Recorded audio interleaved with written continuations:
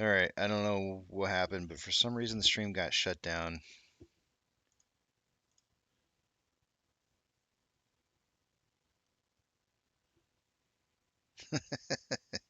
GD, congratulations on being first.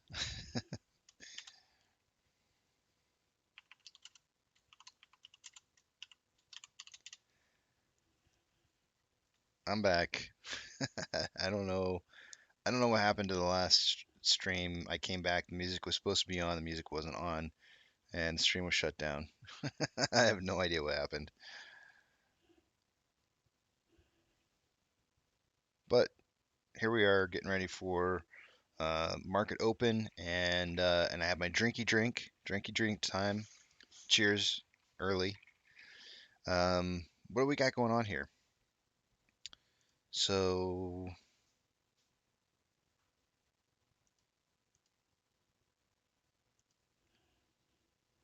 price prediction for the day today. I've got 17 to 20. Duncan has Remtac, who's filling in for Duncan, has 1951 to 2251. No idea why he put the single cent in there. I'm not sure. Whatever. I mean, that works. Monty has 18.5 to 25. That was supposed to be good job, Genie, not good John. Alan says, "Hi Casey, what are your thoughts on Lou's mass community buy idea on Friday after 3:30?" It's borderline collusion. It's borderline collusion. I would not particularly want to talk about that.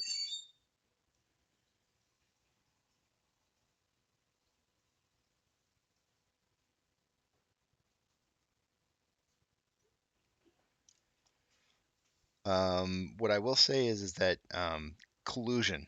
Let's talk about that for just a second. It is important to understand what collusion is and what it isn't because I actually did not know originally.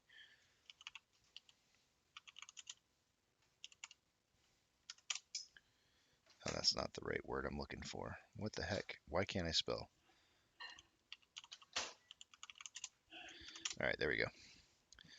All right, so this is one important thing that I want to talk about. It's secret or illegal cooperation. So the question is it considered illegal cooperation in order to conspire or especially in order to cheat or deceive others? The armed forces, the sentence that they use is the armed forces were working in collusion with drug traffickers. Um, in regards to collusion and the market, understanding what collusion is in the market, um, that is borderline. It is very, very borderline, and I don't. That's, I don't know. In my opinion, I would stay as far away as possible. You have a once in a lifetime opportunity here, and everybody wants to start talking about doing something in unison together um, as a team. It sounds like collusion to me. It sounds like collusion, but I can't say that the definition kind of talks about doing it in secrecy. So um, I don't know. You'd have to look and see what the market considers collusion. Right. See, that's what Anthony's bringing up a great point. He says if I grab my megaphone and say in Times Square, buy AMC 3:30 on Friday, I don't think so. Yeah, and I tend to agree. I tend to agree with that. Um, Boris says irregardless. Regardless, I I'm telling you, Boris, go look up the word, man. It's in the dictionary. I'm gonna treat you just like I would have treated my dad. I'd have said, Dad, go look it up. It's in the dictionary now, man. You have to get with the times. I'm telling you though, uh, collusion does say in secrecy. So the question is how does the market define collusion? Let me see if I can pull up something on that.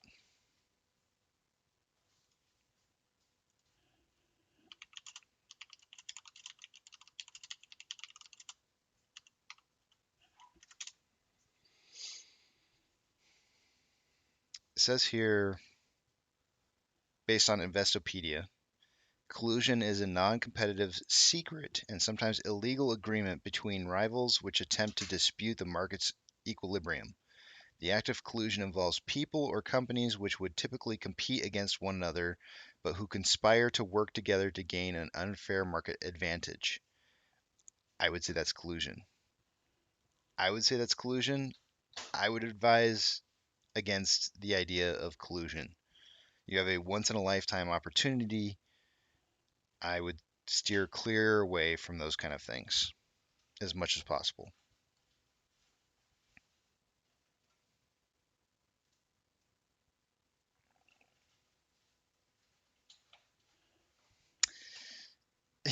But see, the problem, Anthony, is Anthony says, Vanguard in the shorts.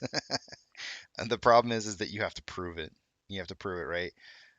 Here you have, to use your example of the megaphone, here you have somebody who's going out and legitimately like speaking publicly, saying, do this at this time, and colluding publicly, right? You have companies that are doing it privately or assumed privately collusion, in which case it's much harder to prove. And you have to prove it. You'd have to be able to prove that they're doing that.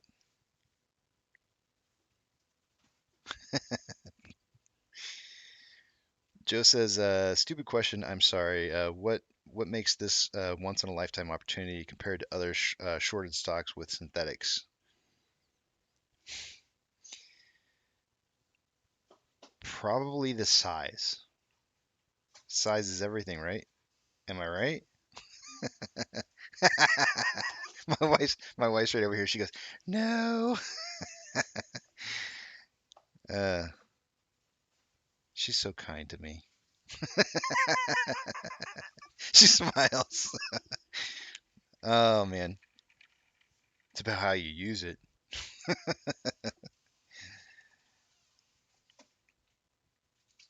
I would say it's the size. It really is the size of this, Joe. This the size of um the magnitude of volume that we're talking about here is so huge. Too much info. The magnitude of the volume. I mean, look at the magnitude of the volume that we're dealing with here. This is something of why did DFV prefer GME to AMC? Like, if legitimately AMC had as much squeeze potential as GME, why did he prefer GME over AMC? And I'll tell you why. It's because the size was easier to control. The size was so much smaller. It was easier for them to be able to do whatever it was that they wanted to do on a smaller scale. We have something of a much larger proportion, and that's what makes this one a very unique situation. The amount of people who are invested in this, the amount of size is everything. The girth. Owning the float is working. It is absolutely working, Alan.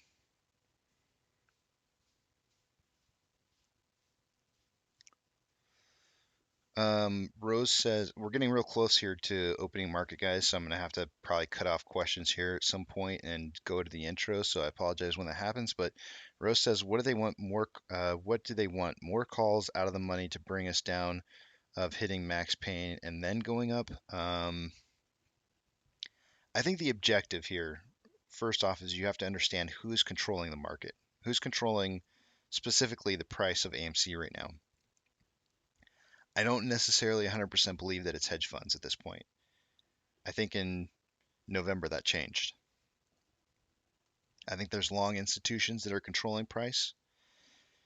And so their objective at this point would to be to make sure that the most amount of people are out of the money as possible, which means max pain, which means $22. Routinely over the last 2 weeks, we've been closing about $2 underneath max pain. Do long institutions hold short positions? Yes, they do. They're not major positions, but they do hedge against their own positions. So, would it make sense for them to close a little bit lower than max pain? It kind of does make a little bit of sense. Um, Kind of a lot of tinfoil hat stuff going on that I'm talking about here, though.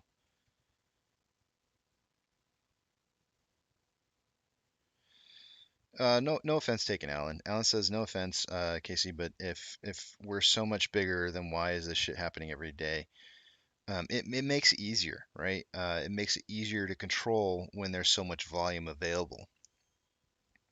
And we've tied up a lot of volume. We have tied up a lot of volume. If you look at it, I mean, there's a lot of people who believe that there's in excess of 12 billion outstanding shares. 12 billion. If you look at those kind of numbers and you say, like, how do you compare that to something else that's out there like GME that has a much smaller amount? It's massive. It's absolutely massive. So how do they do this every single day? The amount of volume that's there allows them to continue to control price. It's going to it's going to feedback on them. It's going to feedback. I can't really go into it because we're about ready to start the show, but um, just know that they can't continue to do this forever. At some point, this will backfire, and it's getting close to that point. Very, very close, and the numbers are showing it. We'll talk about it when I come back from market open. See you guys in just a bit.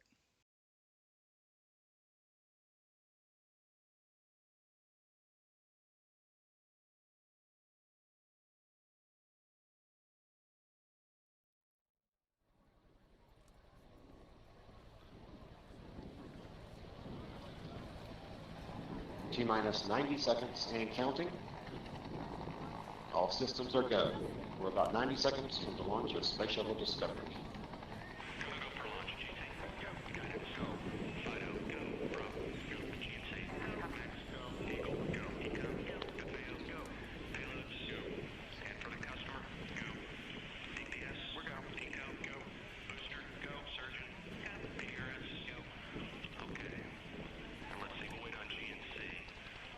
T-minus 60 seconds and counting. We are transferring to orbiter internal power at this time. Discovery is now running off its 3 onboard fuel cells.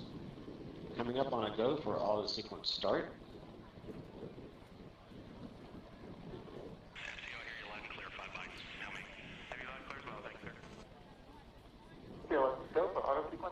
And we have a go for auto sequence start. Discovery's onboard computers have primary control of all the vehicle's critical functions. T-minus 17 seconds and counting. 15, 12, 11, 10, 9, 8, 7, 6, start, 2, 1, booster ignition, and liftoff of the Space Shuttle Discovery, returning to the space station, paving the way for future missions beyond.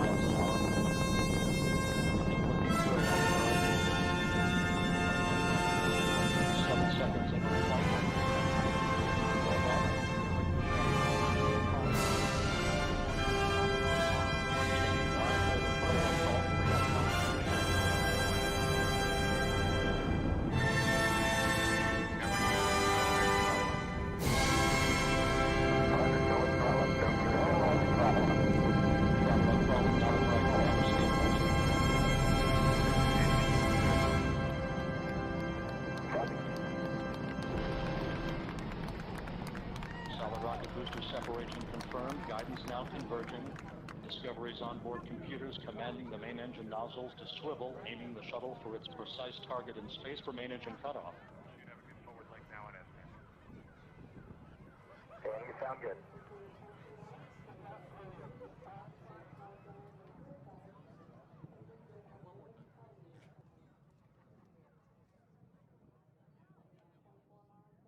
Discovery Houston, negative return. Copy, a negative return.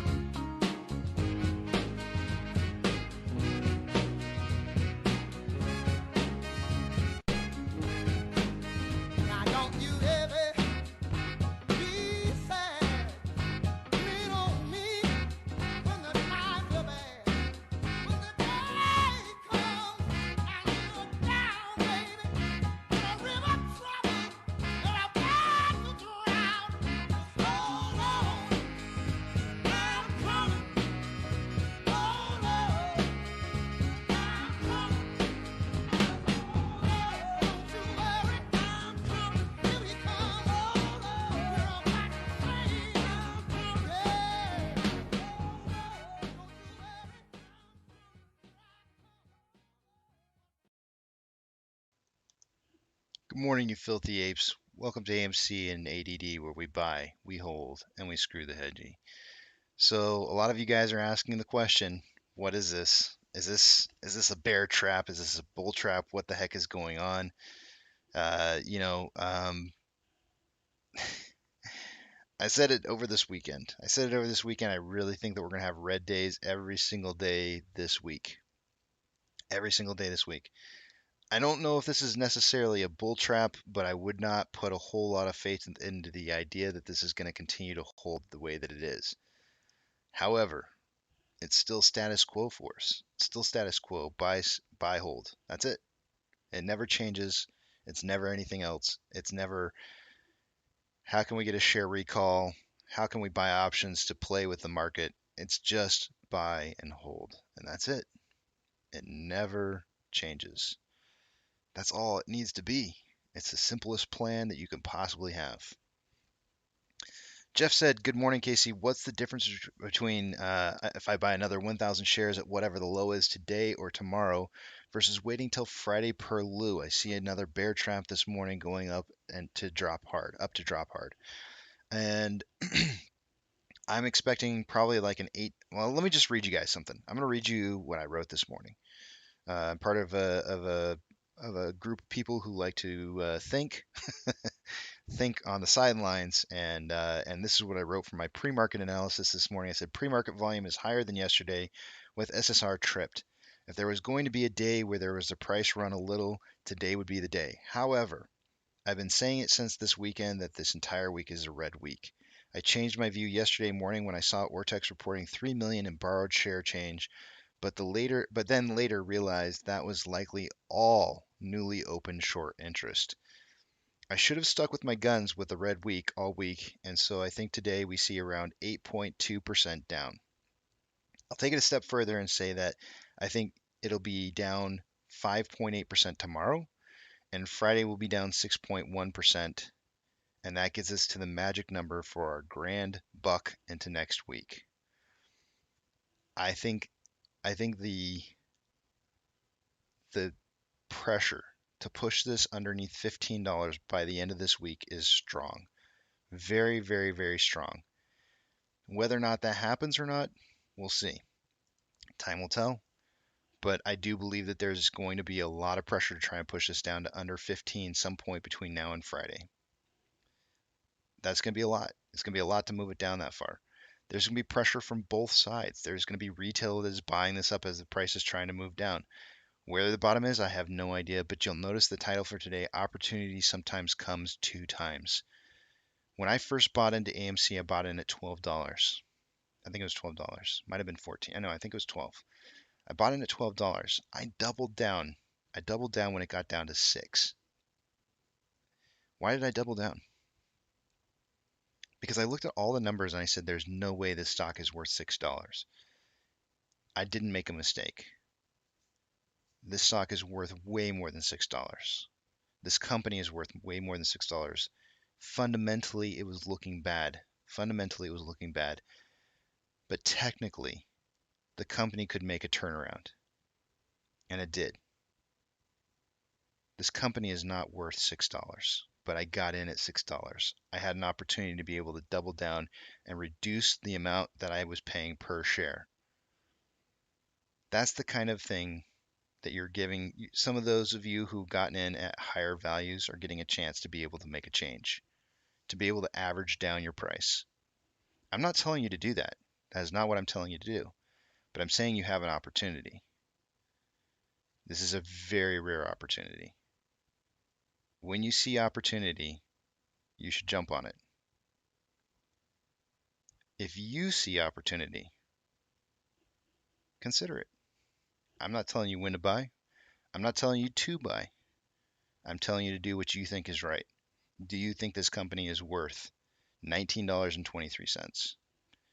Do you think it's worth $15? Do you think it's worth $6? What do you think this company is worth? What does your data analysis tell you about what is going on with this company? And what do you see as being profitable? You have to ask yourself those kind of questions. What do you see? but I can almost guarantee you that they try to push this under 15. Oh, oh, my wife. I gotta show it. Wait, can I show this? Let me see. Make sure there's no private information. My wife just showed me her cute little NFT. Let me pull up my camera, make sure I can see. She just showed me that she just got her NFT, her AMC NFT. She is an ape, and she's like, "It's cute." It is cute. It is a cute NFT, hun. Congratulations. It's only one of how many? It says something out of something.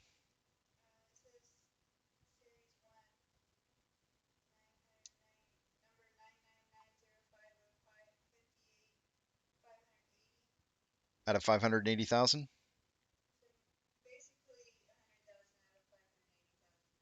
Okay. Out of 580,000.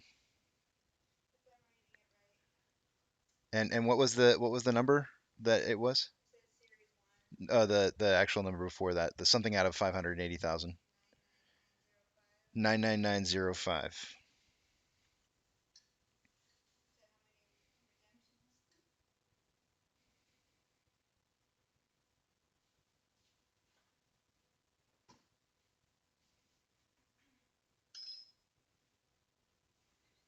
Alan.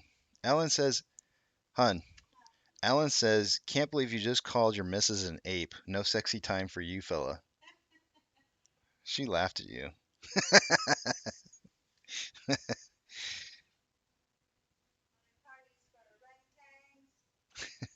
She said, "Did you say only parties for orangutans?"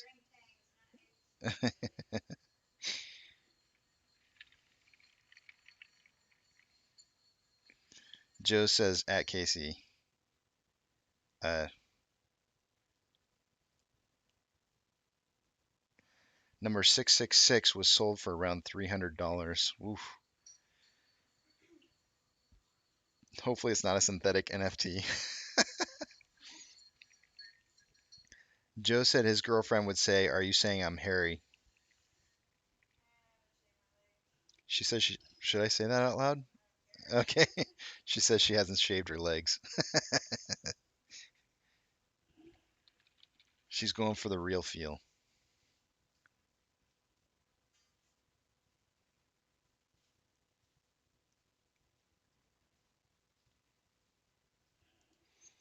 We got just a little over 15 minutes before I do the first technical analysis, guys. Give me 1 second. I'll be right back.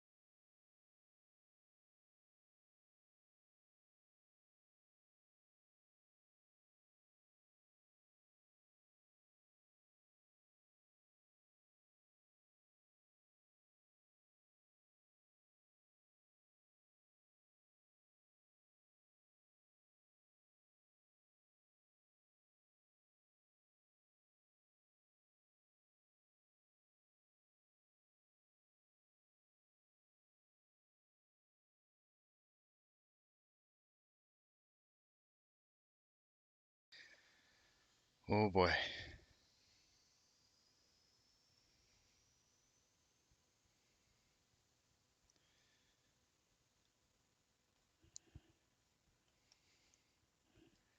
No, man. GD, no shaving means no, or no cutting or no shaving of the legs.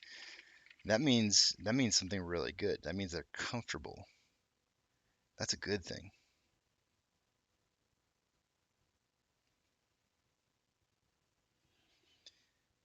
Monty says I'll put in a buy order if it goes down to 1550.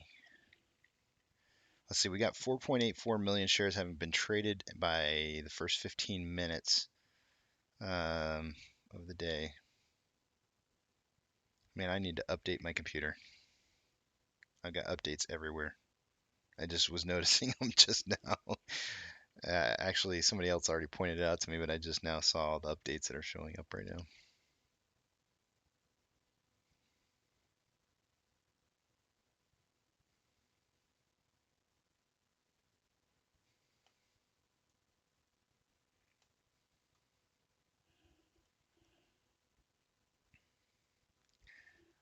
Let's see, we got. I'm gonna check out Twitter real quick and see if there's been any posts by Adam Aaron.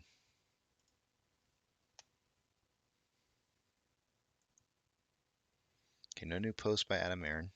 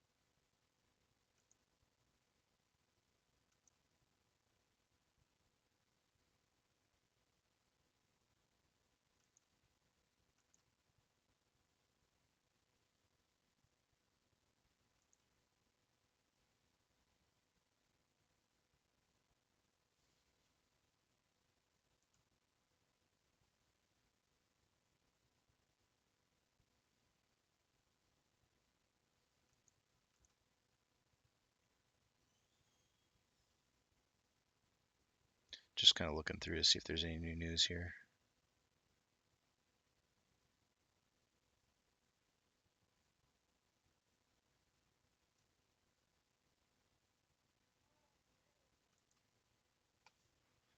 I don't see anything there.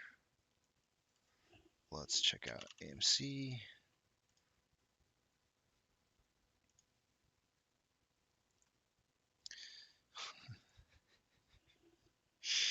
This is the Motley Fool, guys. This is posted 2 hours ago by the Motley Fool. Could AMC become a penny stock in 2022? Oh man, they're too much. I gotta see who wrote this article.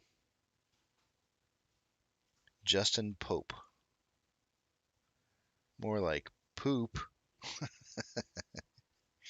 Oh wait, now they want me to pay. They want me to pay for their. Yeah, right. I hit a paywall.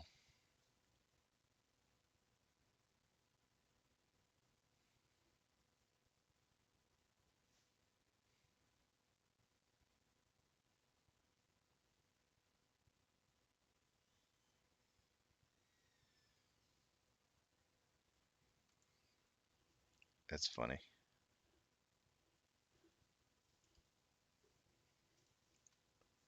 31 minutes ago, AMC theaters offering free unlimited popcorn refills on any size today, January 19th. Unlimited popcorn refills today.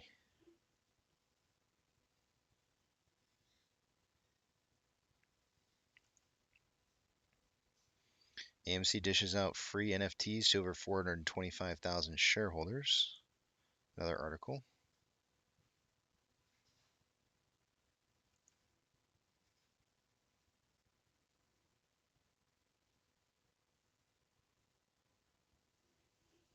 And that's pretty much most of it.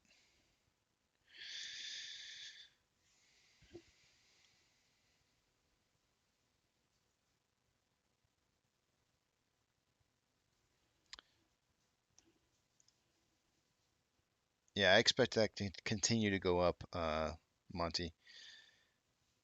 As they start to borrow more and more shares, that estimated current short share interest is going to continue to move up. It's also going to drive up utilization as well. We're going to see huge increases in utilization and estimated current short share interest of the free float as this continues forward. Shares on loan massively increased, guys. It went from 105.84 to 111.23, almost a little over 5 million, 5.5 million shares from yesterday.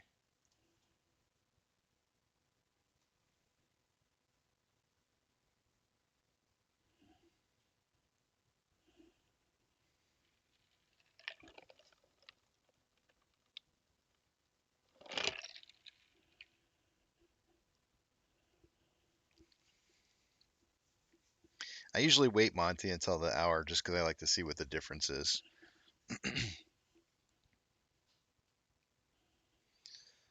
It looks like the market is kind of mixed. The VIX is down 2.55. IWM is up.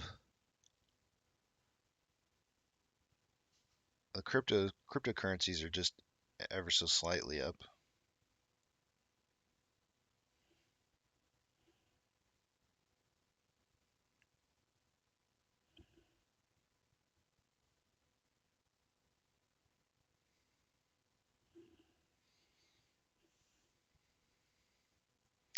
Again, I still think that before the end of this week we touch 1530 range. That's kind of the estimate that I would say that we could possibly get down to.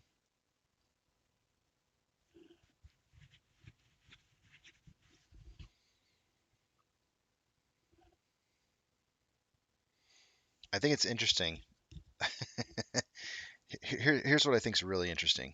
I don't know why this just popped into my head just now, but it did. Somebody had mentioned earlier. Who was it? I'm looking for it. Alan says, was it Alan? No, it wasn't Alan. Um, oh, it was Alan. Hi Casey, what are your thoughts on Lou's mass community buy idea on Friday after 3:30? Wasn't that the guy that said don't buy more shares? I'm just saying, where does he stand? Where does he stand? Does he truly understand what's going on here? Did he change his mind on what it means to buy shares? I don't think he I don't understand. I don't understand where he flip-flops on his ideas, but the idea before was that buying shares caused the price to go down. So yeah, I don't know. I don't fully understand. So now all of a sudden we're buying. That's the sentiment. But we got to all buy at the same time.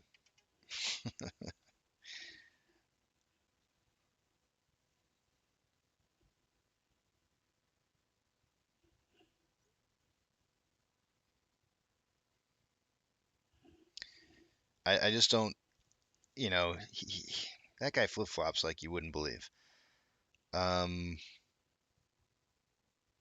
yeah, I would ask him that. I would literally ask him. I'd say like, hey, wait a minute, weren't you telling us not to buy a while ago? Now all of a sudden we all got to buy at the same time. Come on, man. Come on.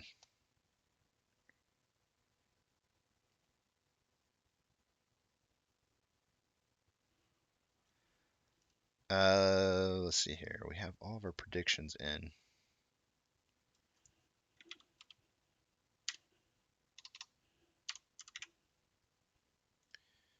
We got about 6 more minutes before I do technical analysis. You can see what they're doing right now as far as volume goes. You can tell that the attack on volume started early this morning. Typically, I like to say around 10 a.m. is when they like to start the attack on volume, but you can tell it's already begun. The volume attack really started kind of right around 9:40, 9:41ish. Right here as price started to decrease.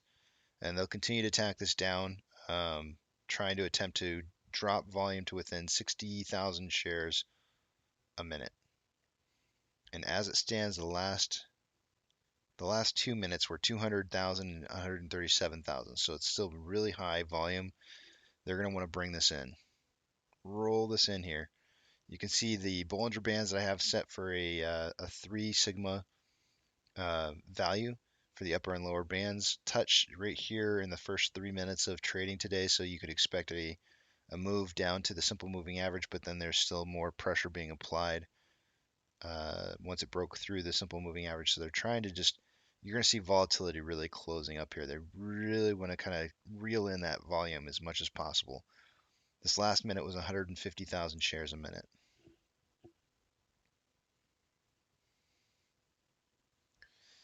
Yes, Manjeet, I think Joe could probably help with the link for that. I think it was Joe. Somebody was posting the links for that. No, WM, don't place your trust in anybody. WM, more than anything, don't place your trust in anybody. Trust yourself. You guys are smart people. You're smart apes. You can figure this stuff out. If I can if I can figure this stuff out, I know you can. I know you can. Don't take my word for anything. Double check, verify, call me out. Call anybody out. Inform yourself this is your money. Make your own choices. Make smart choices. This is your future.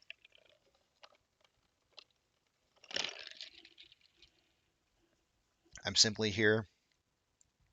I'm simply here to record what's going on, to record history, and to provide information. That's it.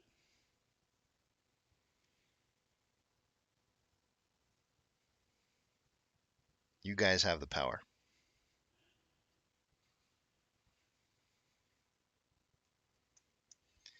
Manjeet, hold on one second. I will try to find the information for you. Let me just text my wife real quick here. She already went through the process this morning. I have not gone through the process myself, and she actually did it for the Spider-Man NFT. So let me text her real quick. She kind of went upstairs already, but I'm gonna text her real fast here.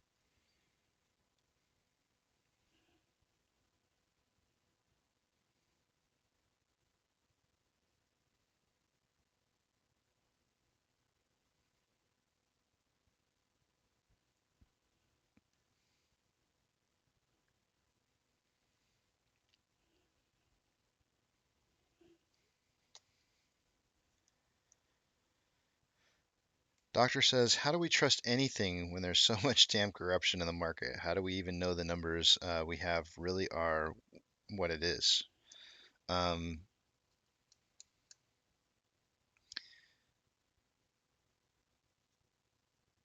I'm trying to think of a really good answer for this.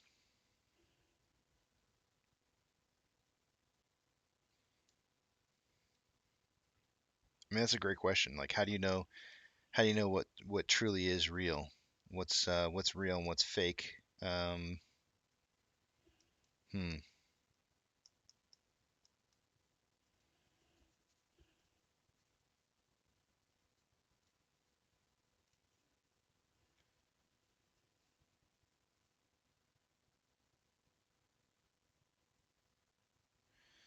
Okay, Manjeet. So my wife is saying it took her like 10 minutes to figure it out. But if you go directly through the AMC NFT email, it takes you to a login and then directly to where you'll enter your code. So to go through the email has a link. I will find it in my email and post it so that you have it. Let me see here.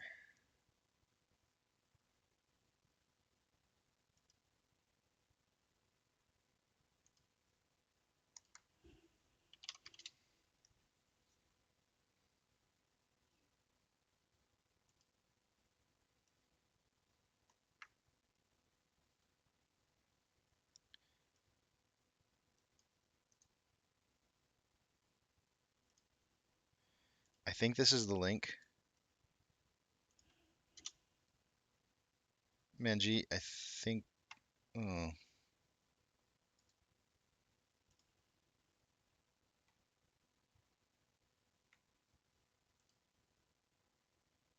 that's not it. Oh, yes, it is. I think. Well, maybe that's not the link. You have to go into go to your email, and find the email, and it gives you a link. Click on that link once you've created your Wax wallet.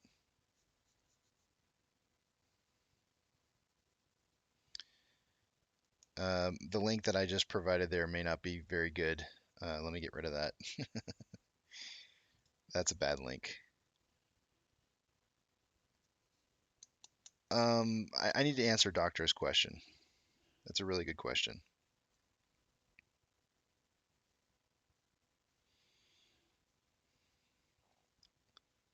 I'll tell you what. Make comparisons, Doctor. Um, I don't know if you're truly a doctor or not, but I'm going to use some medical comparisons. If somebody were to break an arm or a leg or a wrist or an ankle, what would you do? What would be the first thing that you would check? Would you check and see how it looks in comparison to other similar type body parts? Is there swelling? Is there differences? What are those differences? How can you make sense of some of those differences? And I would say the first place you can see that with AMC, more than anywhere, is if you go and you check out the average volume 3 month. If you go in Webull, if you go up here and you check out the 3 month average volume, it's saying 42.67 million shares traded per day. The free float is 513.36 million. If you divide that number, the average 3 month volume, by the free float, it gives you a ratio of how much of our entire volume is traded on a daily basis. It's a high ratio. It's not very high right now because we've had low volume recently, but it's still a very high ratio when you compare it to other stocks. What does that mean? Why would it possibly have more volume? Is price moving up or is price moving down? Price is moving down. Is it moving down in regards to turnover? Does the turnover match what's happening? Is AMC being actively bought on a daily basis or is it being sold on a daily basis? Start to formulate an idea of what's going on. Why are things happening the way that they're happening? Try to come up with an idea, try to put yourself in the shoes of somebody who would try to throw negative comments at this stock. How can you prove one point or another? Can you come up with a thesis as to why this is moving the way that it's moving? Currently, we have data that shows that retail is buying the crap out of this. Buying, buying, buying. But price continues to move down.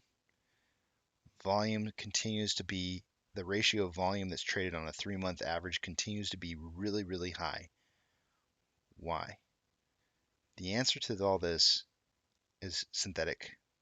Everything is synthetic. Our high amounts of volume is synthetic volume. When you start to understand what's causing all of this to happen the way that it's happening, it gives you a picture of a highly manipulated stock. Let's take a look at those numbers. Thank you. I'm glad that worked out for you, Manjeet. I know it's a little tricky. The entire process of setting that all up is a little tricky.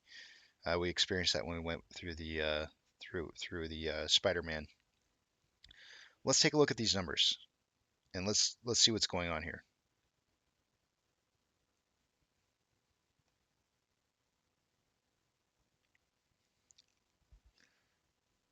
Yeah, I have an opinion about that, doctor. I have an opinion, but it's not popular. It's not popular. Let's take a look at the numbers, though.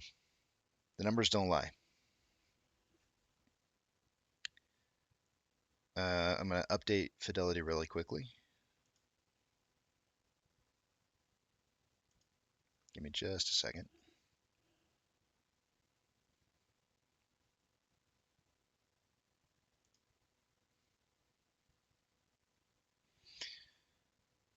taking you guys over to the other page. This is the first look through on what's going on with our stocks. So we're going to take a look at everything and see what's actually going on with our numbers here.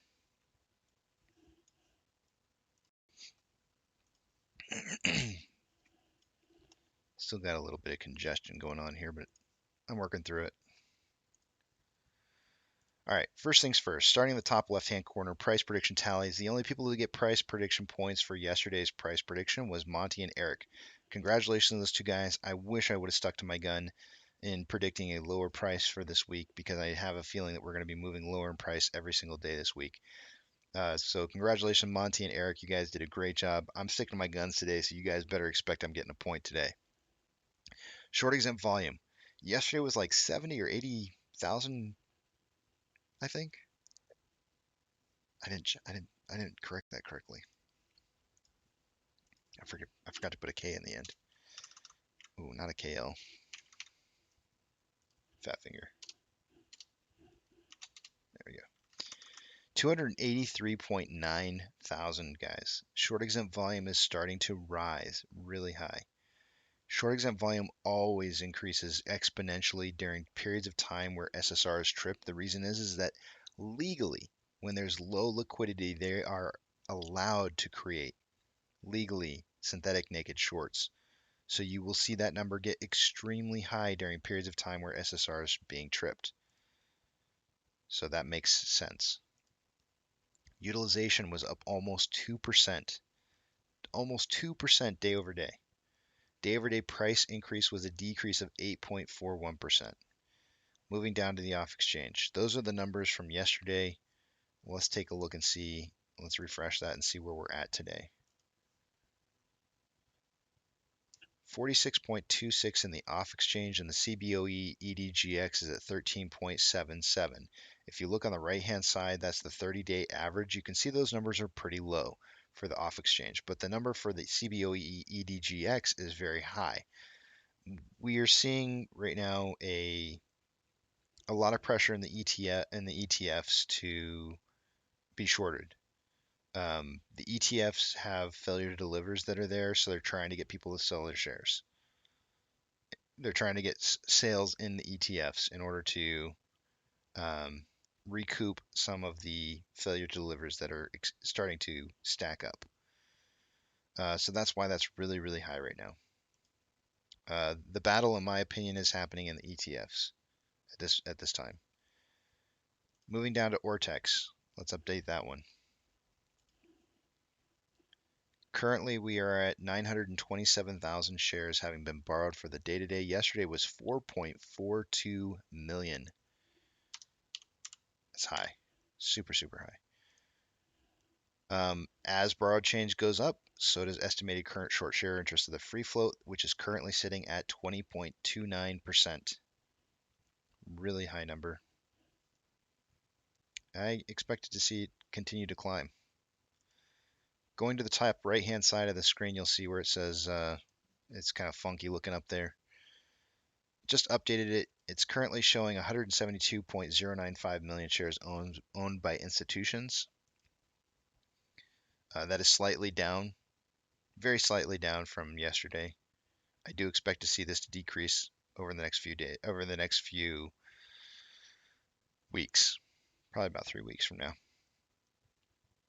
Max pain for the day. Max pain was 22 yesterday. It dropped down to 21 today. Options. Let's refresh those options and see what we got going on here.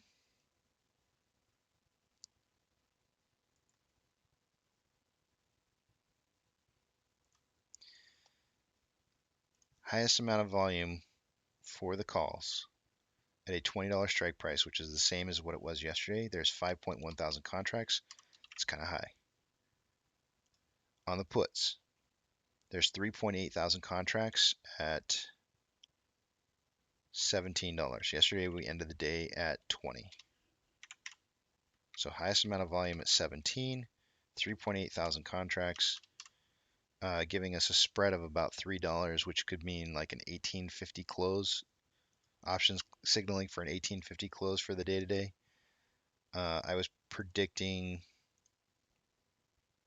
1730. So we'll see as the day continues on. Taking you back over to the main page here, just kind of want to show you a few things real quick here on Ortex. On loan amount, driving up massively. Went from 105.84 million shares all the way up to 111.23 million shares. That's a huge, huge amount of shares going on loan. Most of it short interest. Most of it is short interest. If you look at estimated current short interest, you'll see a big, huge spike there. Big spike.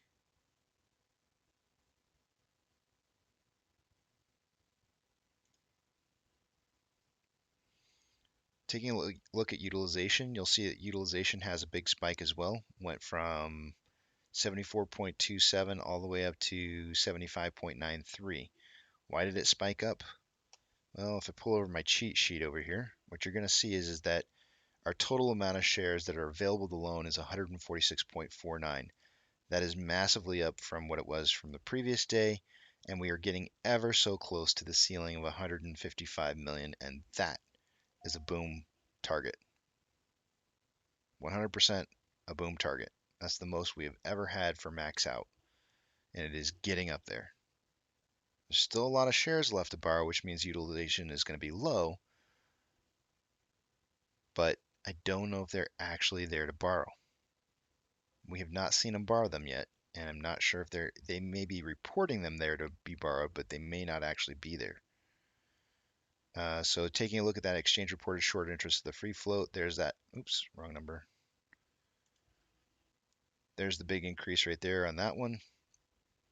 And then our on loan average age per day, of course, is going to dip when they take on new loans. But prior to this dip right here, the value is the highest number we've seen in over a year.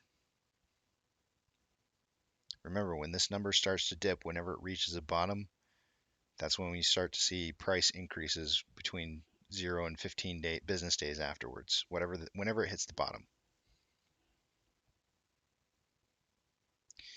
And then some people are going to be like, well, you said that last time. And I did say that last time. I'm going to take away some of this information here so you guys can see what actually happened. So here's the dip right here. Here was the first dip. There was the bottom. Did we have a price increase? We sure did. We had this price increase right here where it opened at $20.91 and went as high as $25.12. Then we had a secondary dip. We had a secondary dip down right here, and we had a 19% up day. A 19% up day. Both of those two dips happened on single days. The price increase happened over a single day. This entire dip down here, you can see the price movement upwards. So it still triggered. It just wasn't as much as I would have expected, but it still did trigger. So we're waiting for this to come down and continue to come down until it hits some kind of bottom, and then we should be 0 to 15 business days away from a major price increase. I would expect major on this next one. Orders by Fidelity customers.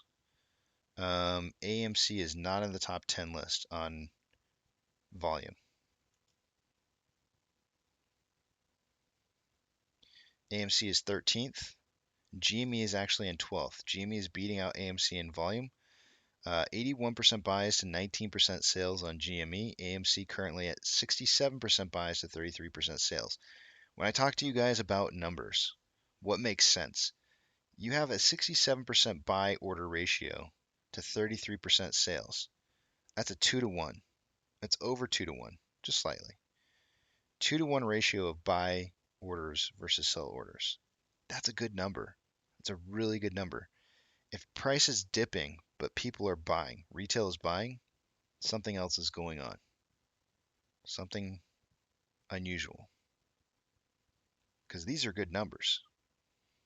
These are not the kind of numbers you should see downwards movement in. Not at all. They don't make sense. Refreshing AMC Stonko tracker. Let's see how many shares they've borrowed in the last hour. Looks like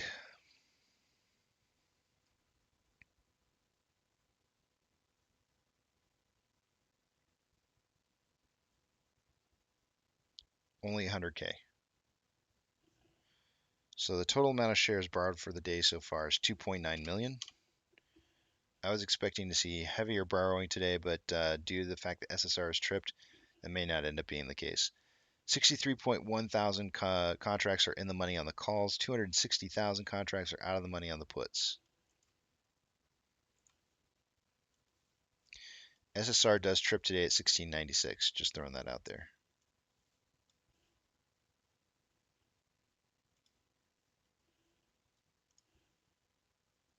NASDAQ is up 0.9. Dow Jones is up 0.01. S&P 500 is up 0.38. And our market is slightly advancing over declining with 3,902 advancers to 3,676 decliners. The VIX is down 2.19. IWM is up 0.13. Tesla is up 0.53. Amazon is down 0.25. Cinemark down 0.06. Doge is up 0.57. 0.57. Bitcoin is up 0.23. GME is up 1.5 and AMC is up 0.77. Inflow versus outflow, we have two more points worth of inflow than outflow. That's $2 million. 9.36 million shares having been traded so far. Pulling up my calculator to figure out what our average pace for the day is on volume. Let's see.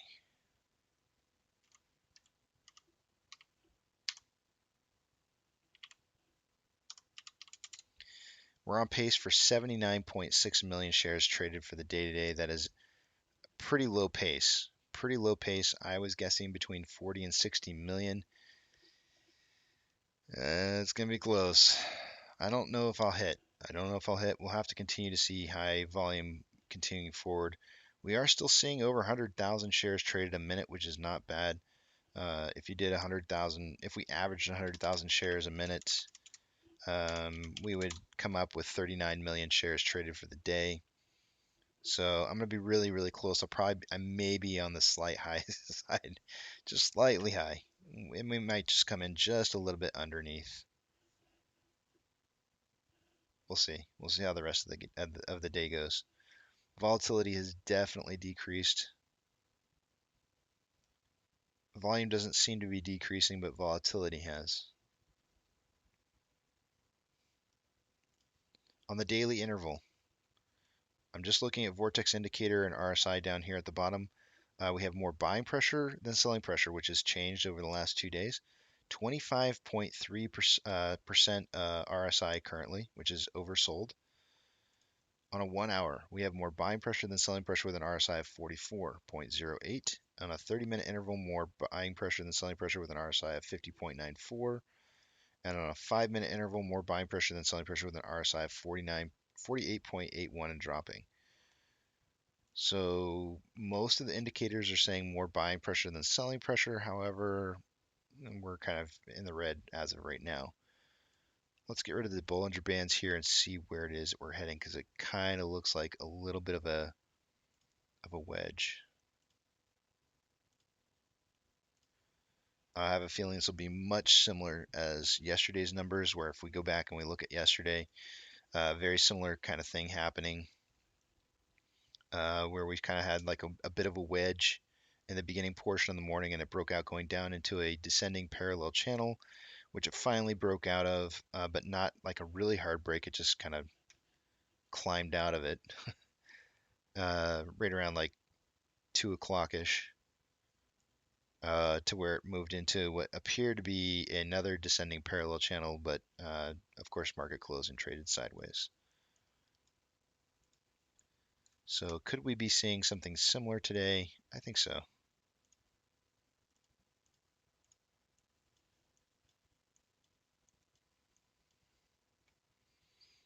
I'm not going to draw out the bottom side of this just yet, because I need to see where this moves into.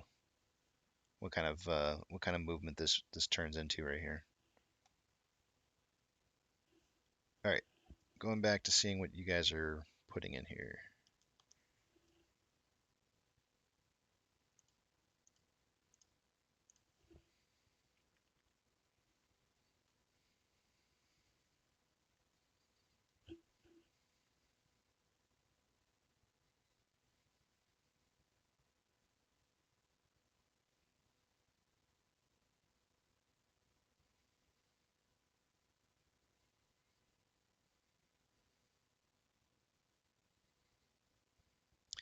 Adam says, any thoughts on the latest SI glitch from CNN Business?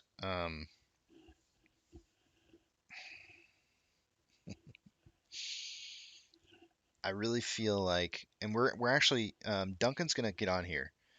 Adam Duncan is one of the moderators that I have for my channel, and he's gonna get on here and talk about misinformation and what it means in warfare. I'm gonna let him talk about his background or whatever it is that he can or cannot say, but we're gonna do a little bit of a TED talk starting next week.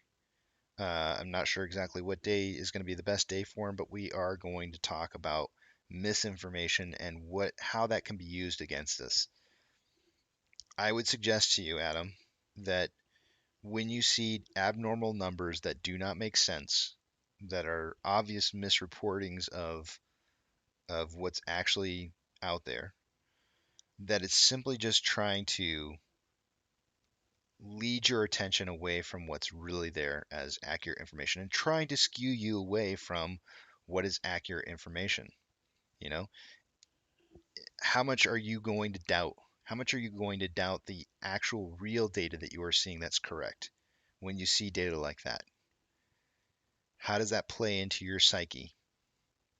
Are you believing that everything that you see is now tinfoil because of the fact that you got some one single data point, maybe two single data points, maybe three single data points from different locations, different reporting agencies, that's going to lead you to believe that there's something nefarious about everything that you see?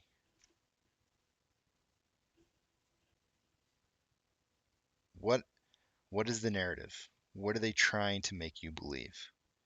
Does it make sense? Yes, I can. I can try, Space Ape. I'm actually showing that I've got pretty good levels here. You might want to try turning up your phone or computer.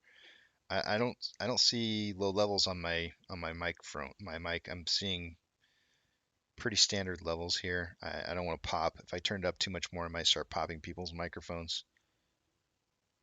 The doctor says, yes, I'm a real doctor. That's cool, man. Hopefully, hopefully I gave you an answer that applies to your field and makes sense to you, right? Like, what are the uh, what are the things, doctor, that what's one of the sayings that they have in the medical field? Isn't it something like treat the patient, not the symptoms, or is it the other way around? I always forget. Let me see. Let me look it up. Yeah, treat the patient, not the disease. I think that's or treat the symptom, not the cause. Maybe those, right? Maybe those kind of help you out a little bit, and you kind of compare those to what it is that you're seeing in the market. Like, look at what the data is trying to tell you, and not really what's being said to you.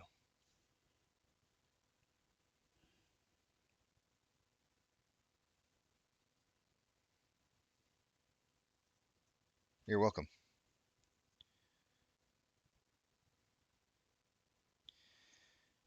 More and more misinformation, Adam. They want you to be confused. They want you to not understand. There's not really much to understand here. We know what's going on. There's, it's pretty obvious. It's pretty obvious.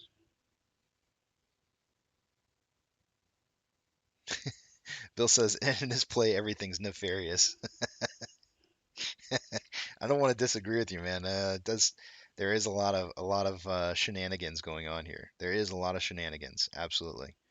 But you have to figure out what's real and what's not real, and that is a tricky thing to do. It really is tricky.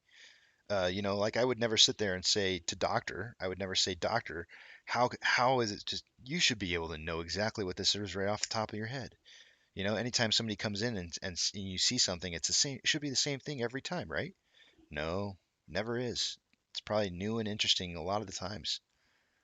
Sometimes I mean, there are some things that are very usual. And if you want to look in places in the market and find things that are very common, that happen very ordinarily, you can find that. You can absolutely find that. This is not one of those. This is something different.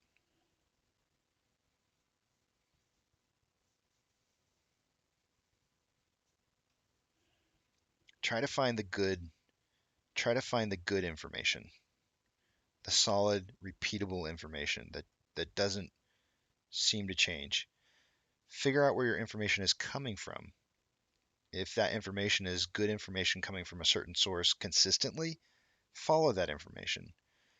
If you see information being reported from institutions that constantly are reporting bad information, stop following their information because they're just trying to mislead you. One of the things that I found incredibly unusual, or do you guys remember when we just recently got the reporting that the short interest is at 40 something percent? It was first reported at 400 and then it changed to 40%. And then it was found out that the couple of different institutions that were reporting it happened to be some of the ones that took away the buy button. Like, I mean, come on, guys. Like, where are you getting your information from? Are they reliable sources, or is it someplace where we've seen misinformation before? You know what I mean? Like, don't fall for, what do they say? Don't fool me once, shame on me. Fool me twice, shame on you. Or no, the other way around. Fool me, fool me once, shame on me, or you. Shame on, man, I sound like freaking George W. Bush over here. What the hell? Fool me once, shame on me. Some days it's the alcohol. I'm just gonna go ahead and blame it on the alcohol. And yes, for those of you who are new, this is my wife's first day off of work, and I always have a morning drink with her, so I get a little sloshy on Wednesday mornings. Ollie says that was an accidental report of 1848 yesterday too. Yeah, it accidental. I want to preface that real quickly here with an accidental. You know, like was it was it accidental, or are they just trying to confuse you and make you think that you don't understand what's going on?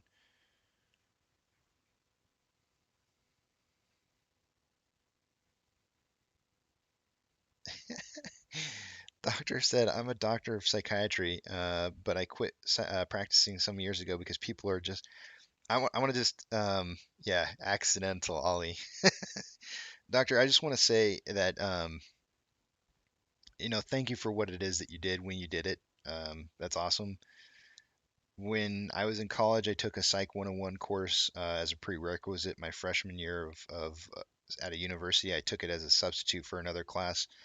Um, but all the freshmen future psychologists slash psychiatrists were in the class, and I found it absolutely hilarious. And no offense to you, I don't. This is going to be offensive. This is going to be offensive. But I found there to be a very odd commonality that the people who asked the most questions in the classroom, who are always raising their hand and asking, I have a friend, and that friend seems to have whatever topic we were discussing in the book at the time, and everybody was psychoanalyzing themselves.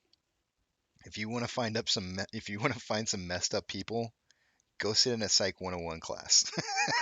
I'm just saying right now, they are all there trying to psychoanalyze themselves, and it's a very interesting thing to sit through a class like that and see from a psychology major perspective what's going on in there.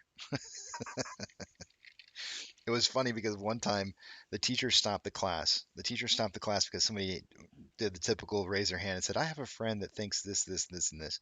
What does that mean? And the teacher said, look, I am not here to psychoanalyze you guys. I am here to teach you what is in the book and what these clinical meanings are for these different types of psychological cases studies. I am not here to be your personal psychiatrist. You guys need to stop asking questions. Yeah, it was really funny. I thought it was hilarious.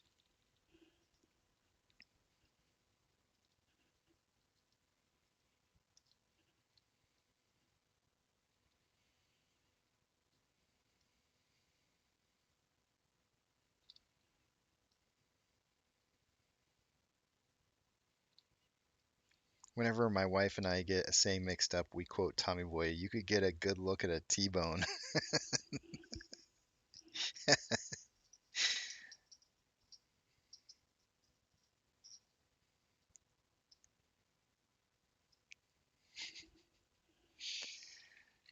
There was I was gonna title one of the shows the other day. I was gonna mix two different sayings together. Um, do you know that JFK is it J? I'm not sure. I may be misquoting who said it, but it was the fear. We have nothing to fear, but fear itself. Um, I was gonna mix that quote with not uh, ask not what your country can do for you, but what you can do for your country. I was going to mix those two together for one of the titles for the show and say something along the lines of like, fear not what you can do for your country. I don't know. I thought that was going to be kind of funny.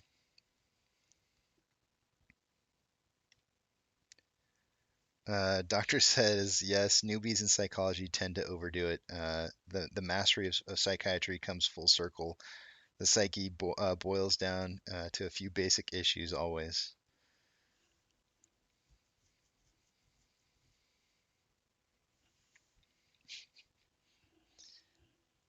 Fear not what you can do for your country.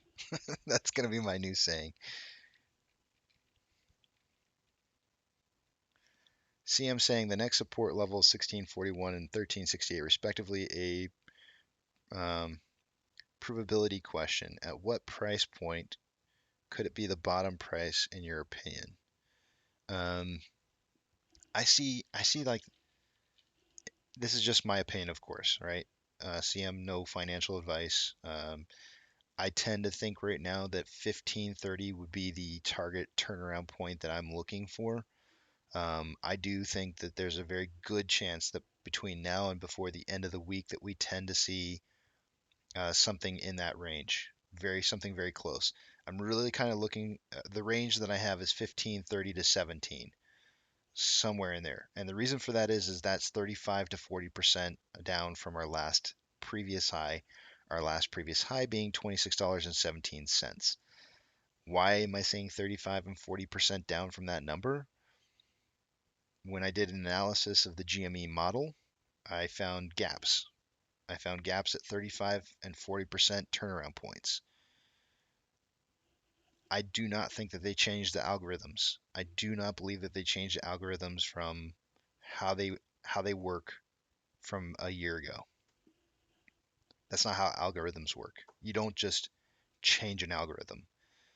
Algorithms work the way that they work because they're set up in advance to work a very specific way. You might have some slight tuning, uh, psychological actually, believe it or not. You might have some psychological tuning points for an algorithm, but you're not going to have an overhaul of your total uh, algorithm. And the reason for that is that it could cost you billions of dollars if you screw something up. So you're not just going to go change the algorithms. And I believe that the algorithms are still functioning the same way that they were a year ago. And so therefore we should see turnaround points somewhere in the range of 35 to 40%. So that's my opinion. Uh, Whether or not that turns out to be fact, we'll see.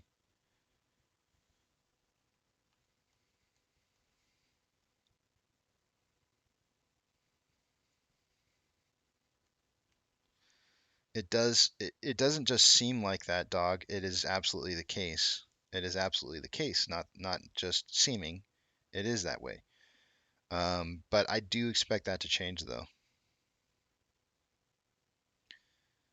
Welcome to the channel. No, Freya. I'm just gonna say Freya because I think I probably can get that more closer than I can Nosa. I'm guessing.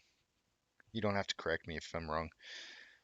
Most likely a stupid question. Any reason why support drawn is tied to the candle opening value at the minimum and the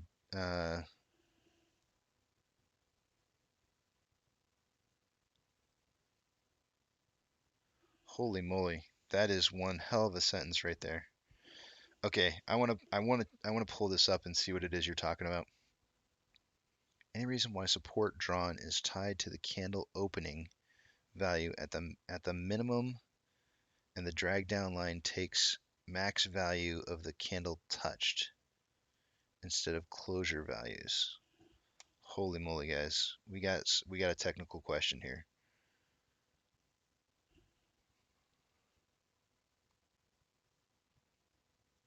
Support drawn is tied to the candle opening value.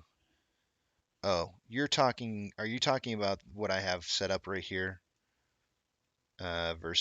Versus, I have a feeling hmm, I have a feeling like you're asking this question based off of the line that I've got drawn up top here. And if you are, please confirm that.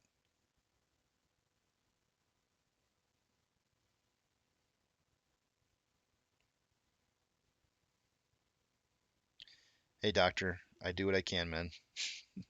I do what I can. Yep. Good old Margaret Thatcher there. Crazy Puppy's got it down. Okay, yeah. So the line that I've got drawn out here, no, NOSA, is simply just kind of a trend line that I have drawn out for today. It's not like an overall picture. I'm just going off the minute interval. So if I were to draw this out, if I were to come back out to like a 30-minute interval and draw something more out based off of this, I would actually probably draw something much different.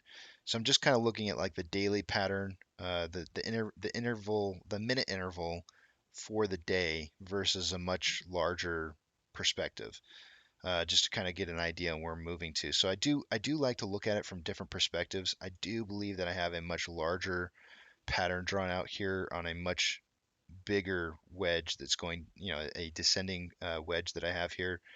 I would say volume overall is kind of decreasing along with price. This should be a breakout of this wedge, but we've already seen multiple times where breakout has gone down further outside of wedges drawn out. So it's really just it's just a support line that I drew. Not a support line. What am I trying to say? It's a breakout line that I have on the upside, and I was trying to wait for this downwards trend to get an idea on how far we were trending for just the minute interval. So I'm not really looking, or I'm not really concerned. I could take away the um, aftermarket hours to get an idea for where we're heading to.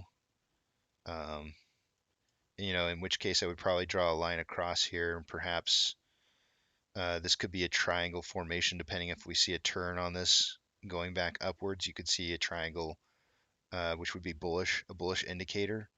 But I'm not quite there yet. Well, I'll get there when I get there. I'm just trying to show minute intervals here.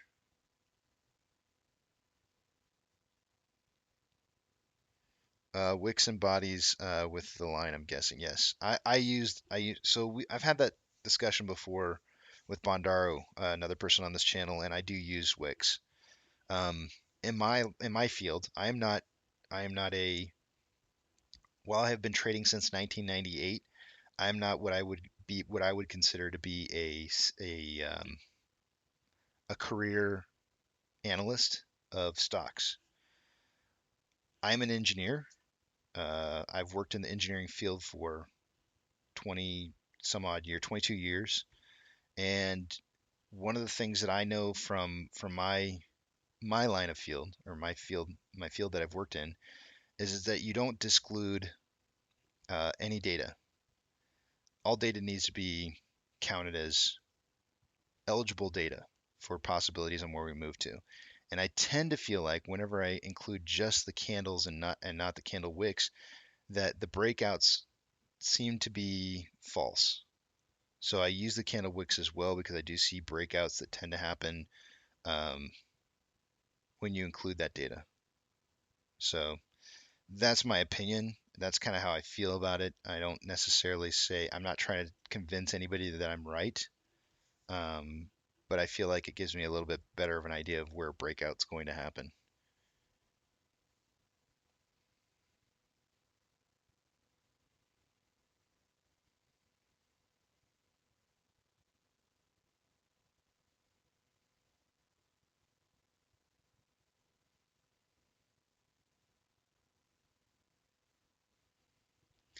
Um, MCon, my price prediction for the day today, I'm expecting a close somewhere around 1730.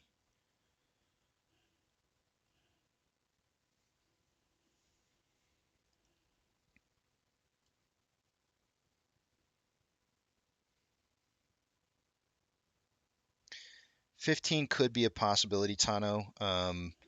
the whole idea of that 35 and 40% decrease from the previous uh, price point of 16 or $26.17, um, it doesn't have to be right on the money, right? Like 40, it doesn't have to be right on 40%. It could be 41.5%. 40% is just kind of like a key number, like this is a turnaround point, period. So if it's 41.5%, who cares? It's 41.5%. So if we make it down to 15 bucks, sure, whatever. I'm just trying to look at it as where there's specific turnaround points based on how the algorithms work historically. And the usual turnaround points are around 35 to 40%.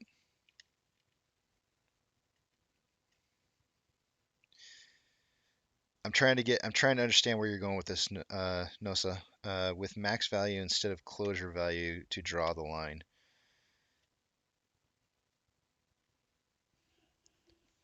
I mean, if I were to take into account yesterday's information, this would be, I think, the closing price for yesterday. No, that's not yesterday. So I'm not really sure. This is probably one of the most unfortunate things about not being able to talk to somebody in person and trying to understand. It's hard to understand over text or typing. I'm trying to get, I feel like you're trying to show me like a better way to chart. And I'm open to that. I'm totally open to that, but it's hard to understand what you're saying.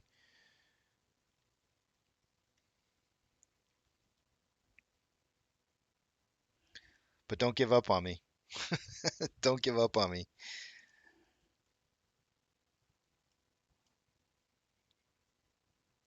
We don't have a good bottom on this for me to draw anything out yet. Like I really think this thing could just at some point we'll probably this looks a little bit like a flagpole going down, so we could end up turning into a pennant, which would possibly turn into more downwards pressure.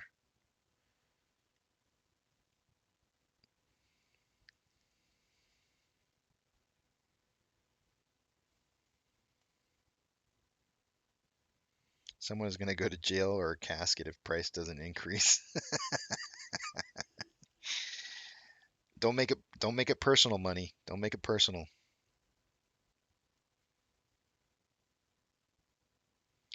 That's the wicks and the bodies, Casey. I think that's what Nosa is talking about.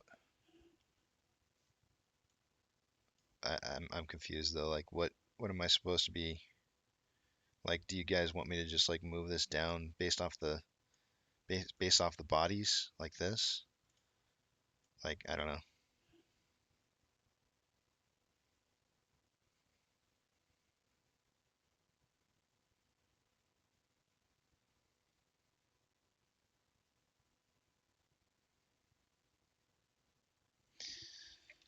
I'm gonna have to pull something up here.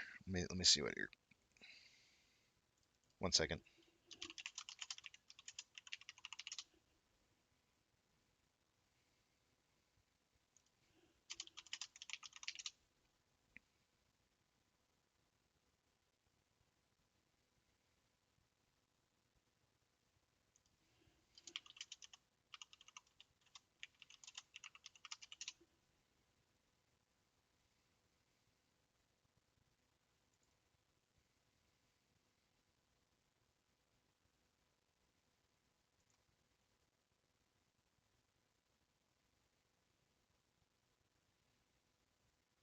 Hmm. I feel like I'm incredibly dense right now. Like this you guys legitimately have me at a point to where I'm feeling like I'm incredibly dense as to what it is you're trying to tell me.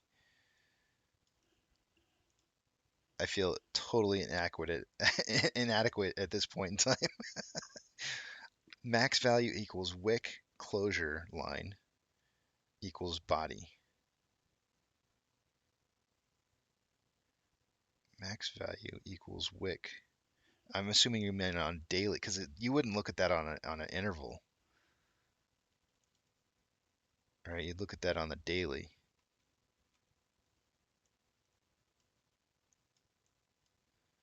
So let's see. Let me read that one more time. Max value equals wick closure line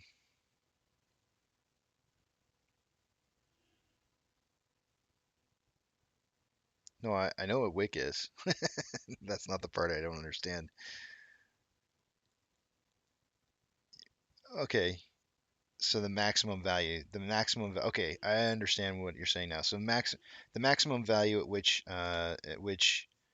the price is at that point in time is the body. Okay, I understand. So, but what are we trying to get at though? I guess that's what I'm not understanding. Is like I understand that you're saying that the max price is really where the body of the candle is. I get that. That makes sense to me. But I guess I don't understand where we're going with this. That's the part I don't get. What are we trying to resolve?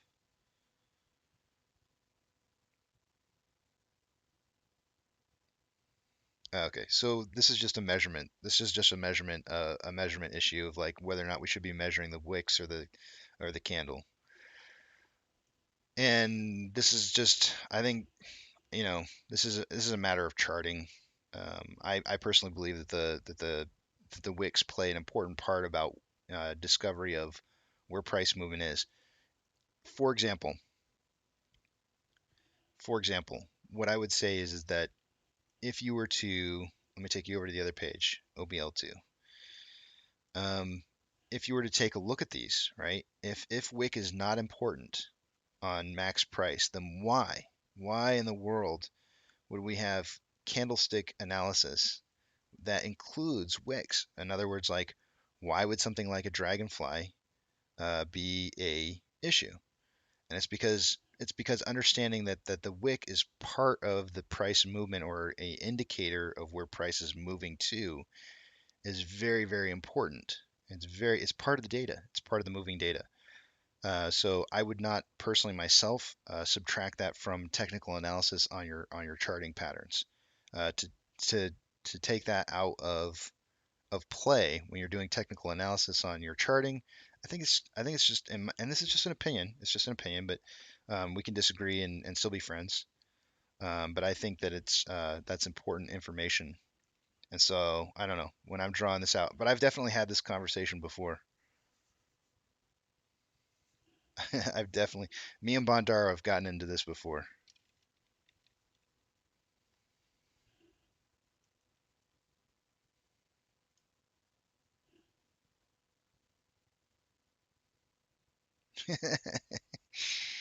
I have lots of experience with charts, just different kinds of charts, more more statistical process control charts.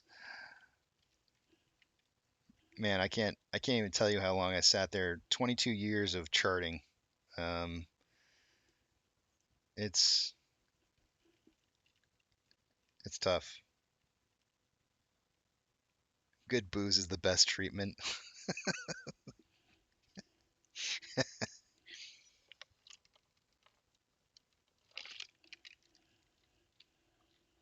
I've got some good booze.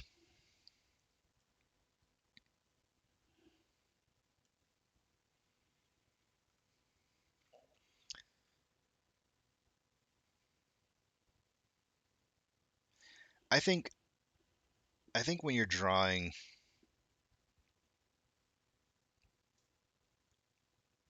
hmm, I mean, I don't know. If you go out to the daily and you go back to, say, for example, back here to June 2nd, right? And we have a candle wick that goes all the way up to 72.64. Are you telling me that that data doesn't apply when you're taking a look at where pattern movement goes here? Are you going to literally draw? Are you going to draw your pattern like this? Like, is that what you would have drawn? Would you draw something like this?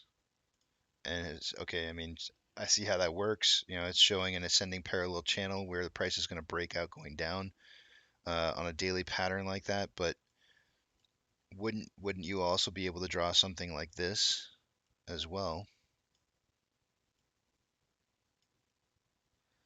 and kind of give you the same kind of idea? Oops, there we go.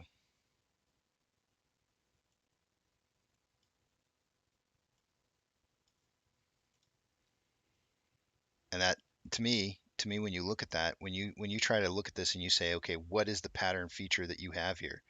Is this a pennant or is this an ascending parallel channel? Well, a pennant can very often have an ascending parallel channel in it, but a true pennant is going to be a wedge. It's not necessarily a parallel channel. And so when you're looking at the amount of time where this started at, the time is from 521 until 262, which is however many days that is. 1, 2, 3, 4, 5, 6, 7, 8, 9, 10 days, which means that you should have a breakout somewhere around 10 days of a wedge. And so, it looks like it's a little bit more than 10 days, but it's close. So I don't know. There's different ways to look at it. I know it's not going to be everybody's liking, but um,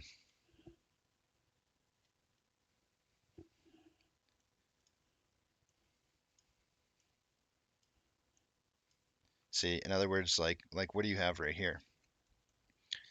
If I were to draw this here and this down here, you have a descending broadening wedge. Is that really what this is?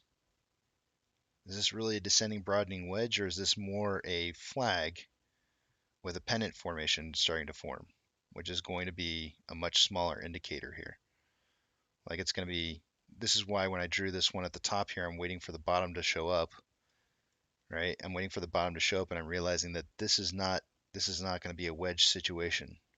There's something else forming here, which is why I never had a bottom line on this because I could tell that this was turning into something different. I never was able to get a bottom line on this because it's just not it's not forming correctly.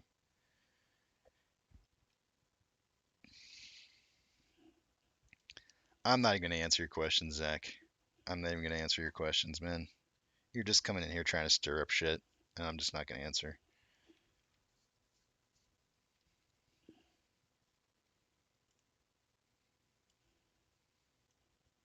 I don't think we do hit 21 this week. I mean, I'll answer. I can't answer. I don't believe we're going to hit 21 this week by Friday, and I don't think we need to. That's the most important part to your question is that we don't need to hit 21 by Friday. There is no necessity whatsoever for us to hit $21 by Friday. None. Zilch. Zero. As long as we stay over 15 bucks by Friday, I'm happy. I'm completely I am silly as a pig in a pigsty. So, do we need to hit 21 this week? Zilch. Zero. Nada. Non-issue.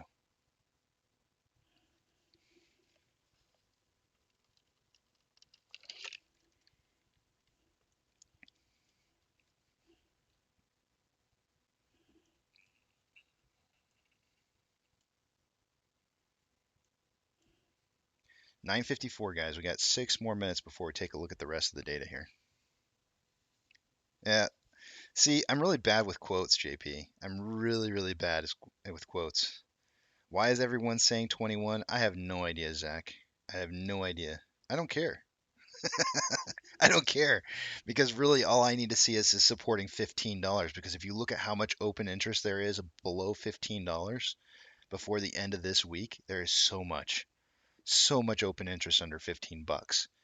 I don't care if we hit the 21. 21 is that's fluff. 21 is fluff. 15's where the real number's at. That's the real number.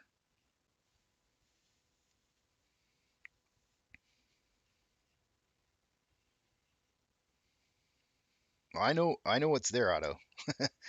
I know exactly what's at $21 is the options, but I mean it's just fluff. The big number that we want to try and keep in the money or out of the money rather, is the $15 range. That's the number that we really want to keep.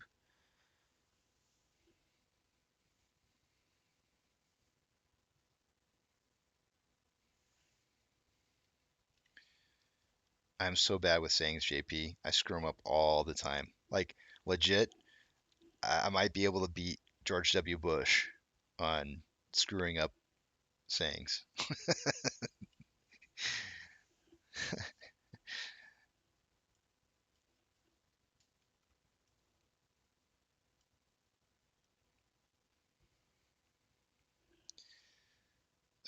The rest of the market looks like it took a little bit of a dump. VIX is going back up again.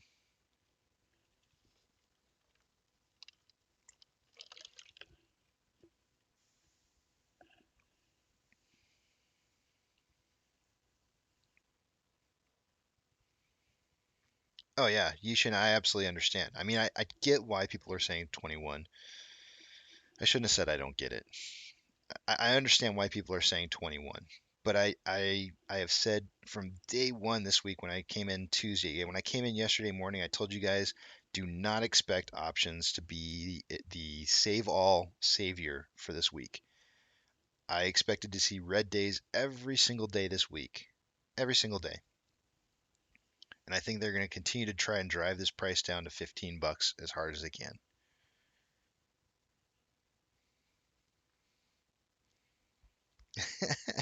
And 21 is the legal age to drink. That's the most important. It's a number that resonates with us.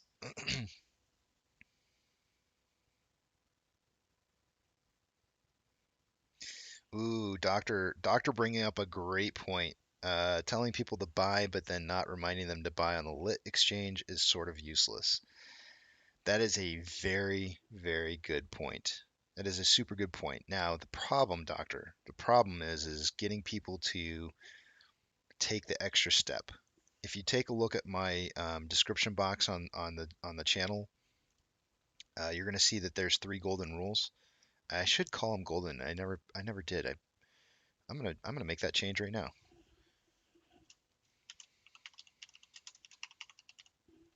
Changed. These should be golden rules. The 3 golden rules. Oops. What did I just do? Hold on one second. Something happened there.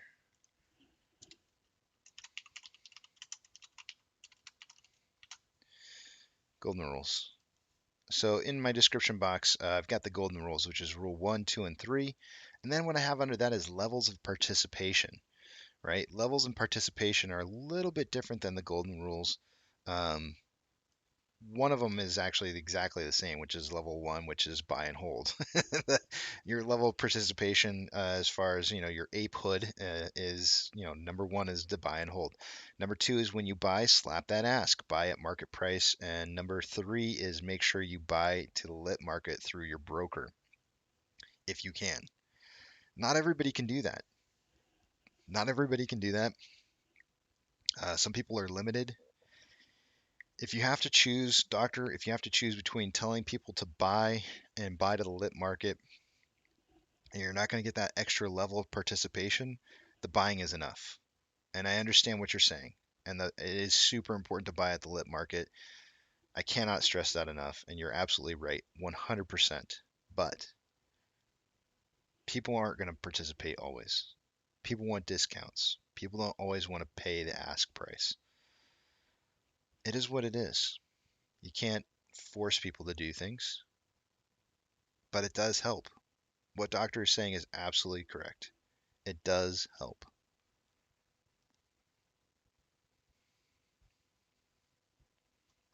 Joe says, I remember I used to listen to music while working. Now I listen to the stream all day.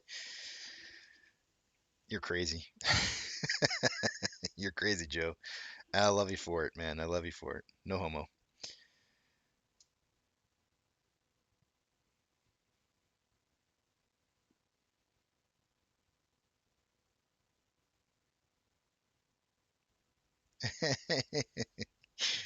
I like how you're thinking, Yishin. Everything that you said there, man, everything you said there resonates with me. WM, I'll say it again. 1530 is my target low number. That's 40% down from 2617 that we hit back on. I don't have the date written down. When did we hit 2617? 1/6. We hit 2617 on 1/6. I'm expecting somewhere between a 35 and 40% decrease in price from there, which we should see some really big returns after that. So I'm waiting for that 35 to 40% move down. The 35% mark, just FYI, in case anybody cares to know, is $17. It could turn as early as 17 bucks, but I'm kind of guessing more for the 15-30 range. If we take a look at this current movement right here, what we got is, and I'm actually going to kind of put this on a 5-minute interval to take a look at this. It is time to do technical analysis, so I'm just going to do this real quick.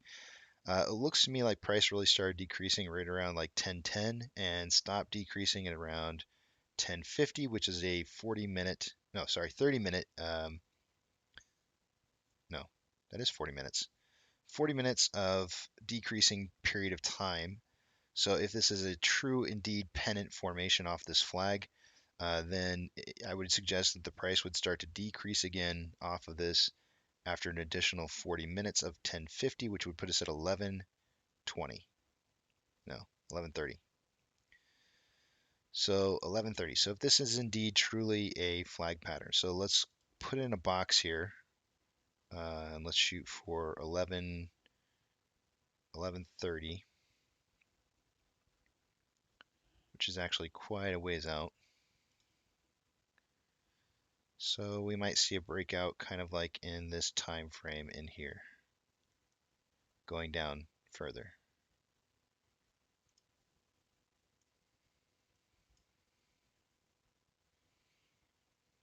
Once we get a little bit more of a pennant formation here, I can kind of get a closer idea to where it might be breaking out at exactly.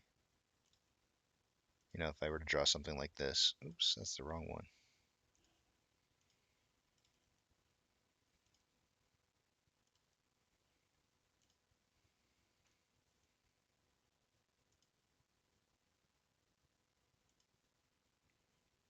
So you might see this kind of traverse up in here and eventually break out going down at some point. This is a really tight, a tight wedge, super, super tight too.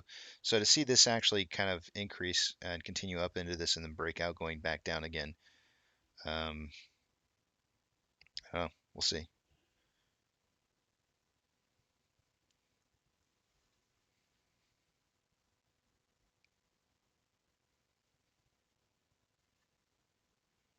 What did Dr. Zeno say?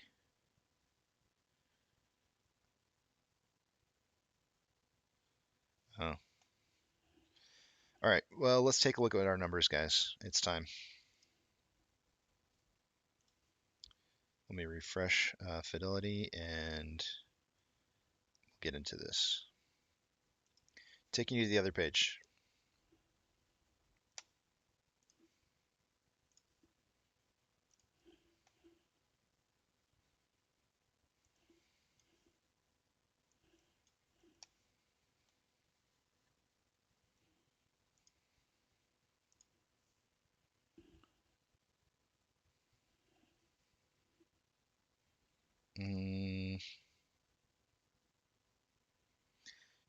Updating the off exchange, 4626 and 1395 has now changed to 50.34 and 12.8. So the CBOE EDGX dropped a little bit, still well above the 30-day average, and the off exchange has risen. Has risen? Has rose? Has rose? I said Rose name. Taking a look at Ortex. So an hour ago, there was 927,000 shares having been borrowed. It has been reduced to 821. That's going to lower the estimated current short share interest of the free float just slightly to 20.27. And taking a look at those options. Earlier, they were kind of signaling for 18.5 close for the day today. Let's see where they're at now. Let's see what we got. On the call side, at a $20 strike price, there was 5.1 thousand contracts. An hour ago, there is now 10.1. On the put side, it is $18 now instead of 17, with the highest amount of open interest. So that's increased. It went from 3.8 at 17 to 9.5 at 18.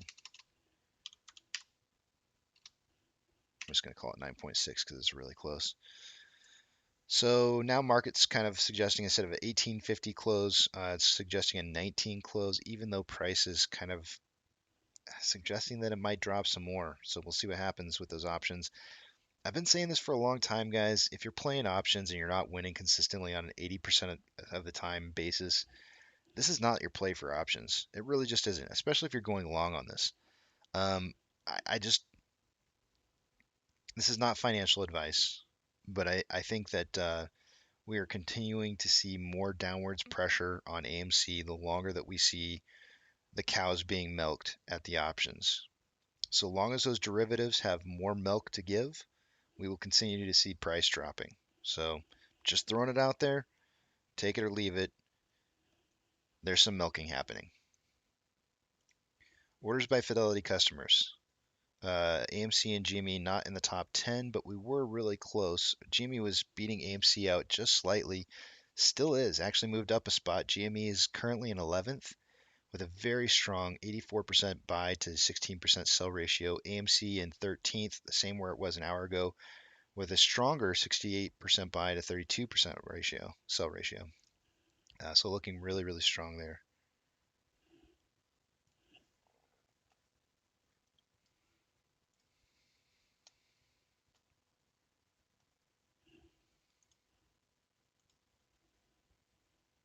I actually can see what you guys are writing right now, and I just my mom just said, "Careful, Casey. I was a psych major." Well, I'm just saying. I'm just saying. You know, maybe you got issues. I don't know. Maybe you did. Sometimes people want to figure out what's wrong with themselves, and sometimes the reason they want to figure out what's wrong with themselves is causes them to go and try and figure it out. It happens. I can understand that. It makes sense. Shares having been returned, guys, it's increasing. It does not look like there's been any new lending in the last hour. Um, Calls 63.1 thousand contracts in the money on the calls, 260.2 thousand contracts out of the money for the puts. SSR trigger is 1696. Just throwing that out there.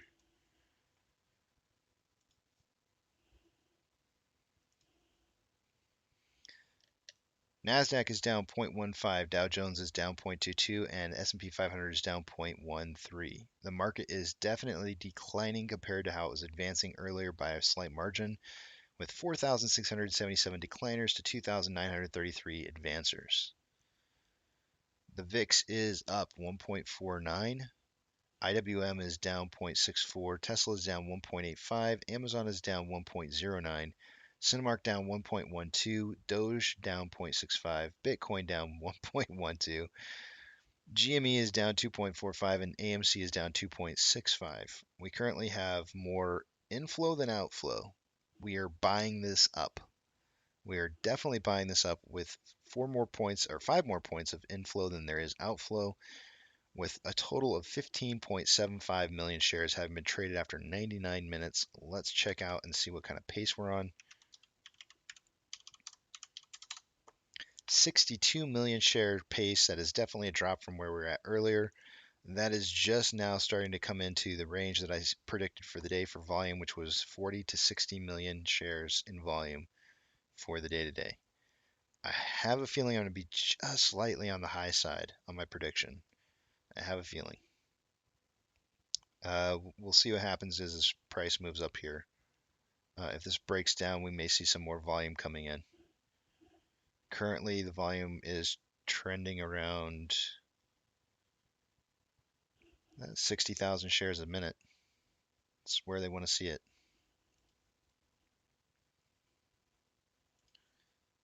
On the daily, more buying pressure than selling pressure with an RSI of 24.23. On the hourly, more selling pressure than buying pressure, and it looks like it's about ready to cross over. And we have an RSI of 33.13. On a 30-minute interval, more buying pressure than selling pressure with an RSI of 40.08. On a 5-minute interval, more selling pressure, very, very high selling pressure right now compared to buying pressure with an RSI of 40.53. does look like we're kind of following the pennant formation. I would have to extend out my targets for these wicks here.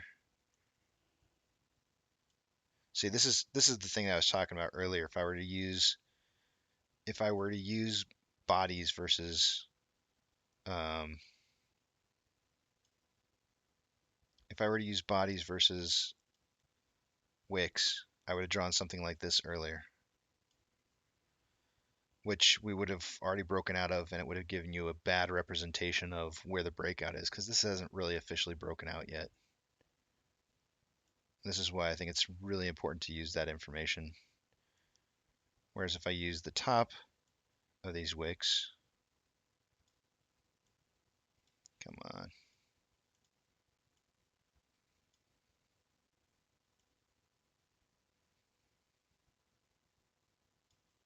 it hasn't broken out quite yet. Now I know I had a different wick in here.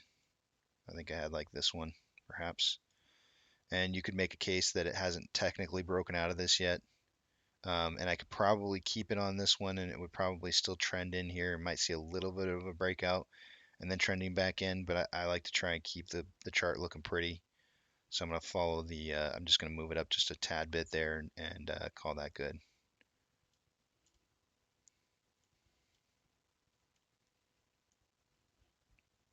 Which is also probably why I like to see the Bollinger Band set at a 3 sigma for the Bollinger Bands as well. I like seeing pretty charts. I like seeing in control. That's the engineer side of me talking. I want control. I want to see numbers that make sense.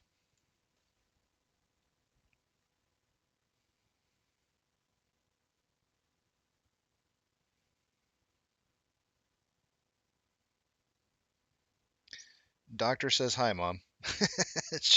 She may be reading it already.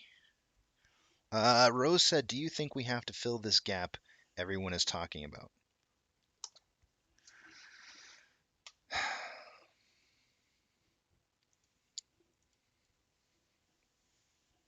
Kind of. I don't want to. I think it would supply a lot of support. I think it would supply a lot of support to the movement to where we would be heading to. But I don't think that it's an absolute necessity. I think it's a, I think the idea that it needs to try and do that is kind of a strong indicator to me that there's going to be support if we do fill it. So filling the gap is not a bad thing, in my opinion, because that brings in institutions to say basically like, look, this company is getting better. Fundamentals are getting better on this company. The price has now moved into an area where it supports volume. Buy. Buy because it's filled the gap. It has a level of support at this region. We can support buying this now. And I would say, yep, that makes sense. But I don't think that it has to. There are other things that could happen before we fill the gap that would cause price to start to move beforehand. So it doesn't have to. It does lend a lot of institutional support if it does. Apes R Us saying I'm sick of the bloody market still holding. Me too.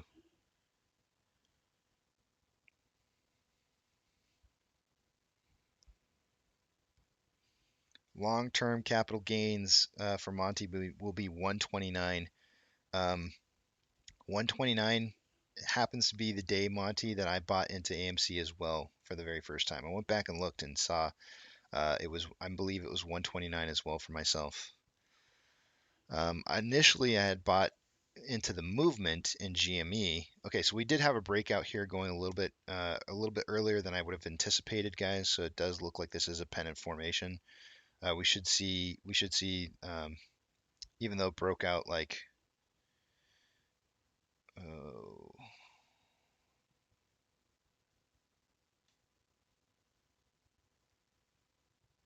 15 minutes early. I still feel like this is definitely like a pennant.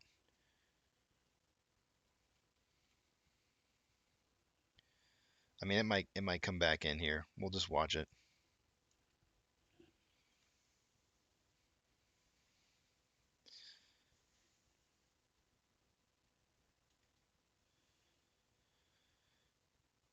Um, but yeah, it's gonna be nice seeing that 129 date. Um, that's gonna mean some good things for me.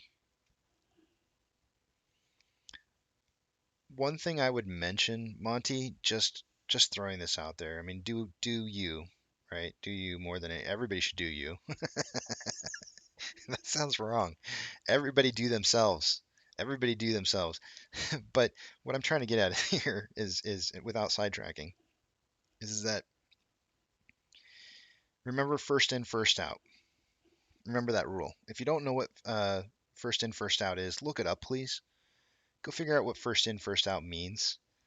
Um, understand the relationship to how long you've held shares for in relation. Because if there does come a point in time, if there does come a point in time where you decide to start selling shares at some point, knowing what has exceeded the capital gains requirement versus what has not exceeded the time may make a difference in what you do in the future. So make sure you understand that there is ways to sell specific shares.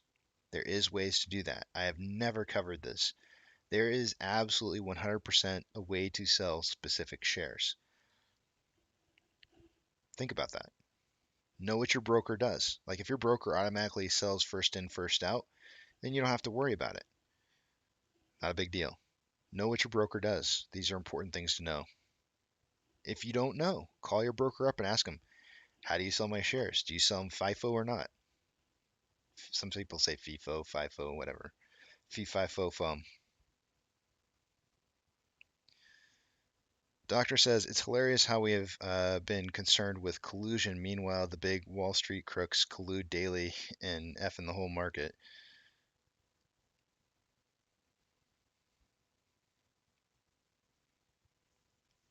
I don't even know who this guy is. You guys never have even mentioned T-Zane to me before. I've never heard of T-Zane. Who, Teddy Zane? I don't. That's not who I wrote down before.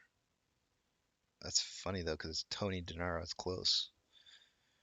T-Zane. I have not seen that name, and he's not come up on my feed either.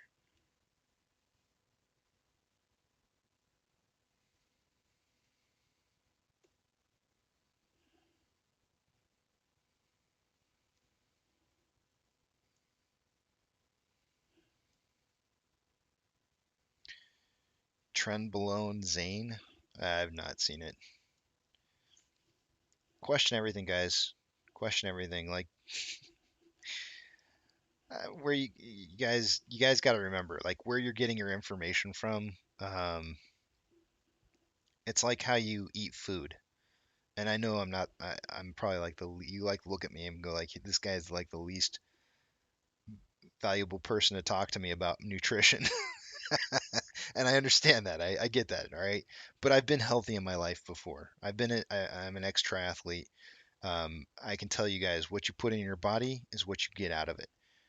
And it same thing goes for information, right? Whatever you put into your body is what you get out of it.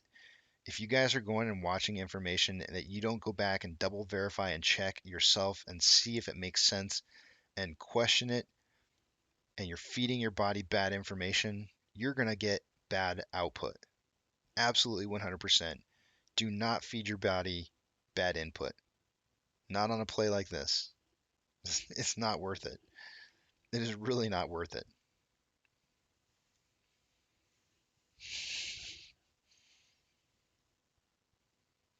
Monty's laughing. I'm telling you guys, I used to be in so much better shape. So much better shape. I need to get back into it. Rotate your produce. I like that, Brian. I like that. Don't make me your sole source of information. Don't make anyone your sole source of information. Double check, verify everything. This is your money you're talking about, your future. Some of you may have invested life savings into this. That's your life savings. Be invested in that. Get good information. Get good, bro. Get good.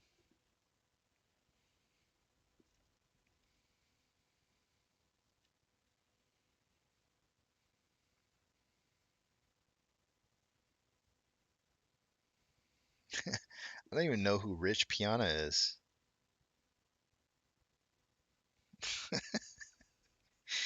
I have no idea who Rich Piana is. This is so funny. I'm like learning names I've never heard. Remtax, Remtax, like FIFO is huge in the food industry. It is in this industry too.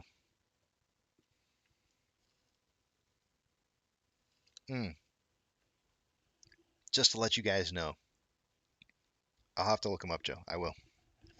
I gotta write it down. Give me a second. Let me write it down here. I got the board. Let's write down some names. All right. First of all, let's get this other guy. First, we got Teddy Zane.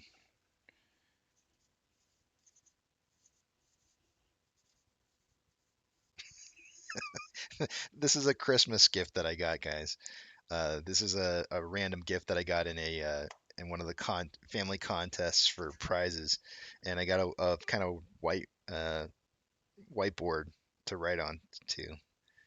Uh, there was happy birthday to Eric from like 2 weeks ago that I haven't erased yet.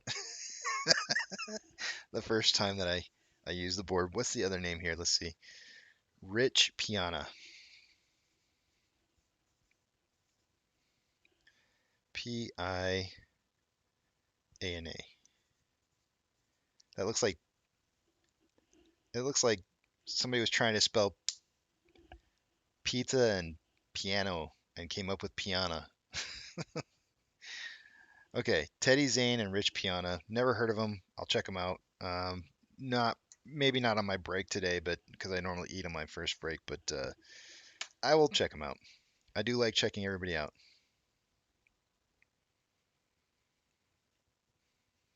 Monty has doubled his position since last January. Damn. Nice.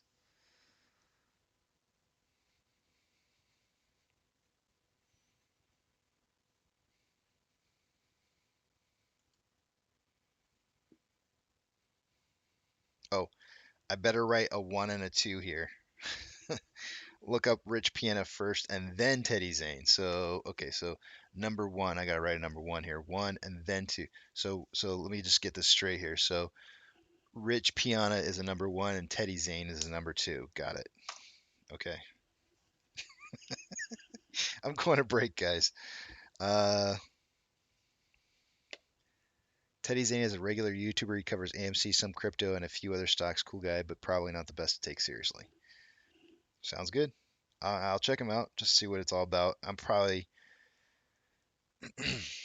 Oh, Rich Piana is dead. Yee. See, I always step into holes like that. That's not good. What I'm gonna say, guys, is that I do check people out, but one thing I hate doing more than anything is saying anything discouraging about the community.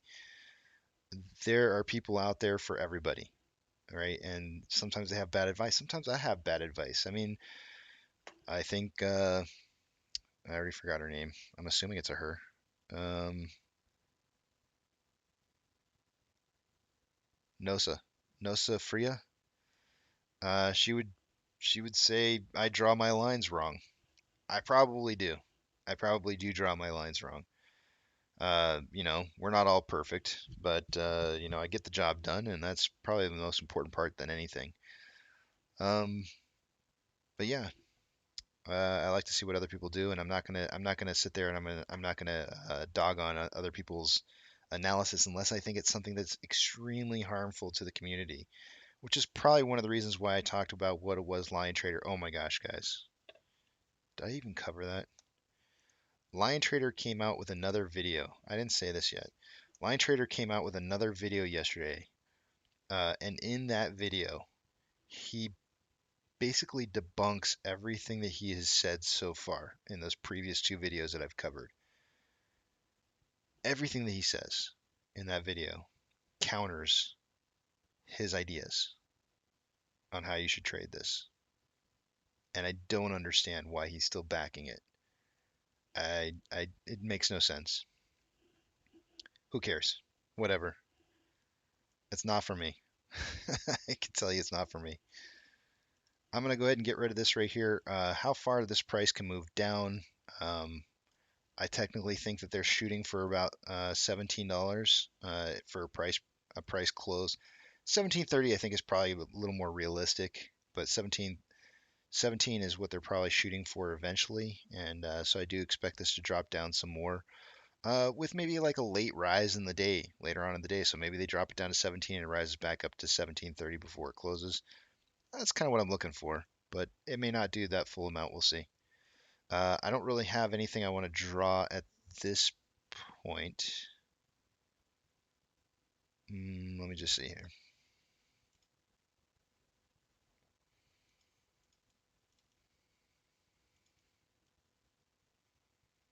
Mm, Not really.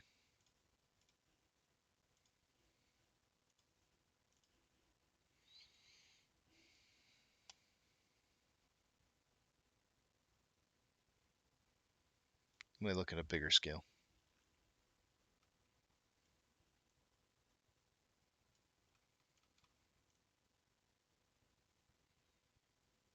Hmm. We might see a late run in the last half of the day, much similar to how we had yesterday. I really feel like today is performing a lot like yesterday, in fact. Um, yeah, very much like yesterday.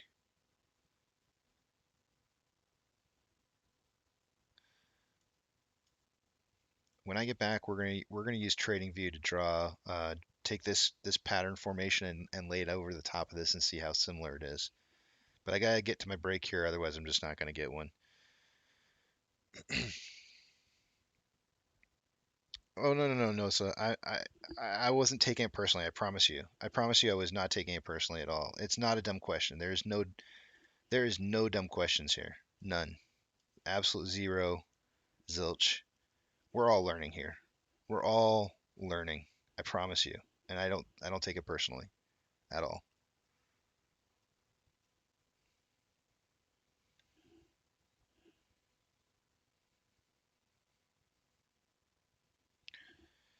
All right, guys. I'm gonna head off to break here. I'm just gonna kind of leave this as like an overall view of what's going on, and then I'll take a look at this when I get back from break, and we'll see where we're heading. Let me get some music put on here for you guys, and I will be back at 11 o'clock. Let me just put that on the screen.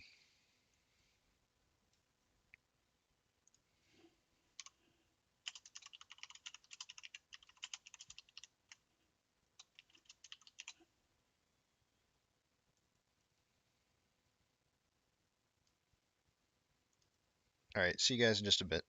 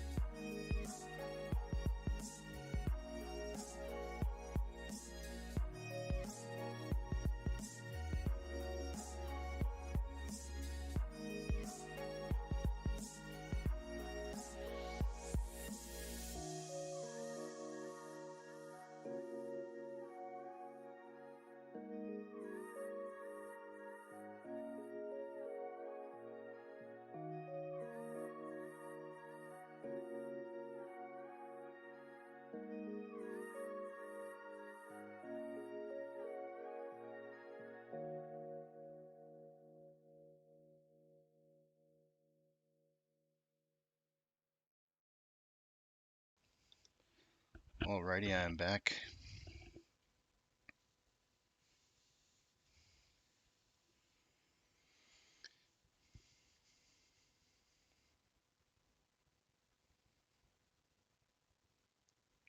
So somebody, looks like Joe said BBIG is dropping. I just want to take a look at that real quick.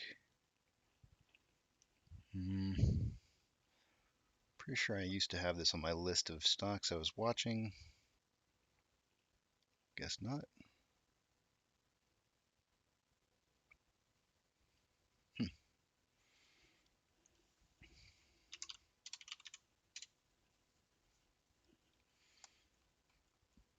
Well, that chart, excuse me, that pattern looks familiar. Let's take a look here. Mm. This is a good example. I want to use this as an example just to show you guys something really quick here, because I do think that it's important to have illustrations of what it is that I've been talking to you guys about, as far as things that typically happen to short squeezes.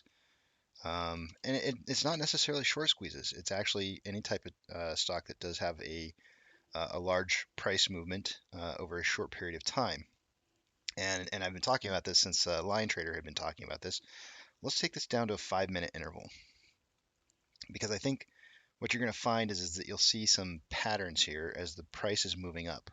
So you have your biggest price explosion right here on the 12th. Now let's take a look at volume down here at the very bottom. I'm actually going to get rid of the information on the screen here.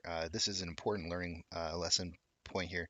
Look how volume definitely spikes day over day, right? You can see the volume spikes the first day. Volume really starts to pick up the second day. By the third day, volume is absolutely definitely higher. Some very obvious trends, and I mean it's seen in the price. Pretty familiar, right? Would you say that volume is still increasing by the next day, by the 18th? I would. I would say that volume is still increasing by the 18th. Now look at the volume. What kind of pace are they on for the day today? The previous day's volume, and I'd have to look it up to see what it was, but I would imagine that today's volume is currently on a lower pace. Let's see, we're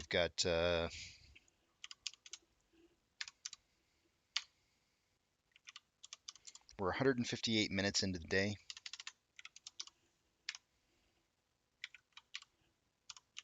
So they're on pace for 266 million shares traded. If we go out to the daily here, I just want to look and see what the volume was strictly just for just yesterday.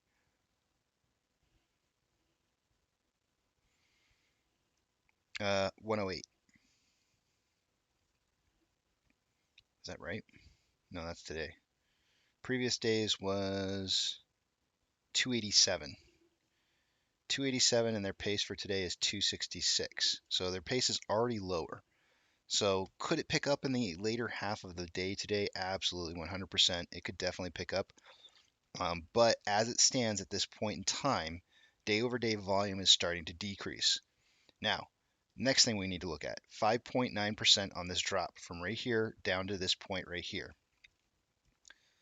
That's 4.7. Let's figure out the math on this real quick here. I'm going to pull out a quick little Excel spreadsheet, just do some quick math, let the Excel do all the work for me. 5.99 down to 4.7.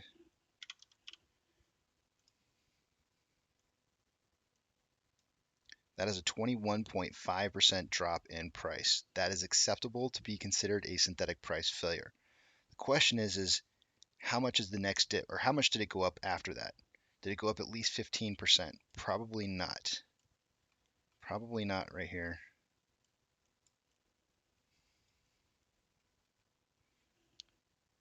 Up to 5.35. 13.8. Very, very, very questionable. That's close. It's very, very close to a 15% increase in price. This is where you would have to make a judgment call. You would have to say, is that enough of a price increase to consider that not part of this entire drop right here? If you go by the strict terms of it being a 15% drop in price, then I would say no.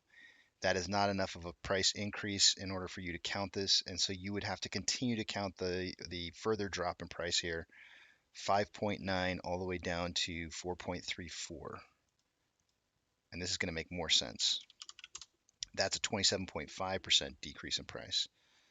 So are we going to start to see a return of greater than 15% from this point going forward? We'll have to come back and take a look at this later. But a greater than 15% off of $44.34 would be $5,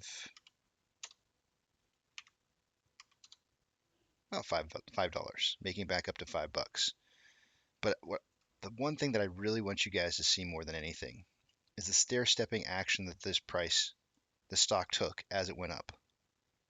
Right? I want you to see that stair-stepping action going up, stair-stepping action coming down. More than likely, you'll see the same kind of thing, stair-stepping action going down.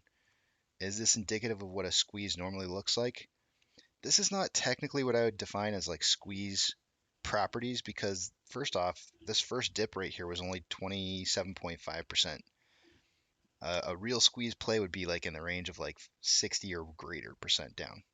So this is not really a squeeze play that's happening. I can just tell you that just based off of the numbers that it's going down by. Um, this is more of like a daily kind of thing. But I just want you more than anything to see that as price moves up, it stair steps. It doesn't just spike in one single day and back down in a single hour. It stair steps over long periods of time. And there's plenty of chances. So like if you think about this, could you see this as an opportunity to sell at some point, right? Like, could you see this as an opportunity, or would you wait to see if this continued to go back higher? What would you do? Volume is starting to decrease day over day. Use this as an example. How are you going to look at AMC when this is moving forward? And can you look at indicators that will tell you whether or not you should sell or not? This is a great example. This is a good example of something that you can use. This is not exactly a squeeze play. Like I said, it's not in the 60% range on this price drop. That's not to say that it won't get there.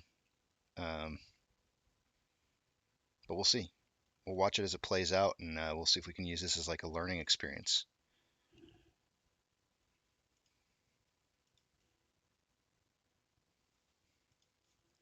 It is time to take a look at all of our indicators for AMC and what's happening with our price.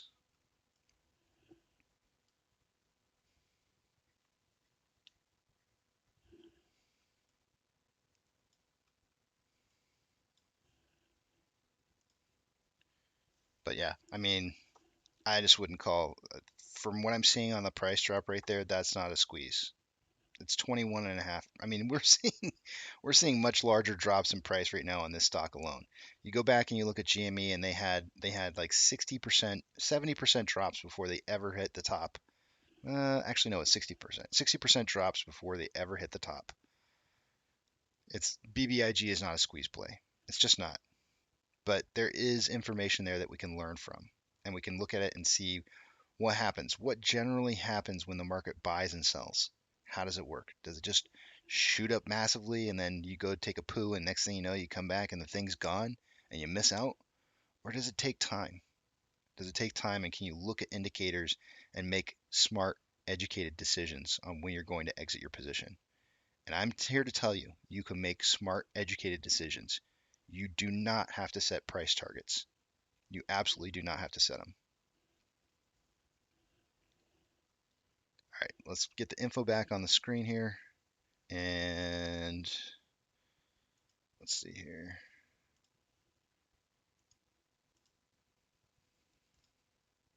Take a poo. I live off of a street, MCon. I live off a street called Kickapoo. I kid you not. I'll have to take a picture of it and show you guys. Literally called Kickapoo. I don't live on Kickapoo, but I live on a street near Kickapoo. Let me update Fidelity really quickly here, and we'll take a look at our numbers. No joke, Kickapoo.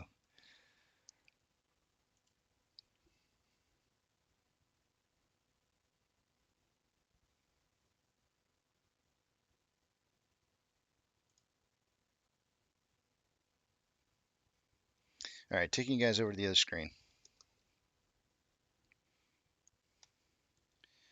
What doing? Let me move some stuff over.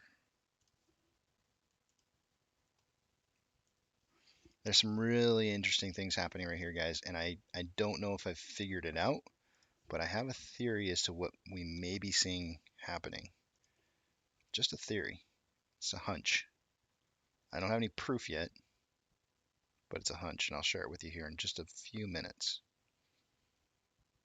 Taking a look at the off exchange, let's update that. 50.34 in the off exchange and 12.8 on the CBOE EDGX, going to 49.92 on the off exchange. So the amount of price discovery being stuffed away into the dark pools is decreased, which may explain a little bit of the reason why we're going up in price right now. And the CBOE EDGX is definitely decreased as well. So it doesn't look like they're heavily suppressing price discovery in the dark pools. Just based off of, it looks like they've reduced that just based off the numbers I'm seeing. I have always said this, that whenever I would look at the dark pools as kind of being like a shield, right? If they're going to shield themselves from price discovery, then they would use the dark pools as a shield. When SSR is tripped, they get to be able to create synthetic naked shorts, and so it's like a force field, right? So you don't need a shield when you have a force field. So usually we typically see the off exchange, all the dark pools start trading lower volumes because they're printing shares. Updating Ortex. And here's where the printing of shares is going to start changing things. So the printing of shares allows them to show that they're actually getting a return on shares. So earlier this morning, 821,000 shares is how many they had borrowed, has now turned into a return of negative 646,000 shares. So as they print shares, they're going to be able to start returning some shares. Because of the lowering in that amount, that's dropped the estimated current short share interest down to 20% even.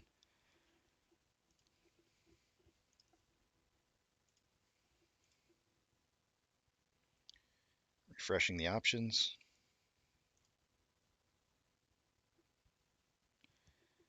At a $20 strike price, there was 10.1 thousand contracts. There's now 13.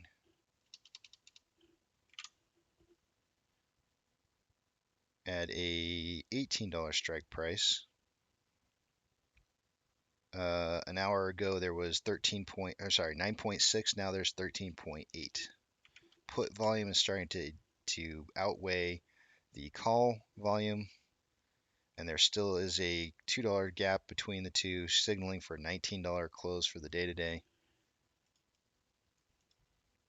Orders by Fidelity customers. Looks like AMC and GME still not on the top 10 list for volume. GME did slip a spot to 12th and is currently got a great buy to sell ratio at 85% buys at 15% sales. And AMC is right below them at 13th, maintaining. We have dropped down though, however, to a 61% buy to 39% sales. I don't want to see that drop too much more. It doesn't look like we're buying this heavily as it's going up. Doesn't look like it. Not as heavily as we normally would. I think people might be waiting for more down.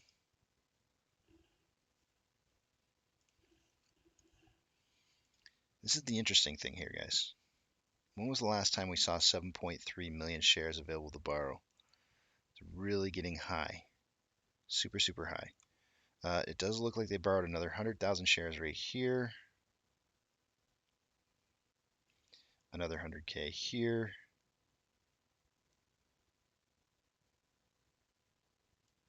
So another 200,000 shares having been borrowed, bringing them to a grand total of 3.1 million shares having been borrowed for the day today.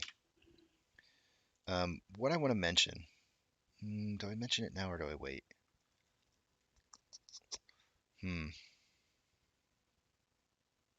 Oh, it's probably good to bring it up right here.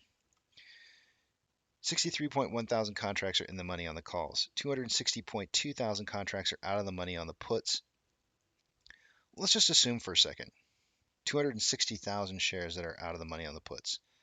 Let's just do a quick math on this to figure out. That should be 26.02 million shares, but just do the math because I suck at math right now. Yeah, 26.023 million shares. I want you to notice how interesting this number is. 26 million shares that need to be either closed or liquidated for. I also want to note that the amount of shares that are available to borrow is at 35.26. Is it possible? And also the amount of available shares that are available to borrow is 146.49, which is almost the highest it's ever been that we've seen it. So my question to you guys, my question to you is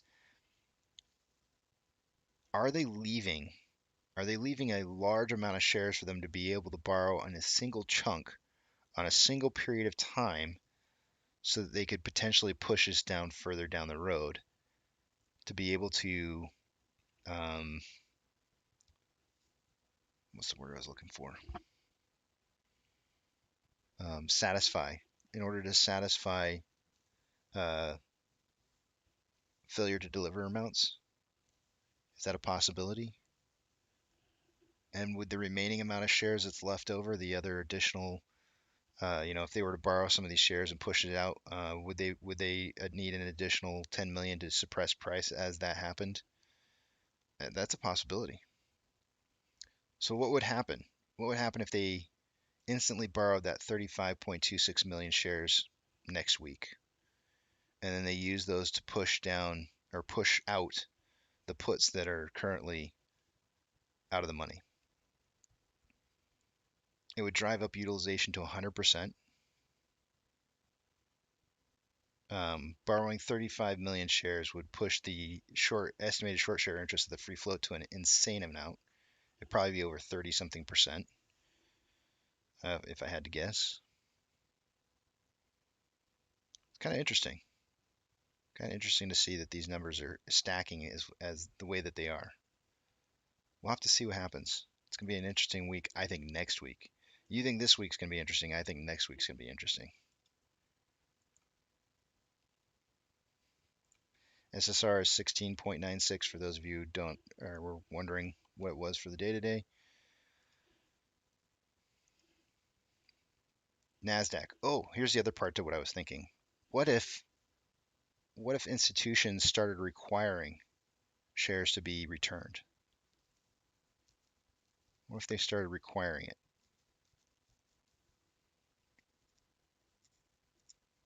What if they took away the amount of shares that were available to loan? That would get ugly really quick. NASDAQ is up 0.42, Dow Jones is up 0.19, S&P 500 is up 0.25. The market is declining over advancing, with 4,022 decliners to 3,596 advancers. The VIX is down 1.27. IWM is down, or it's breaking even. Tesla is down 0.56. Amazon is down 0.1. Cinemark is up 0.24. Doge is down 0.38. Bitcoin is down 0.35. GME is down 0.29 and AMC is down 0.58. Refreshing our inflow versus outflow, we have an inflow much greater than our outflow by 9 points. A 9-point spread with 21.93 million shares having been traded for the day today. I'm not gonna hit my number. I'm not gonna get it. Oh, I don't know. It's gonna be close. It's gonna be super, super close. Let's see. What kind of pace are we on here?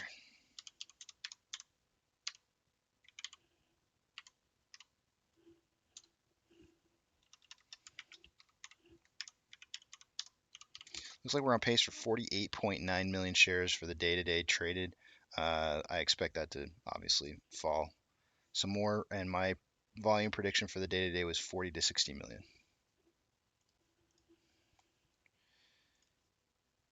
Looking at the daily interval, we have more buying pressure than selling pressure with an RSI of 24.81. On the hourly, we have more selling pressure than buying pressure with a crossover within the last hour, and RSI at 43.05.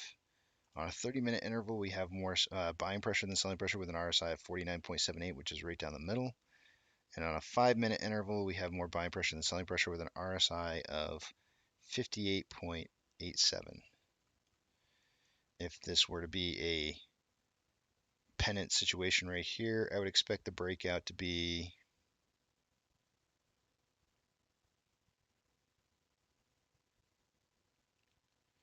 1255. Let's put a box around it.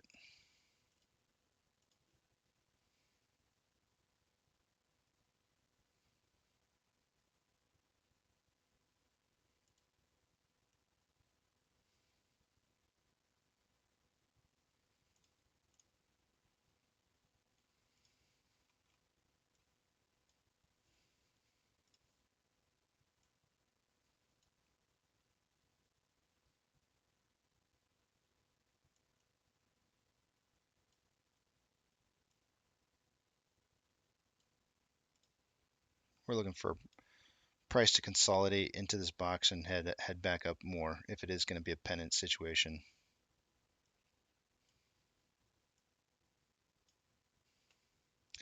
And with that, let's see what you guys are saying here.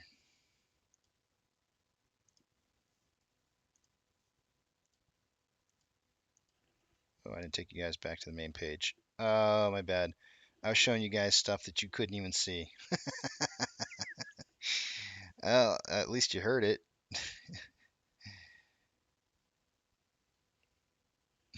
At least you guys heard it. Let's see here.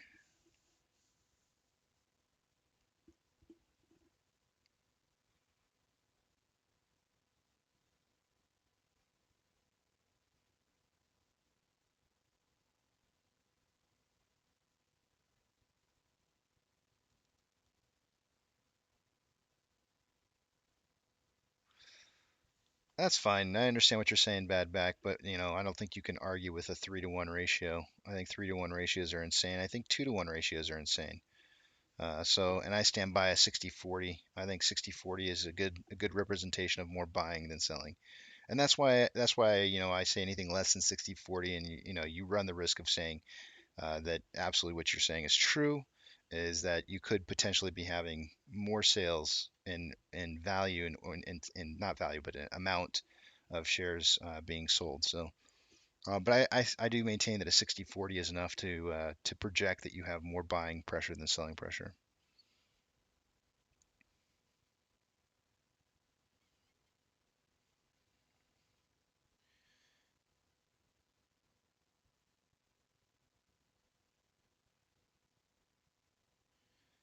Yeah, I'm not counting on seeing anything over 20 this week.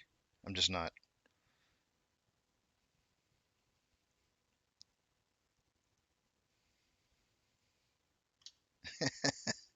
MG says America is more corrupt than a small African nation. This is pissing me off. I'm glad I live in the UK. Thank you for your help. Thank you for your help, MG. Thank you for being a part of trying to fix our market. I appreciate it. Splinter says, Casey, could you take a look at an overlay of the Ichimoku with Bollinger Bands? They are entering into each other significantly irrelevant at this point in time. Ooh, Splinter, I love you, man. No homo. Let's take a look at it. I'm going to look at this before I want to see it. Um, in my personal opinion, an Ichimoku cloud is only really good on a 2 hour or sorry, uh, is it 2 hour? 2 hour? Yeah. Wait, no, 1 hour or 4 hour. Why am I doubting myself?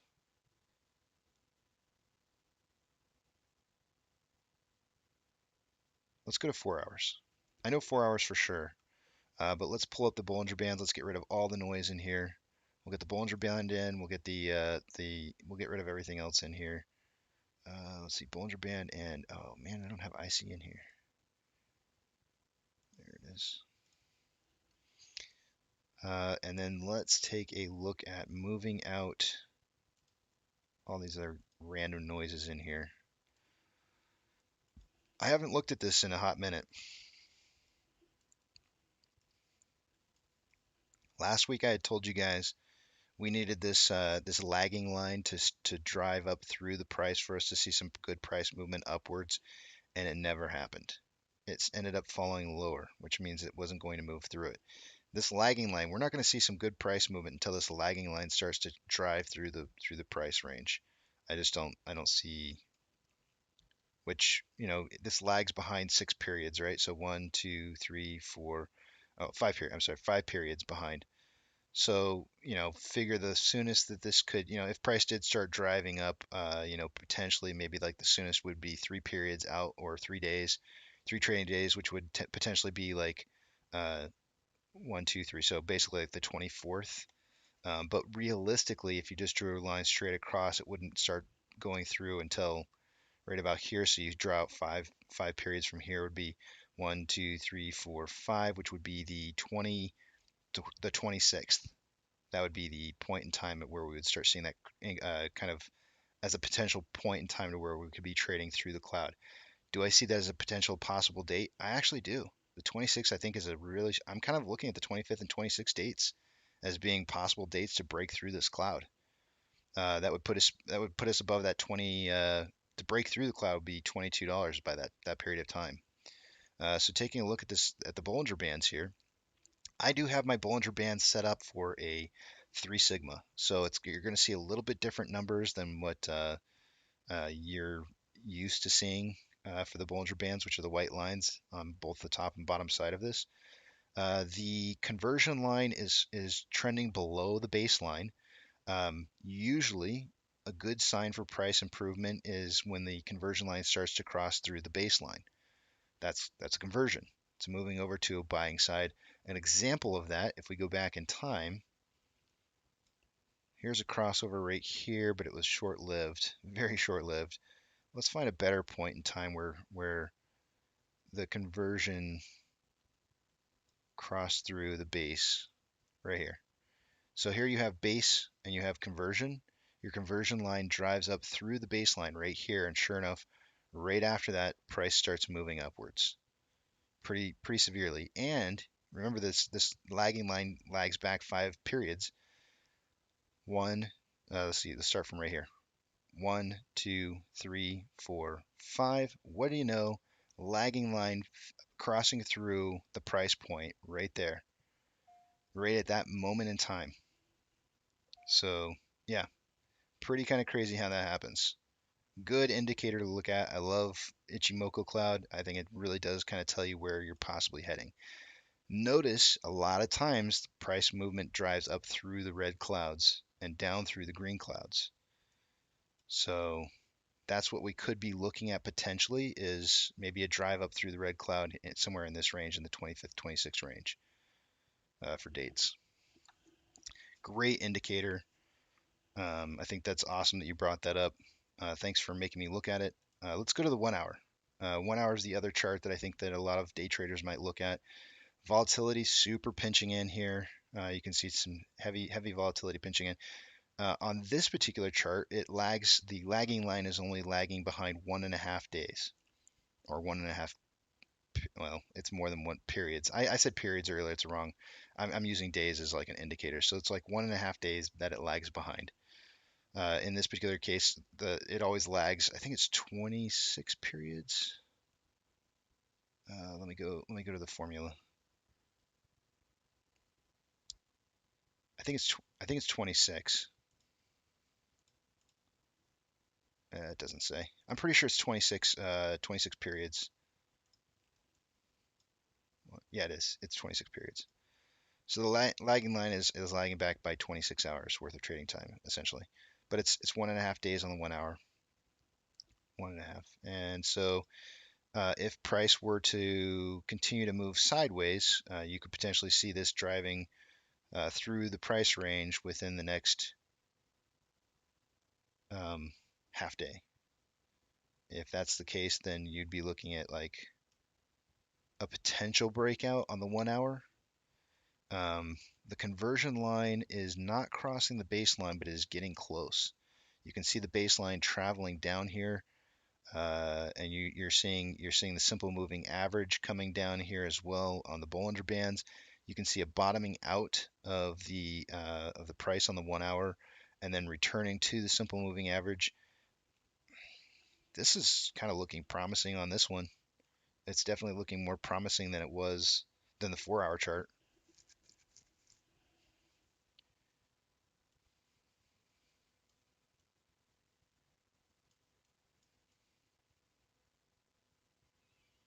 It's definitely more promising looking, but of course the 1 hour charts are going to look more promising.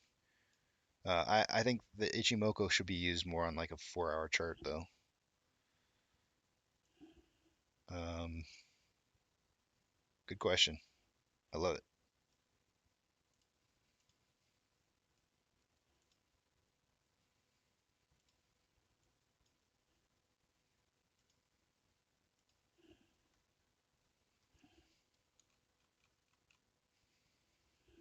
All right, let's see what else we got here. Um,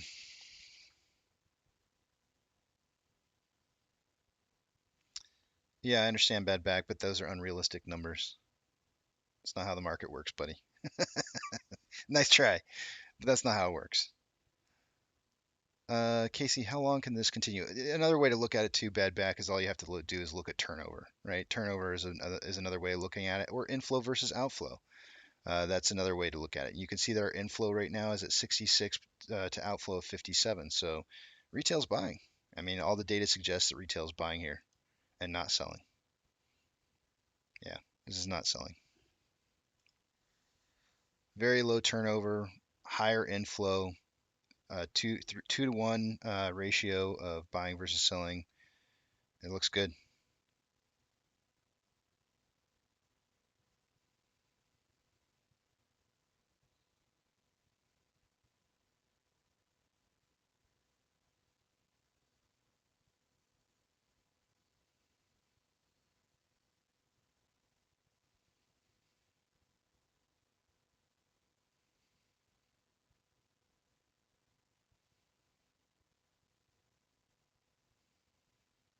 You're welcome, Splinter.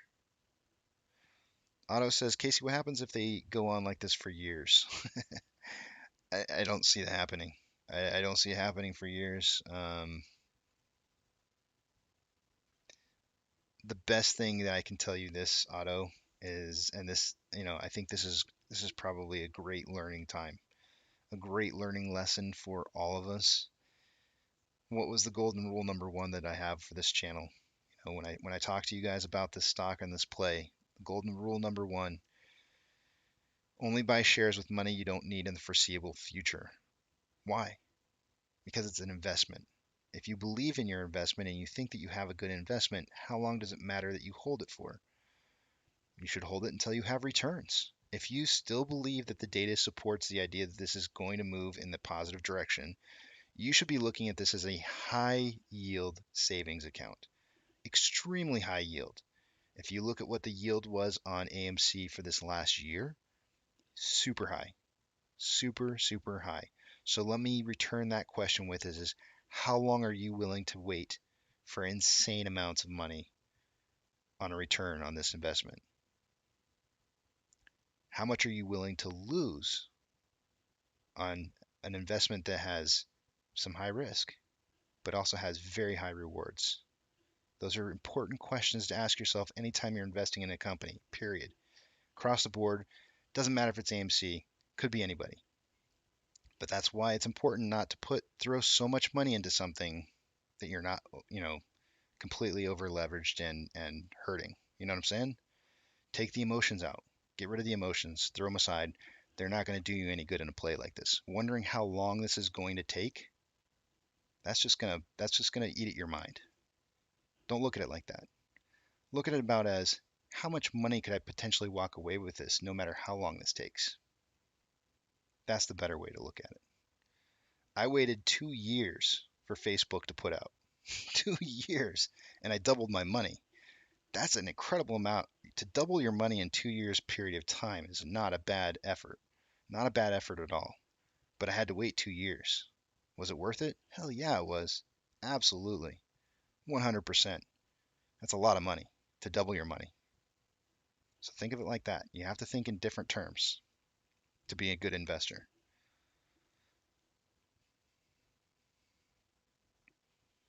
Money says, yeah, what if the squeeze takes 2 years because it seems like, okay, I answered that. If the squeeze takes an additional 2 years, it'll give me more time to increase my long time AMC position. That's true. Empire Fire, this whole time we ain't making money, but Wall Street is making buku bucks. It sucks. I don't think so. I think Wall Street is trying to convince you that it's making buku bucks, but it doesn't look like it's making buku bucks to me. They were probably doing better earlier this year, or not this year, but last year. They were probably doing much, much better than they currently are right now. So keep that in mind. Keep that in mind. Perspective. Perspective is everything.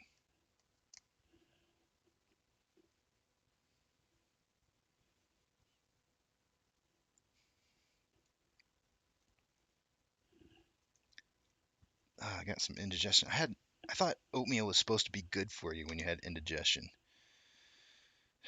It's not sitting well. More alcohol will help. Definitely. Definitely more alcohol will help. I'm still trying to finish off my drink from this morning. I don't want it to go to waste.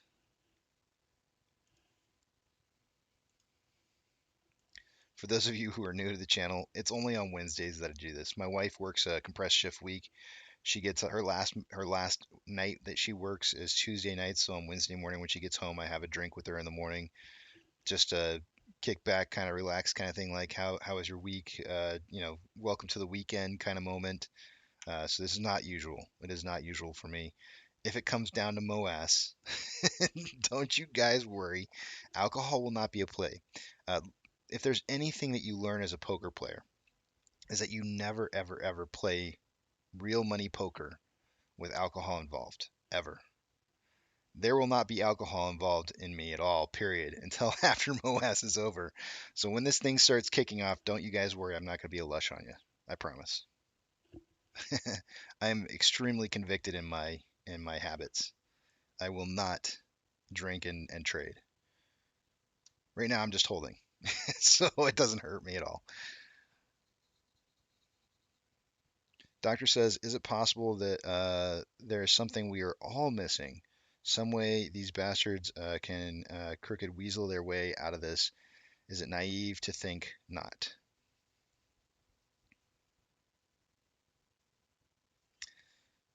Thank you, Dr. Drake. Appreciate that. Um, Hopefully it'll work for me. I don't think that it is, but Doctor, to answer your question,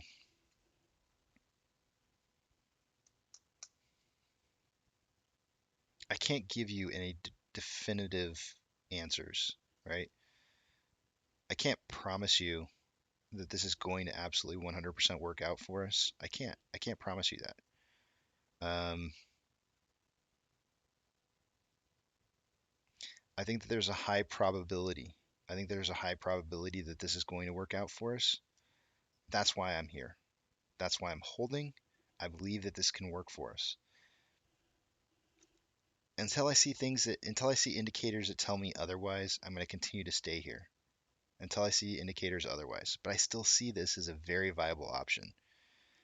That's how I feel. I can't tell you, um, I can't assure you of anything, right? I just can't. There's no way for me to know the future. Um, there could be a million things that could happen. A million things that could happen. Somebody could say, hey, let's everybody buy on Friday, and they shut down the market for market manipulation, or they shut down AMC for market manipulation. Who knows, right? Who knows what's going to happen? You can't predict the future.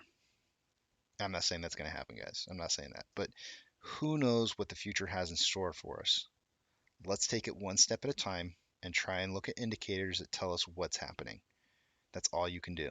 It's the best that you can do. That's it. Do you see indicators that tell you that people are selling? If you see indicators that tells you that people are selling, maybe we have a problem, right? Where do you see those indicators? What indicators are they? How do you know definitively that those are people selling shares? Um, where do you see numbers? Oh, here's a good one. Where do you see a stock out there that has volume traded in this range when it has a free float of 500 million shares? Where do you see that? Can you find that somewhere? What does that normally look like? What does it look like when a stock has large amounts of volume being traded on a daily basis, but the price isn't like just absolutely like over a very long period of time and price is just slowly decreasing? Is that a sign of people selling or is that a sign of systemic problems with shorting against the stock? What is it a sign of? What kind of indicators can you find that tell you what's happening here?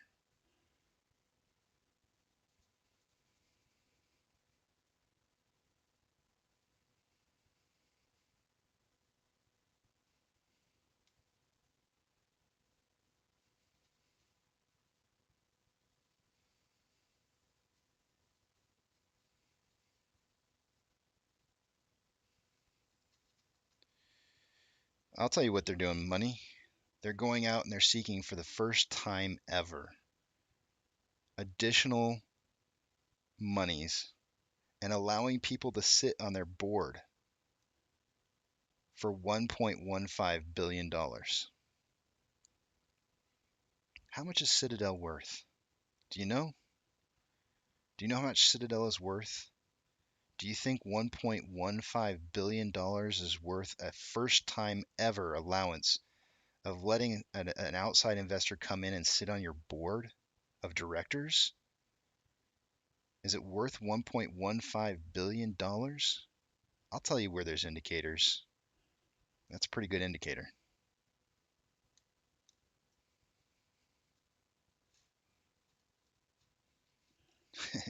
It's not only why would they do that? Why would they do that? You're a company that's supposed to be making billions and billions and billions of dollars. Why would you bring somebody in to sit on your board for 1.15 billion for the first time ever in history? Why would you do that?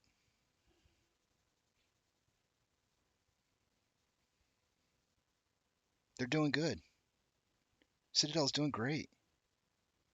We should bring in somebody for $1.15 billion and have them sit on our board and tell us what we should do.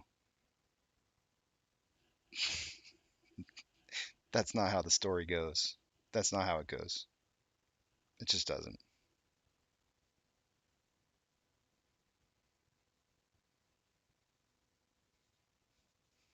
Why don't you guys why don't you go why don't we all go and tell Adam Aaron we think we should let some of us sit on the board of directors because we own so much of the float. How do you think he's going to handle that? How do you think Adam Aaron's going to like the idea of us demanding that we take a board seat? And what if we offered him $1.15 billion? Do you think he'd take it? Do you think he would take it to let us do that? I don't think he would.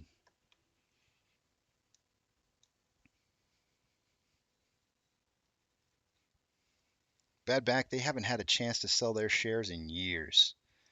They haven't had a chance to sell their shares in years for the very first time ever in in some of those guys' entire career working for AMC have never sold shares. And for the very first time they've been at a point to where they can finally sell their shares.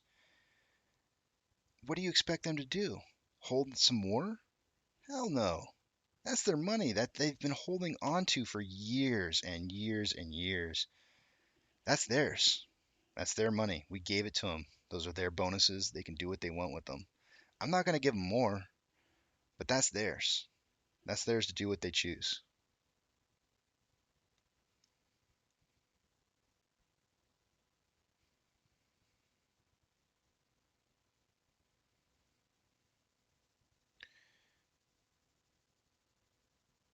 I hope it's an investigator that they let in on their company.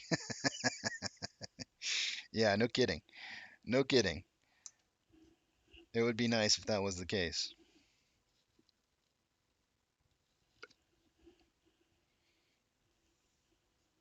All right. If this is truly indeed a pennant right here, which as this price dropped way too much for this to really be a pennant, in my opinion.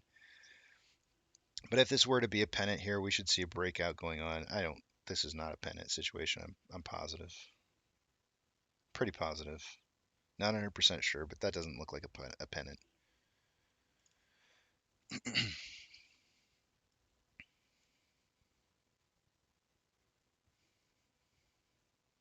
Looks like another Margaret Thatcher. We got a Margaret Thatcher followed by a George W. followed by a Margaret Thatcher. Seems like a bunch of sideways trading.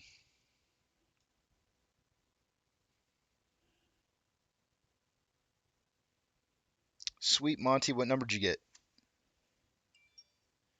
Bobby, that NFT may be worth something in the future. We know that there's somebody who sold one for 300 bucks. It's not much. But you know what? It could be worth something in the future, and that may be the one reason that you may want to get it. It's up to you, though. Exactly what Monty just said. He said it, he typed it out after I said it, dang it. But you guys are going to hear it after.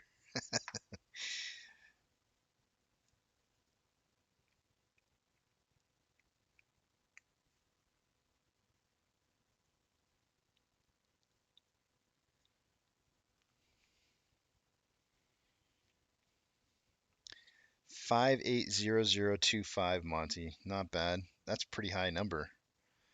Wait a minute. Is that like near the top? I swear, Monty, I think you might have like one of the last issued ones. That's kind of crazy. Dr. Drake's saying he's got 102,000. Kind of low number. I think the one that was sold for 300 bucks, I think was numbered 666. The person who owned it didn't want it because of the number. Sold it for 300 bucks to the person that didn't care what number it was.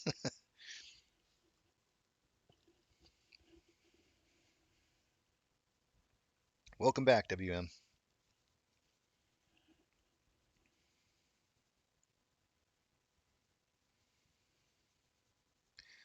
Dr. Drake's got 102,286. Nice. I haven't redeemed mine yet, guys. I was kind of waiting to see if anybody needed help. Um, I was gonna wait to see if anybody needed help to. Wait a minute.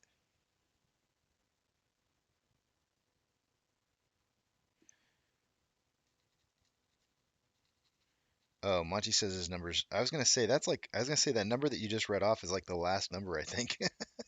That might actually be worth more, Monty. Hold on to it. Yeah, okay, 92,100. Nice. There are some people out there suggesting that like 1801 might be worth money and 1201 and a lot of the different numbers like that.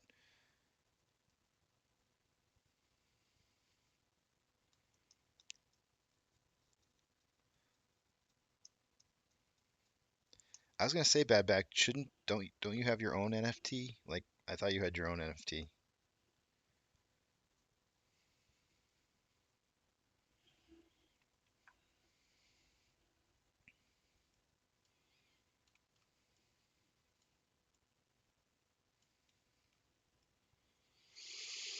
Hmm. Where are we going here? Hold on a second, guys. I'm gonna delete this and try and figure out where this thing is headed.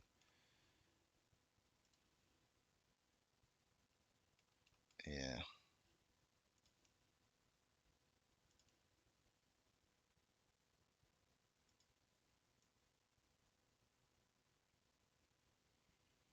Hmm.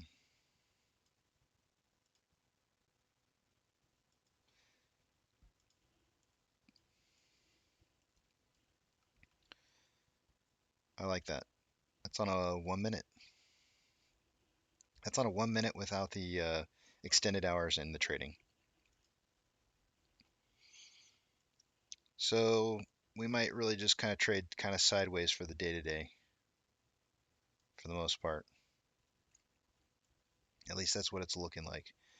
And since I've got this drawn out as far as I do, that would probably be sideways trading for the rest of the week. Maybe a breakout on Friday, depending on which way we're headed. It could be a breakout as early as tomorrow.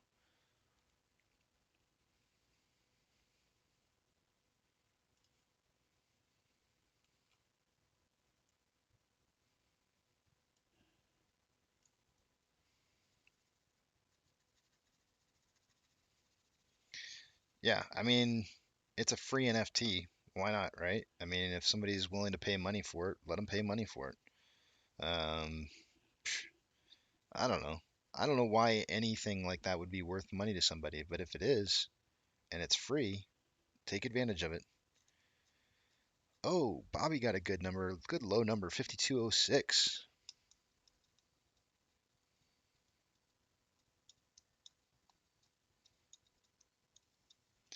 Reporter says my NFT somehow magically disappeared from my Wax wallet. What? Well, the only thing bad back is that the I think that AMC is paying for the first year of ownership for the NFT for the Wax. Am I saying that right? Wax wallet. Um, so if you had to hold it longer than a year, you would probably pay out of pocket for that. So whatever that would end up being, that would cost you. I have no idea what those Wax wallets cost. I don't do crypto and NFT stuff, so. Hey Shaw, thank you for taking the question, man. Oh yeah, absolutely, no problem. I mean, it's kind of a shit answer, I gotta say. It's kind of a shit answer. Like I get it, right? Like you want me to sit here and tell you, I know this is gonna work out no matter what. I get that. I totally understand, but I can't tell you that. Like I honestly just can't tell you that. But what I can tell you is, I look at a lot of information. I'm looking at a lot of information, and the only thing that I really see bad, two things. There's two things that I see really bad with our play right now. Price, and a lot of people putting in a lot of money into the options and losing a lot of money in the options. I think that's bad. You don't want to be giving up money to the bad guy, right? No sense in doing that. Um, so long as that cash cow is going to get milked, it's going to get milked. And so this may take a little while for people to learn a lesson that they shouldn't be playing options unless they're a winner. And the market's a harsh, harsh place, and it will teach people lessons. So it is what it is. The question is how long is it going to take for people to learn those lessons? Can it happen before they learn those lessons? Yeah, there are some things that could cause this to trigger before then. And then they may not learn their lesson at all because they end up making crap tons of money on their long positions. And that may be some of the people who made crap tons of money back in June. So I don't know. Hard to say. Yes, Keto is saying this RSI has not been this low since October of 2020. That is true. That is true. The market is fickle. Monty says maybe that'll be my sell price for AMC, $92,000 100. Monty's got a price target. I'm like, don't set price targets, Monty's all 92,100. It's because that's what my NFT says, and I'm going with it.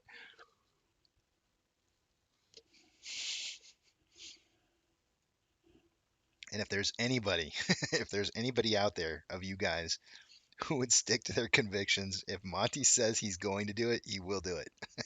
I believe him. I don't. I think he's kidding though. I think he's kidding.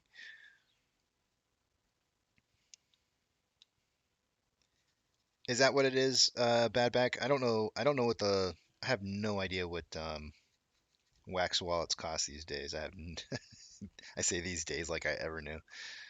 No idea. But it's gas fees.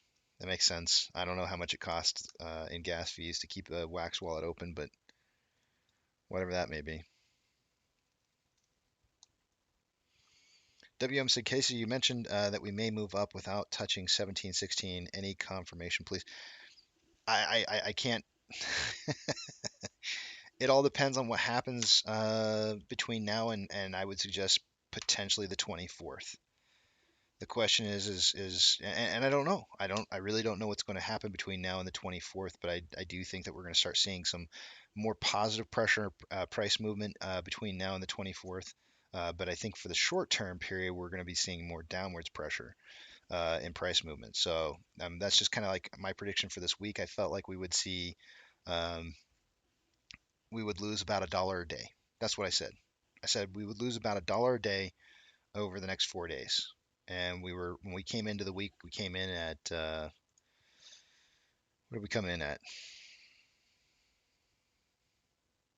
2033, which would put us at 1533, right? Or 1633. Yeah, that'd be $4. It would put us at 1633. We lost um,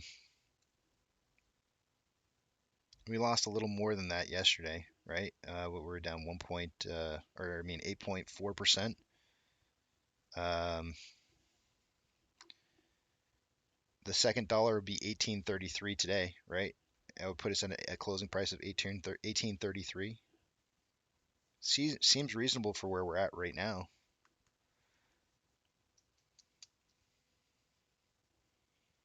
I don't know. We'll have to see what happens. I can't tell you for sure.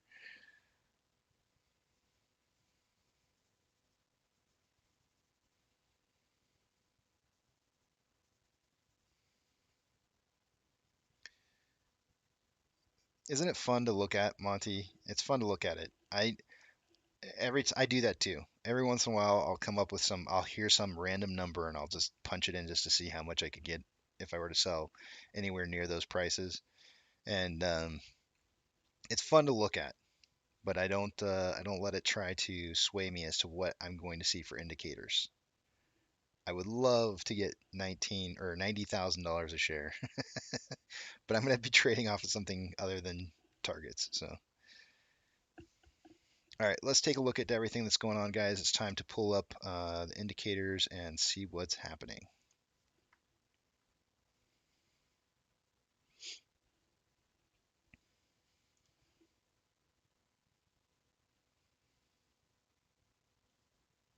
Taking you guys to the other screen.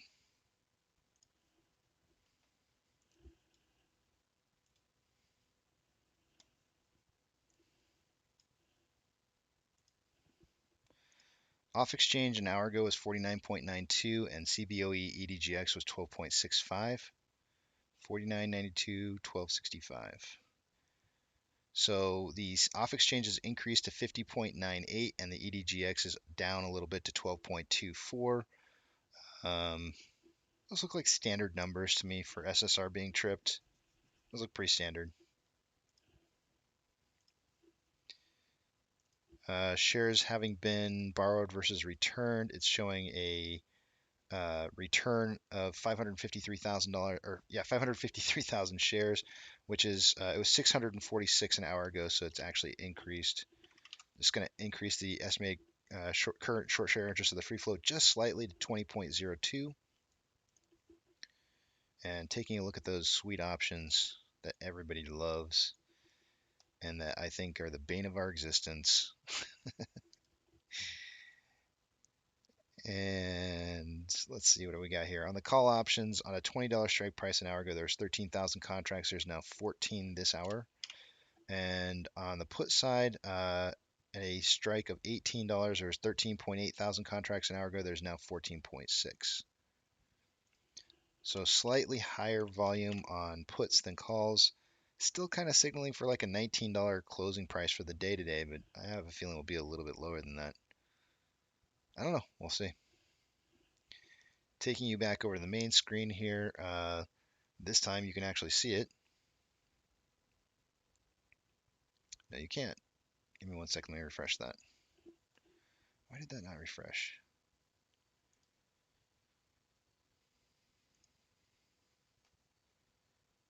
All right, there we go. AMC is not in the top 10. Neither is Jimmy. Good old Jimmy in 12th. Looks like they moved up a spot. Nope, they didn't. They stayed in the same spot. We moved down one. Jimmy's at 12th with 85% buys to 15% sales. AMC slipping a spot, but doing better on the buy to sell ratio. So our volume's going down, but we're buying more. The 68% to 32% buy to sell ratio. Looking pretty decent there.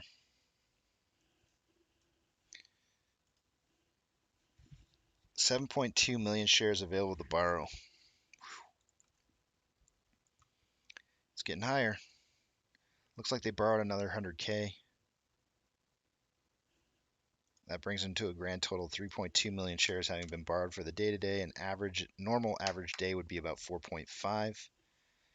There is 63.1 thousand contracts in the money on the calls, 260.2 thousand contracts out of the money on the puts. There's going to be some lessons learned this week. I can almost guarantee you guys there's going to be some hard lessons learned this week on options. NASDAQ is up 0.48, Dow Jones is up 0.12, S&P 500 is up 0.27. The market is declining over advancing with 4,170 decliners to 3,468 advancers. The VIX is down 1.4, IWM is down 0.3, Tesla is down 1.27, Amazon is down 0.08, Cinemark down 0.59, Doge is down 0.49, Bitcoin is down 0.65, GME is down 0.35, and AMC is down 1.54.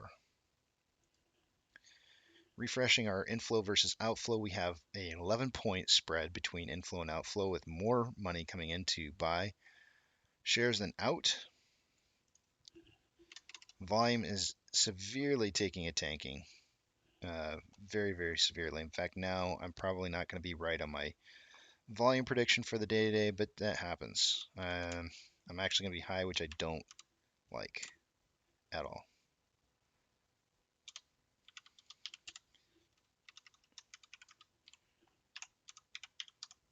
Looks like we're on pace for 44.7 million shares traded for the day today, and I guess between 40 and 60. So I'm going to be a little high, pretty sure of it. Unless we see some kind of run up in the later half of the day, or even a run down. Either direction. If we don't trade sideways and we have price movement, we may see. I might be right on the button on that one. On the daily interval, more buying pressure than selling pressure with an RSI of 24.53. On an hourly interval, more.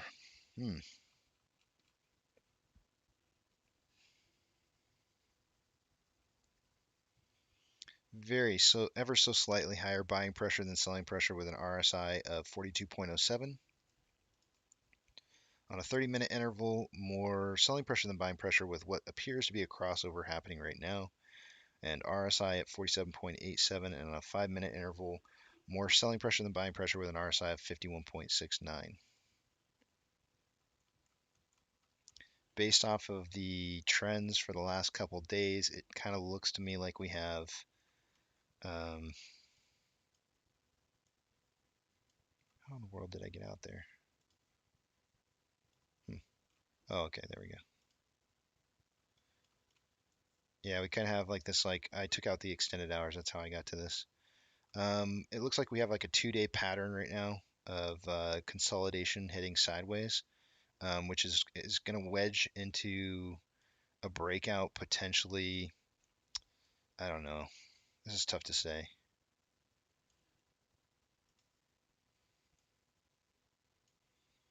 If I had to guesstimate, I would say here. And that would be like the 20th around mid-afternoon, potentially. As to whether or not it's going to break up or down.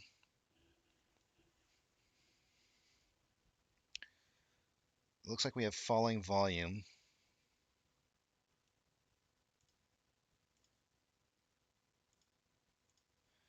Falling volume and falling price. It could break out going up.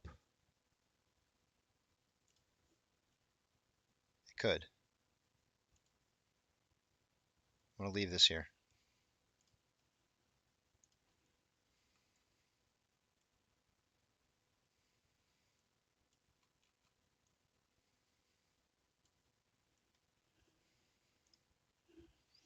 All right, with that, let's see what you guys are saying.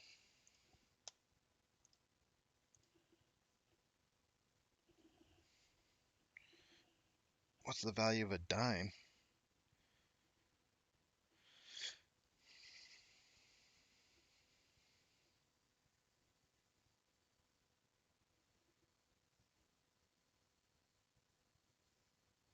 Stevens, I appreciate you being here, man. Welcome to the family. It's awesome having new people. I think we have a pretty good community of people going on here. We have a wide range of people from shills um, to straight up like gung ho players around here. So we have a very wide range of people sitting here on this channel, and I'm very lenient on what I allow people to say. I don't have any kind of like restrictions, and welcome to the family. If you choose to stay.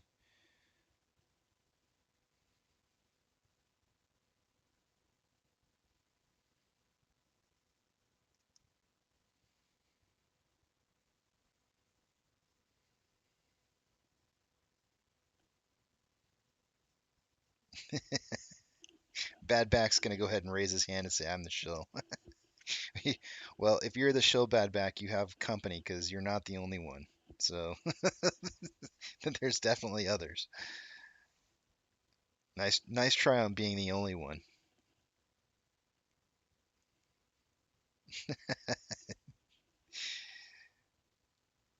I, I've I've I've had my moments with bad back. I've definitely had my moments with bad back. I've told them to shut the hell up before. But I have to say, I had not had my coffee yet in the morning, so take that into consideration, please. I don't normally just tell people to shut the hell up.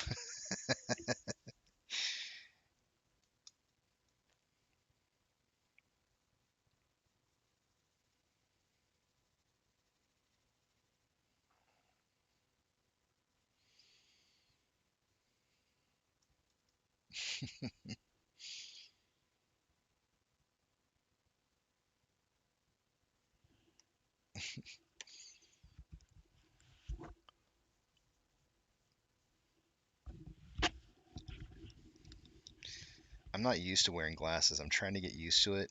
I've had glasses for like 2 years now, maybe. No, it's been longer. I think I've had glasses for like 3 years now, but they're only supposed to be for reading and when I'm in front of the computer, and I'm trying to get used to it. I just, you're a brand new reading glass person when you start dreaming, and in your dreams you have frames in your dreams. When you see your frames in a dream, that tripped me out. That was really trippy. I didn't like that.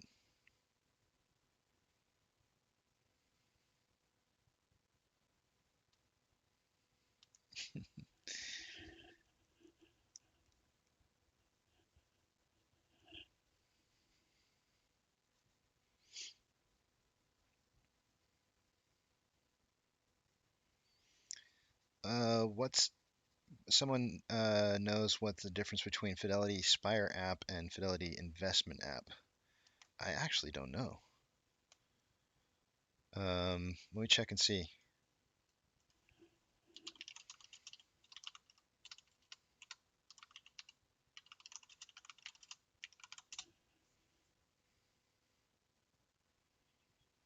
Okay, so the Spire app is just to help you save, plan, and invest based off of your short-term and long-term goals. It sounds like it's just like a finance planner. Um, in fact, I would imagine that the Spire probably stands for something: save, um, protect. I don't know. It probably stands for something stupid. Something, stupid like saving money. Who does that? Who saves money these days? We just throw it all at, whatever our favorite stonk is. That's our savings account.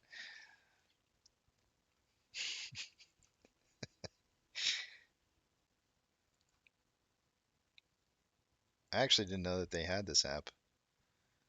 Hmm. You want to have some fun? Call Fidelity. Call Fidelity and ask them if you should invest in AMC.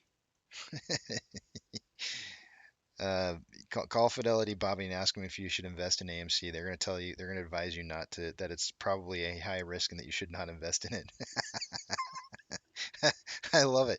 Let me tell you why. Well, let me tell you why I like that so much. Um, when you invest your money with a brokerage and you buy a stock like who knows whatever it may be like AMC, right? You buy AMC. If enough investors are buying a stock like AMC, then they feel like they need to hedge against your position. And so they'll actually go out and they'll buy their own shares. They'll buy their own shares and then they'll buy calls and puts depending on which way they think the stock's going to go. Why? Why did they do this? Because they're going to make profit off of your position. They want to make profit off of your position, and the only way they can do that is by holding their own position. So oftentimes people ask me about DRSing shares, and I go like, it's a bad idea Why? Why is it a bad idea? Because when you DRS your shares, number one, you take your shares out of the play. When your shares are not in play, then you have less synthetic volume that needs to be moved around. Two is because when you take your shares out of a brokerage, that brokerage is no longer going to feel the pressure or the need to have the leverage to what you own. And part of this play, I kid you guys not, and this is so contrary to everything that we used to say in the past, part of this play is loaning of shares. And they want to make money. Those long institutions want to make money on this play on the front side because they do not count on a squeeze to happen. And so having your shares locked into a brokerage forces them to leverage against your position. That's key. Very, very key. They are now working for you. They are working for you and kind of against you too. But they're trying to primarily make money on the front side of their position. So if people had their shares in DRS, they're not going to feel the need to do that. Why do I say it's kind of a good thing? Because I have a feeling. I just have a feeling. One day, something is going to happen to where all those people who have their shares in computer share, they're going to say, ooh, this is not a good idea anymore. I shouldn't have these in here. And they're going to transfer all their shares back into brokerages. And those brokerages are going to see that as like a huge influx of shares that they're now having to hold onto. And they're going to see that as something that they need to leverage against. And it's going to go out and cause them to buy shares on the market. And it's just going to be this massive buying influx of just crazy buying going on by institutional long positions.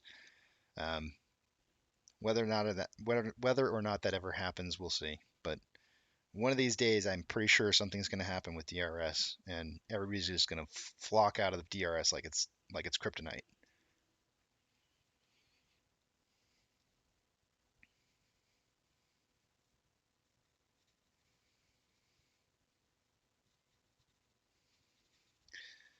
Stephen Mallet says, I have a question for you. Do you anticipate the majority of the squeeze to occur after hours or during trading hours? I can't remember the details of VW in 2008, but did it go crazy after hours more than daytime hours? Stephen, I have done some pretty extensive analysis of a lot of different squeezes because I wanted to find out the same questions to those answers. And I think if you go back and you start looking at some of the information, you'll find that that is true. Some of the most some of the most volatile. I'm throwing pins around it. I'm throwing pins at you. Some of the most volatile movements that you will see will happen in the after hours and the pre-market hours of trading. 100%. If you go and you look at my description box, my third golden rule. I'm gonna read it. I feel like I say this stuff. I'm gonna beat this into you guys' heads. I'm gonna beat this into your heads. Only use a good broker who allows pre-market and after-hour trading. Cash account, no margin account. I cannot stress to you enough that you will be missing out more than likely on a very large chunk of money if you do not have pre-market and after-hour trading abilities. Have that as an option. Don't let that go. I'm just trying to help you. Just trying to help you. It does cost you, depending on who your broker is, it does cost you. There is differences on how much it will cost you to make trades during those periods of time. But when you weigh the amount of money that you stand to make off of making a trade during those periods of time, I think you'll find that it far outweighs how much you could lose by not being able to.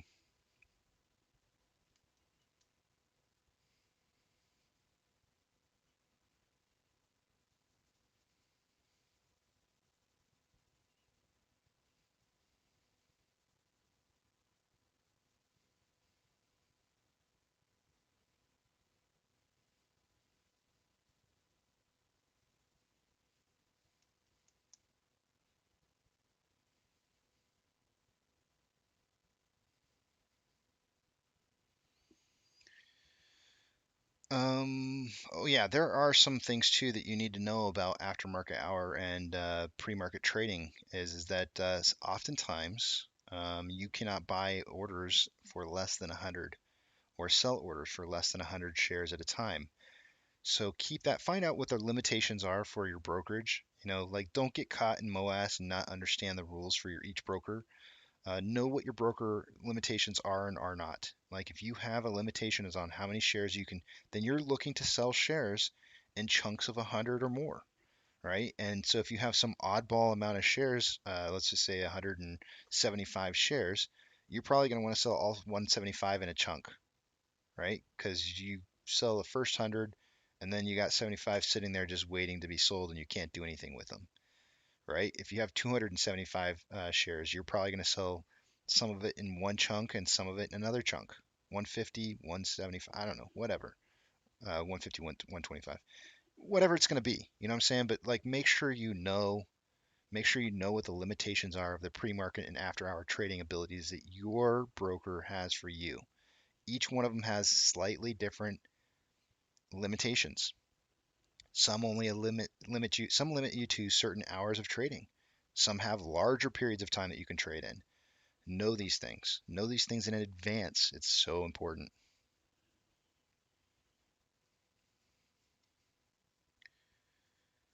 Yeah, TD Ameritrade, 7 to 7. Go back WM and take a look at some of the biggest moves on GME. Go take a look. And if that's 7 a.m. Eastern, then that's not that bad. That's actually pretty decent. If it's that's got to be what it is. It's got to be 7 to 7 Eastern. No, that's not right because that would be an hour before it shuts down. Huh. That's got to be 7. You must be Central Time. WM, you must be Central Time, and I'm guessing that you can only trade an hour before market opens and then the full time after market closes.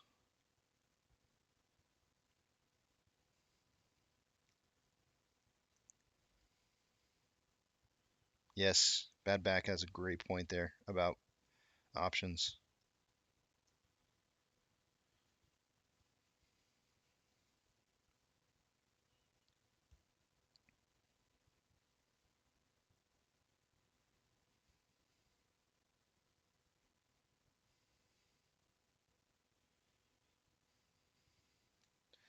Yep, and he also said margin accounts to me are the devil because at any time they can liquidate your position. I had somebody come on here, Bad Back, yesterday, or I don't remember when it was, but they were asking about like why margin over cash and like what if I don't have any margin out? What if there's no margin position? I said I can't tell you that something bad's going to happen, but I would always mitigate risk, right? Like so, why would you want to have your money in a margin account when you could have it in a cash account and not have that same risk? Like if the company goes under, are there is there potential risk that you could lose your money if it's in a margin account versus it having some kind of insurance held against it as a cash account? Could be. There's all kinds of possibilities. That's why a cash account is so much better than a margin account.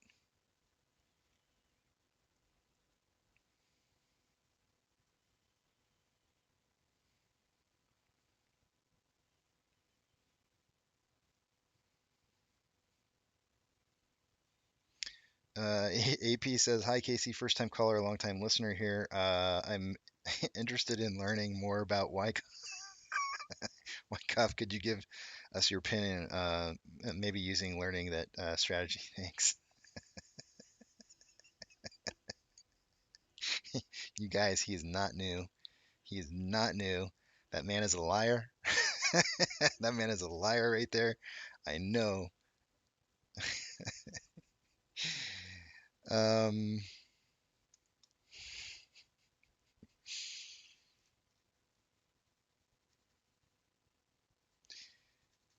all I gotta say is buck and scat. That's all I'm gonna say. That's all I'm gonna say is buck and scat. I can't even remember the other word. What was the other word again? AP? I can't remember the other word. I was trying to tell my wife about it this morning and I couldn't remember the other word. Damn it. Why can't I remember the other? I'm gonna have to write it down. I should have wrote it down last night.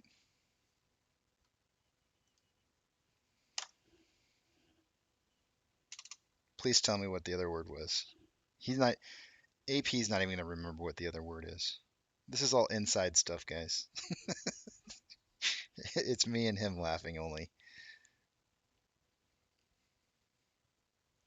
Yeah, it would be weird if you're new and you had a wrench.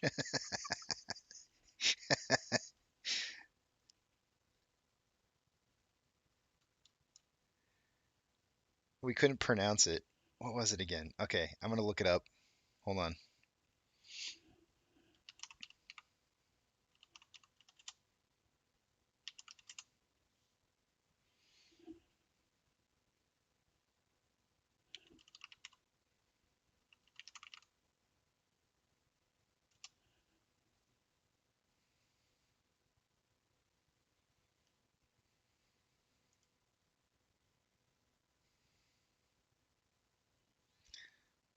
Was it aggregate? It says aggregation, but that's not it. And I'm actually on the same exact website you were on last night, AP, and I cannot find it. It's not actually here. Oh, here it is. I'm gonna put this up on the screen so you guys can see it because I can't pronounce this again. See if y'all can pronounce that. Aggrandizement? Is that what that is? Aggrandi. I can't say that word. What is that word? Somebody help me out. I'll type it in. I'll type it in the chat. How the hell do you say that? Aggrandizement. Aggrandizement, buck, and scat. That's all you need to know.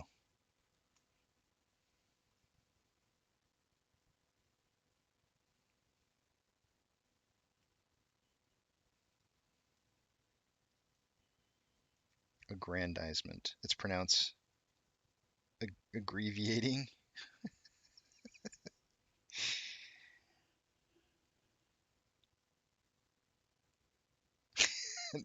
I know that's what scat is, bad back.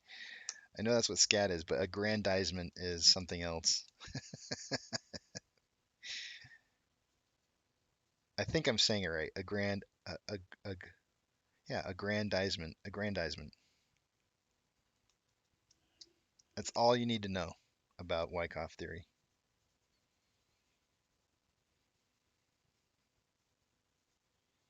And the biggest part about Wyckoff theory is knowing the buck. You gotta know when the buck is.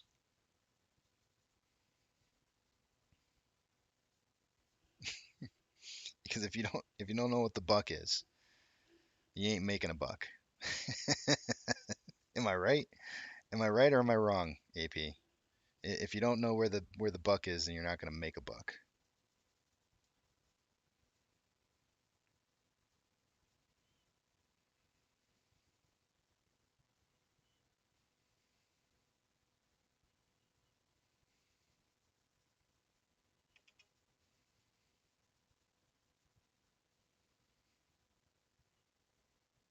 No, no, no. You gotta know where the buck is.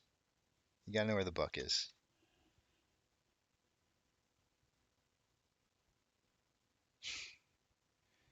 Oh man.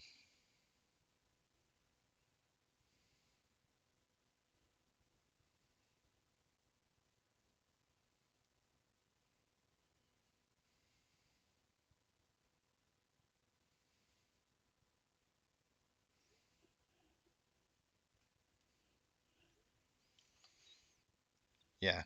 The buck is the spring. If you don't know what the buck is, you're not gonna make a buck, and you gotta know where the buck is because that's the spring.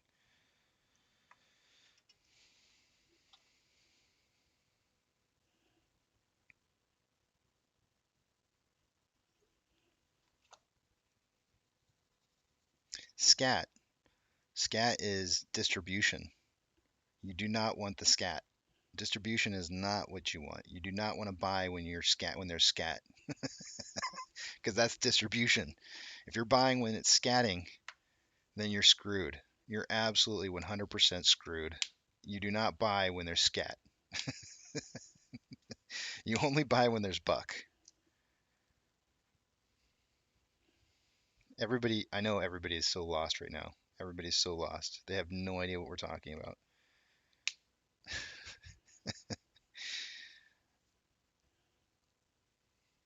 We've come up with new terminologies.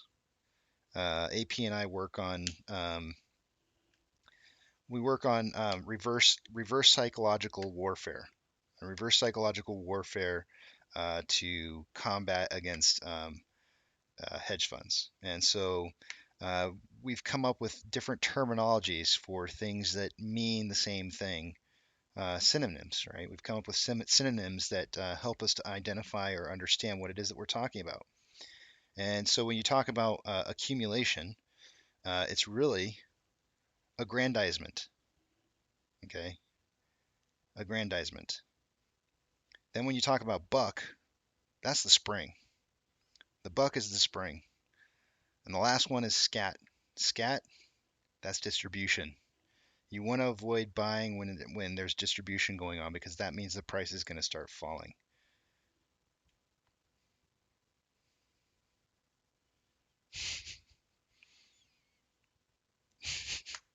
Matt Back says the buck is where you put her legs up over. Never mind. Well, the buck is the buck. You make money on the buck.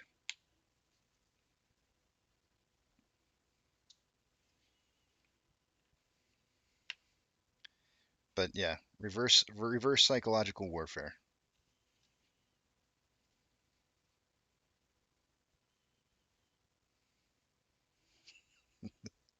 And now I've given out our playbook. So so let me explain to you.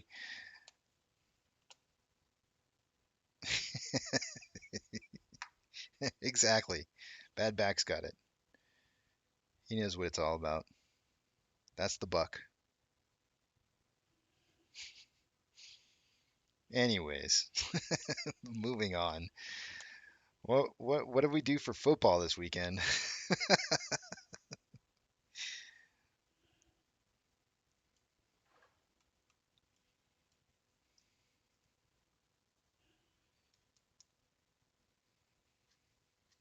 The hot Carl.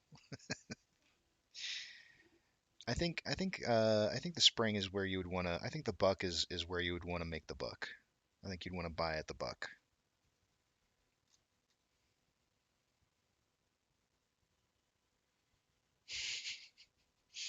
See the interesting thing about a deep mind, which I don't have, bad back, is that we resort to um, very basic humor, very basic humor, like Beavis and Butthead type of humor, and that's how you can tell intelligence. You can tell true intelligence when the humor becomes the most caveman that you can possibly get to. When you've developed that caveman humor, you've reached a whole new level of smooth brain. It's an entirely new. It's just a new level.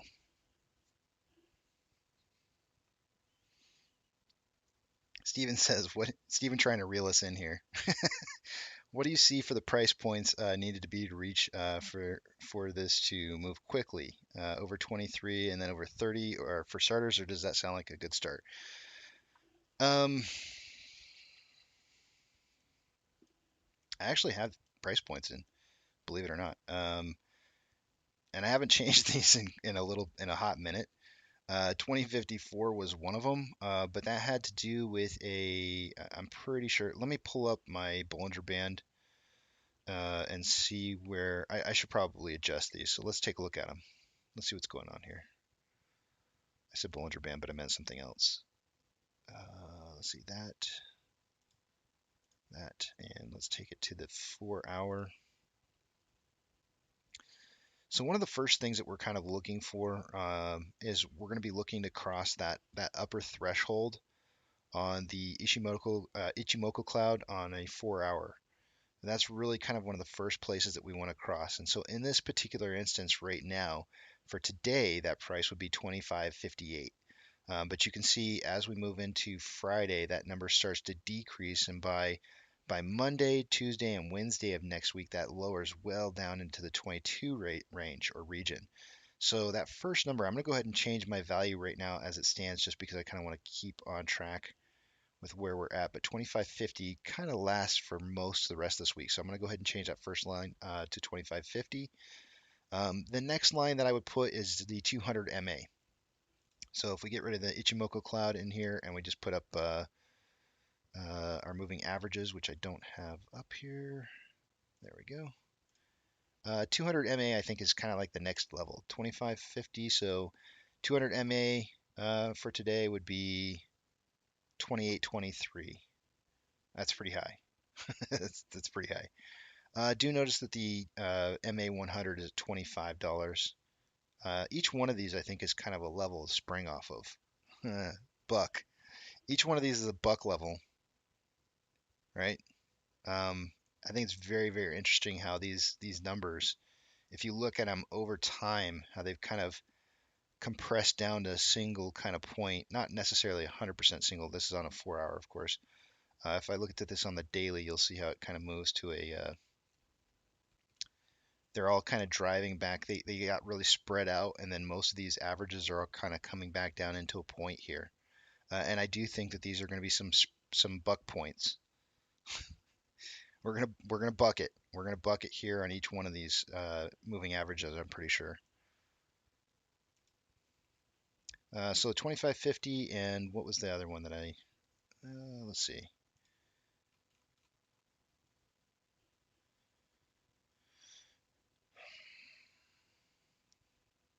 2550 and 3370. I know those are really high numbers. Um, Javi the Great, how's it going, man?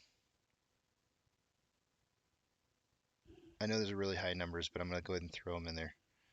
2550 and 3370.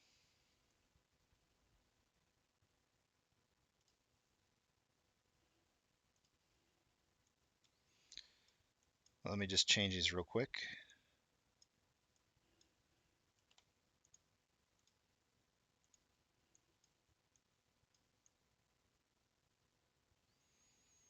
Mm,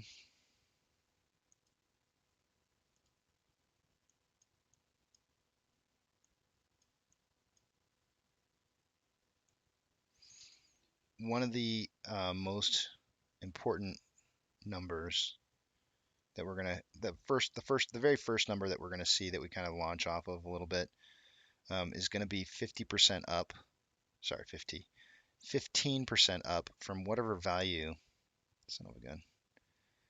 Whatever value ends up being our lowest value before we start moving up. Why does that keep doing that? That's annoying.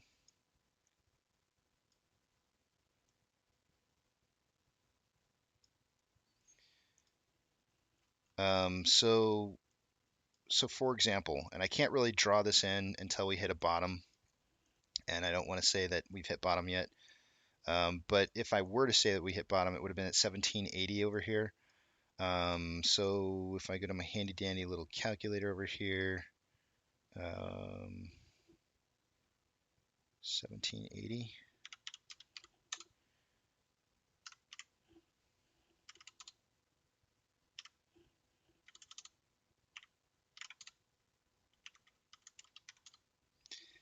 Like 2045.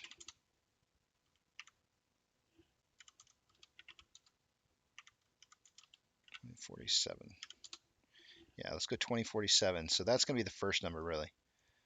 The first number that we're really looking at, if this is the bottom, if this truly indeed is the bottom at 1780, which I don't believe that it is, but if that were to be truly the bottom, then the very first number that we'd be looking to push through would be 2047. So I'm going to go ahead and move this white line down to that.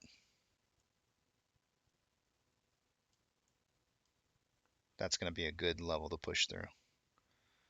And basically what that does is that resets synthetic price failures. If you're new to the channel and you haven't heard that term before, it's because it's something that I've made up. You're like, wait, what? Yeah. Uh, it's long and drawn out, but I'll cover it on another day. We'll have plenty of time to talk about this, and you'll hear me talk about it from time to time. Um, but essentially, anytime you see a reversal off of a bottom, you want to see a 15% gain in price. If you don't see a minimum of 15% gain in price, then you may not have the new bottom yet. Like there may be an additional more bottom to come. So you want to see a good 15% or greater, and you want to see it drive through the 15%. I'm not just talking like a just let's just cross over. It's like you want to see it drive through the 15% range. So that's kind of the turnaround point that we're really going to be looking for. The very first turnaround point is whatever the bottom ends up being that we go down to here is, we'll see a bounce off of that, and then we want to see it drive through that 15% mark. As it stands, 1780 is our bottom. So our upwards driving momentum needs to break through that 2047 mark. And then above that, above 2047 is going to be the 2550, and then above 2550 would be that $32 mark that we saw for the MA for the 200 the MA for the daily. Do you feel like you went too far? Did I go too far into that?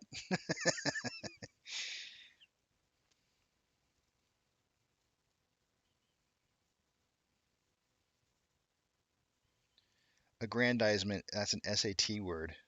Oh, dang. I wouldn't know. I never took the SAT.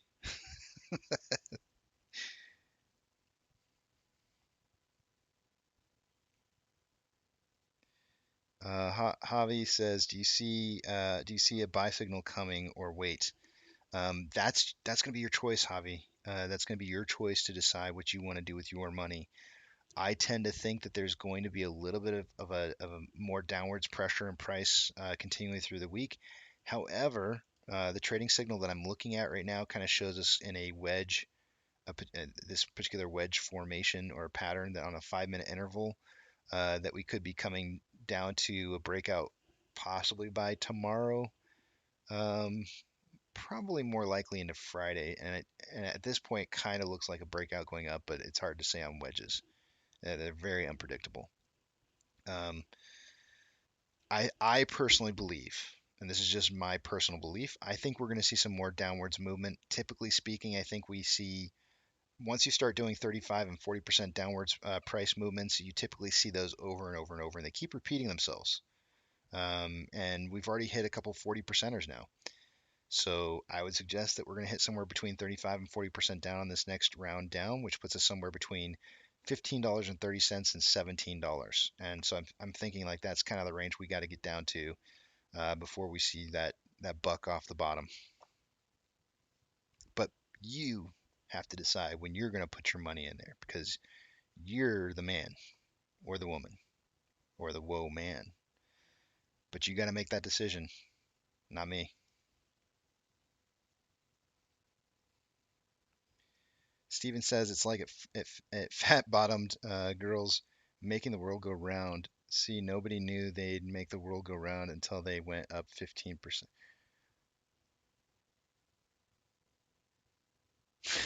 I'm not even sure what that means, Steven. I'm not even sure what that means, but um, are those like lyrics? What is that?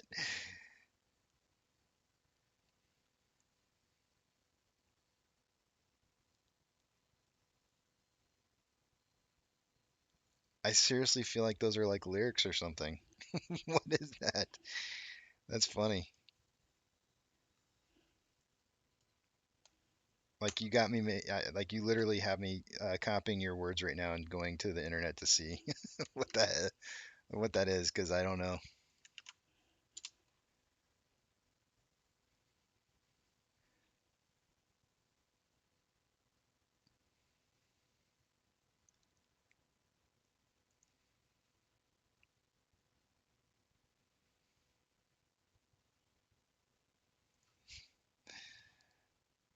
I feel like those must be lyrics. They're to a song by Queen. Okay.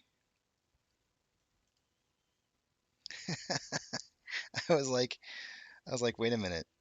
That sounds like because I mean, out of context, I really didn't know what that was.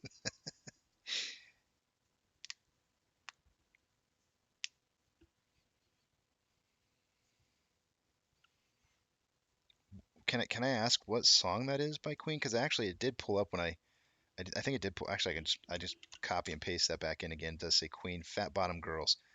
Yeah, I didn't know this song existed. Gonna have to listen to that one on break. Huh.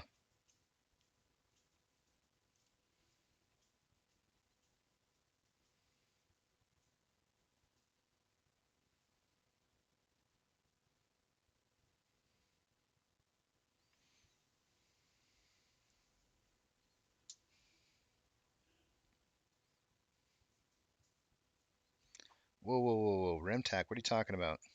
I'm not sure what you're talking about there, buddy. 150.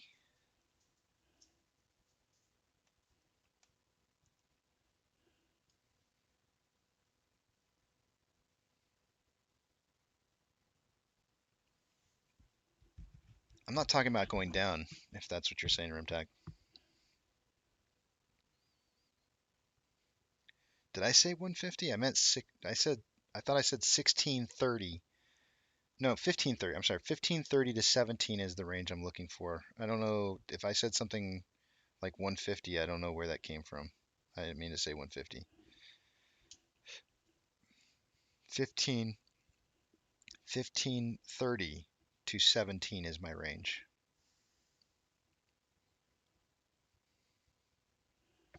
And I'm perfectly fine with it not making it that low too. But that's just kind of what I'm seeing.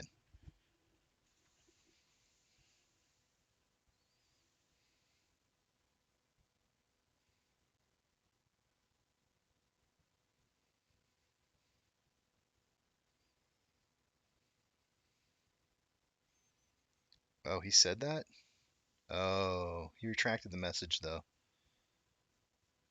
From the current price down to 150. Holy moly.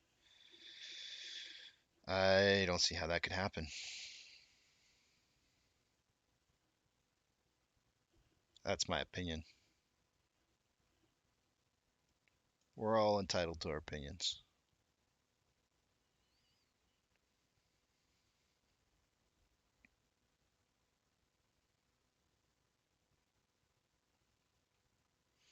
Man, they have just absolutely squashed volume today, guys. Absolutely squashed it. This last minute kind of picked up a little bit though. Picked up to 118. It jumped over 100, but they have definitely squashed that volume under 60 to 60,000 shares a minute. Oh, I thought you put 1650 originally. I don't know, maybe I misread it.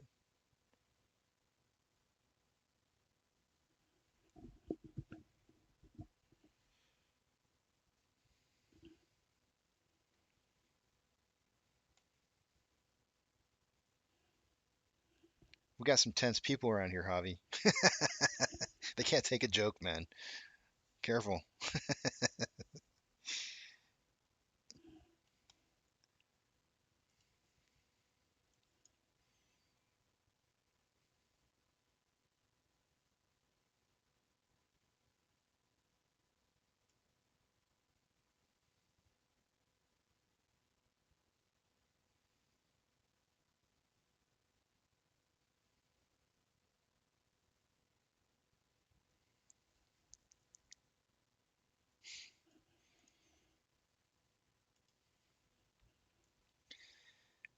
I see something. I want to show you guys something.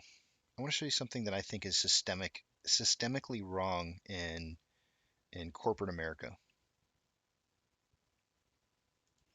This is what I want to show you. Look, I want you to see this article, and I want you to recognize it for what it is, because um, these are the kind of articles that I think fuel um, corporate America these days. I'm going to draw this over to the side here just for a second because I want you to read this. $1,000 invested in this stock 10 years ago would be worth this much. And they're talking about AMC. It says GameStop has outperformed the market over the past 10 years by 2.87% on an annualized basis. They're coming over here and they're saying like, okay, if you'd invested 1,000 in GameStop, you would have approximately had $4,477.38 today. I want you guys to understand something, and I see this as a systemic problem inside of corporate America. The idea that a company has to make profit every single year year over year over year is unhealthy. It is unhealthy. Companies need to consolidate. They need to have downtrends. They need to have years where they lose money or don't make as much money as they have over previous years. Why? Because the rest of the world still goes round. The whole rest of the world does not continuously always go up. And corporate America is driving people into working themselves to death to try and penny pinch their way into the next year where they have more profits year over year. When will this fail? At some point, corporate America is going to start failing. Are we seeing it right now? I think we are seeing it right now. Look how many people out there don't want to continue to go back to work after what just happened with COVID.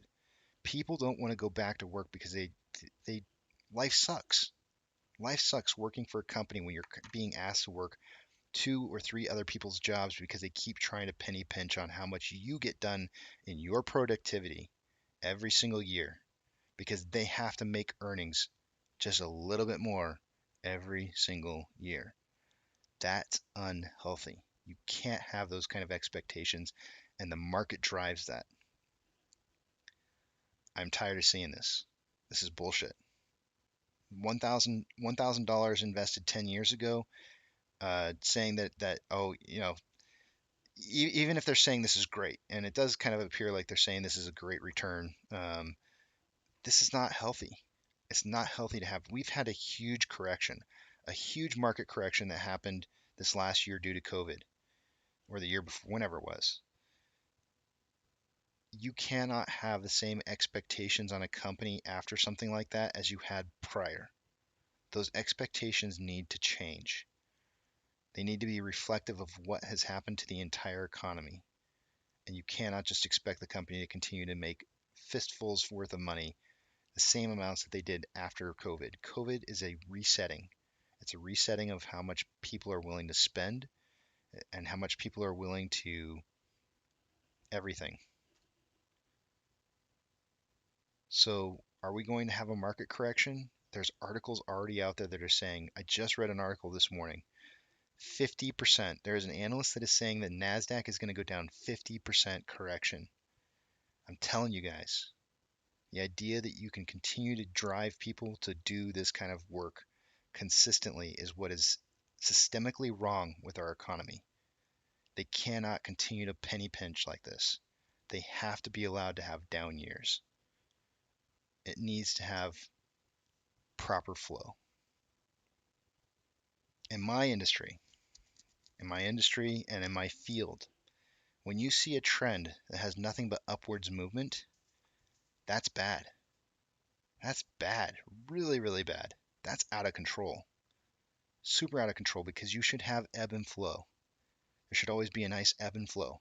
If you have a nice trend upwards, okay, that's all right. It's going to have some corrections on occasions, but that's okay as long as you have ebb and flow. But that's not being allowed. It's not being allowed in this market.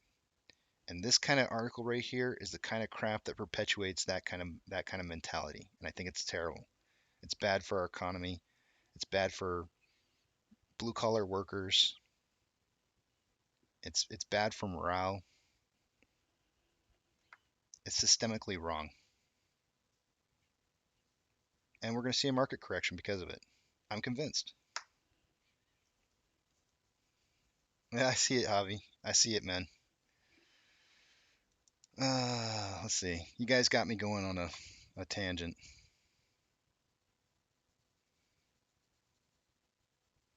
Could you imagine if we could buy for 150 for just one day only? Oh man, I swear to you, Remtac, I would go around. I would have a yard sale if I knew it was coming up. Like if they're like, oh yeah, this next Friday I'd be like yard sale tomorrow. I'm just I'm just gonna be trying to get every single penny I can pinch out of my house. I'm refinancing. I don't know.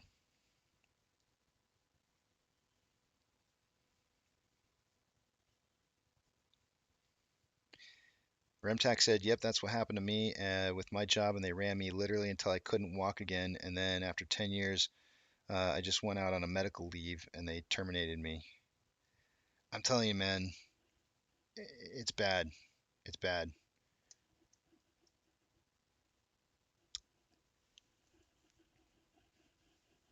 I don't want to say who I was working for. I was working for a phone maker, a very high profile phone maker, and they're constantly driving you to do better, to perform higher, to push, to innovate. And I think that's good, but not at the cost of people's health. Never at the cost of people's health. And they do that.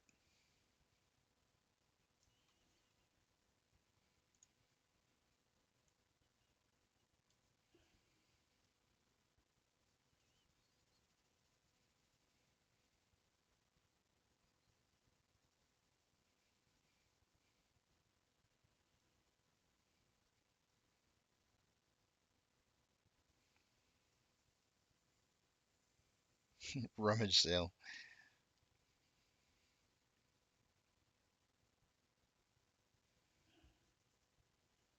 I don't know. I feel pretty passionately about it. I get on these like soapbox things. I get on my soapbox and I start talking about it. And it's just kind of like, you guys don't need to hear it. You care more about AMC. But it's articles like that that piss me off, though. You can see the order book resetting, guys. It's resetting pretty often here. They're definitely trying to control this. They don't want this to get out of hand. Every time it starts to spike up in price, you can see the order book reset.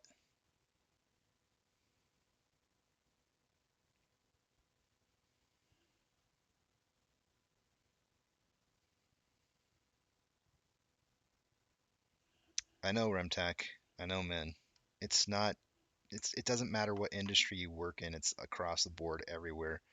There are truck drivers that are driving insane routes for 16 hours, 12 hours, or whatever it may be. There's anywhere from you know, look at the post office. The post office is getting worked to death. Like anybody who delivers mail, there are people in Amazon trucks like going to the restroom in their truck because they can't stop somewhere to go to the restroom.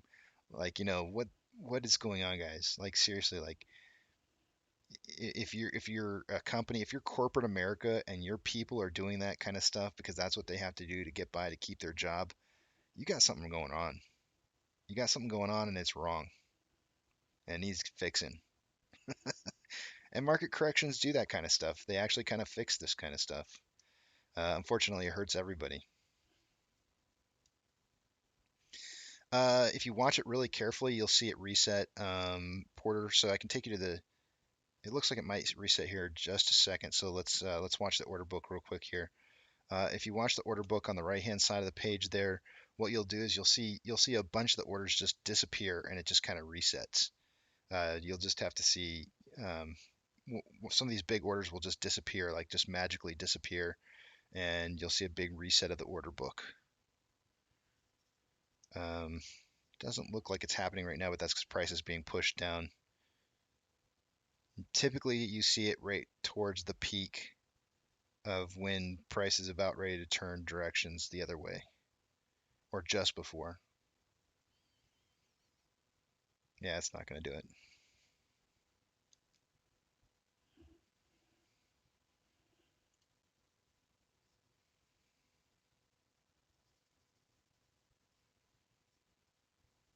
Uh, I guess to answer your question, Porter, I can't tell it's going to do it, but I just see it happening.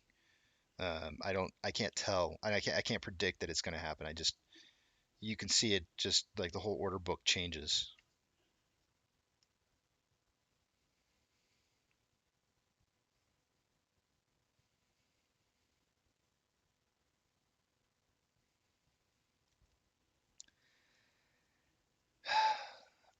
Jana, it's everywhere. It's everywhere.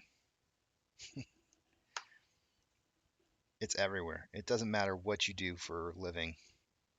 It doesn't matter if you're making food in a restaurant. It doesn't matter if you're delivering mail. It doesn't matter if you're a truck driver. It doesn't matter if you're on a distribution floor. It doesn't matter if you're um, It doesn't matter if you're in a high-tech industry making computer chips. It doesn't matter where you're at. People are not being treated right, and it's because the expectations are too high.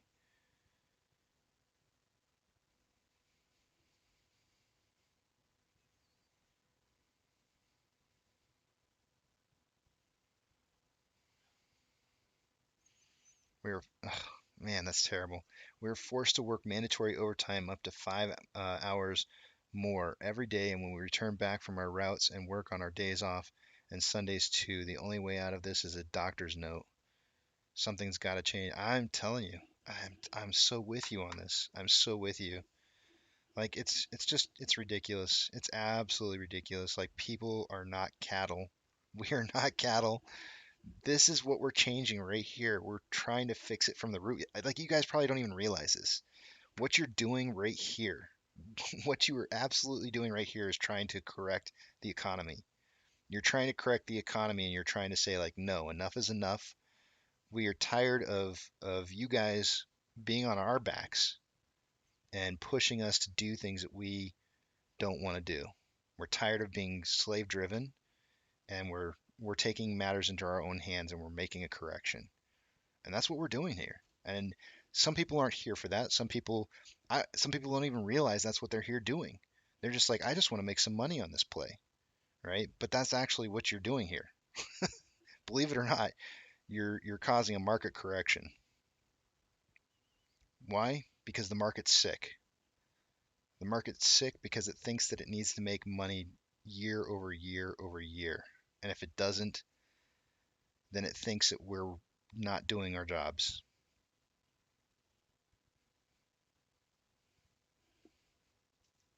I'm preaching to the choir. I really feel like I'm preaching to the choir. You guys know this. You guys know this. Deep down inside, you know what's going on.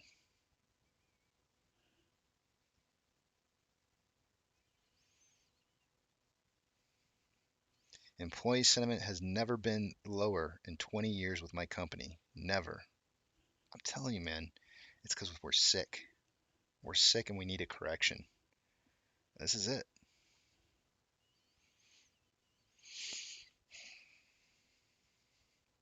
I'm literally jealous of my pets that they get to stay home. I don't care about money, but I do care about freedom and satisfaction in life.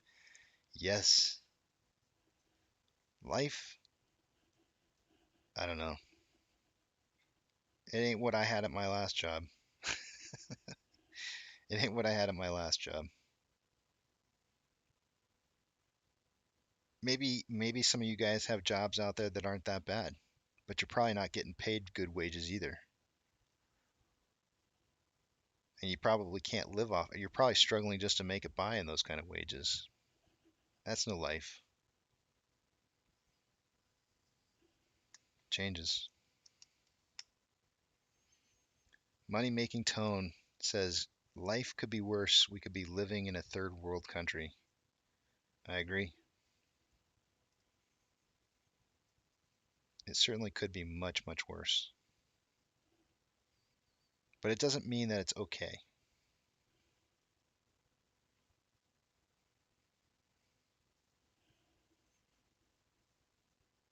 Just because you live in a first world country that has issues doesn't mean that it's okay to ignore them because people have it worse in third world countries.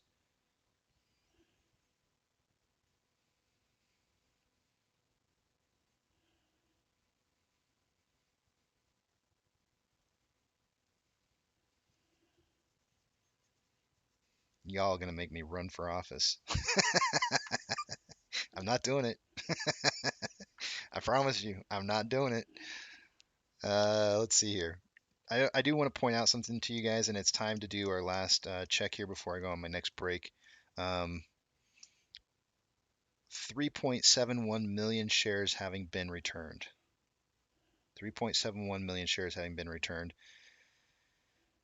Again, I always tell you guys that typically speaking, whenever we see a number over 3 million, whether it's returned or borrowed, we tend to see fireworks and price discovery. Didn't happen yesterday. I believe yesterday was because of the fact that it was mostly new open short interest. Today, Obviously, that's not newly opened short interest. So let's take a look at the numbers and see what we got going on here.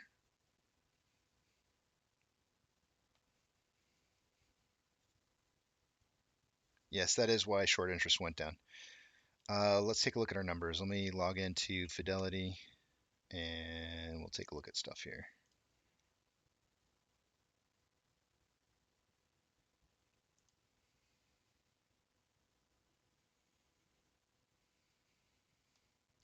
All right, taking you guys over to the other page.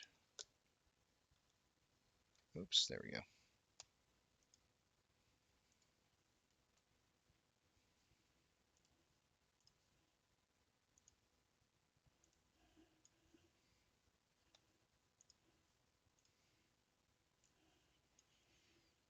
Yeah, I already know where this. I know where this sentiment is going. I can see where this is coming from here. I see what's going on. All right, let's take a look at the off exchange. Off exchange was 50.98 and 12.24. Is now 50.68 in the off exchange and 12.13. So slight increase it looks like on the off exchange and a slight decrease on the CBOE EDGX. Taking a look at Ortex. So an hour ago it was a return of 553,000 shares. It is now 3.68 million. And I'm just going to say that yesterday they borrowed 4.42. So they borrowed 4.42, but they've returned 3.68 today. Now that's a huge amount of short interest difference. I almost want to guess that there was a lot of short interest placed yesterday and perhaps closed today. Maybe a lot of really short-term short interest. Short-term, perhaps very close to in the money short interest. A lot of it. That's what it looks like. So let's take a look at our numbers.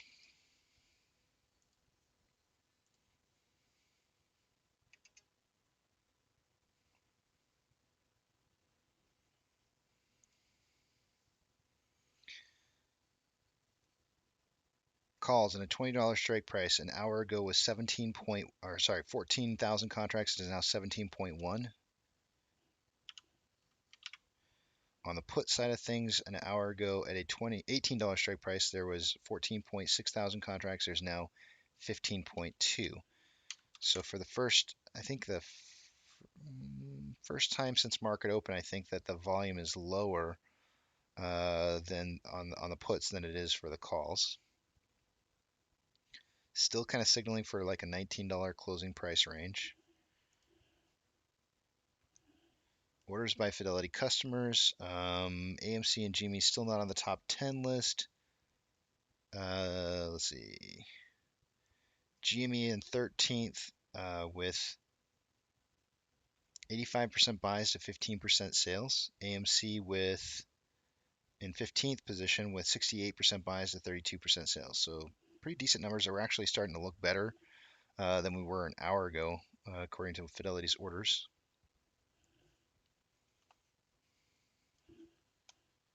Shares having been borrowed for the day today.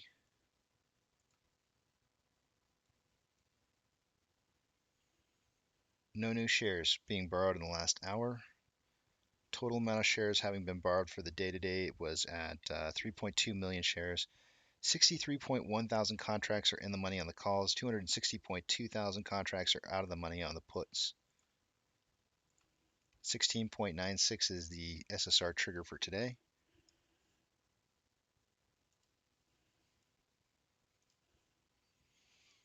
The Nasdaq is down 0.13, Dow Jones down 0.38, and the S&P 500 is down 0.25. Currently, we have decliners over advancers in the market, more decliners, with 4,653 decliners to 2,964 advancers. The VIX is down 1.54, IWM is down 0.78. Tesla is down 2.4, Amazon down 0.92, Cinemark down 1.01, Doge down 1.2, Bitcoin down 1.38, GME up 0.08, and AMC down it's like driving to 5.8, down 0.58. Our inflow versus outflow is a 9-point spread. It was 11 earlier, so kind of tightening up a little bit there. 28.65 million shares having been traded for the day today. Let's go ahead and take that number and figure out what kind of pace we're on.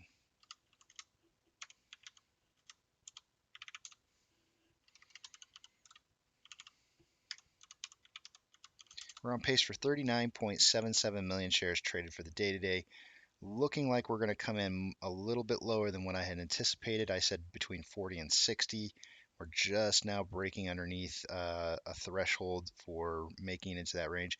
If we see volume pick up between now and the end of the day, that could change, but we'll see.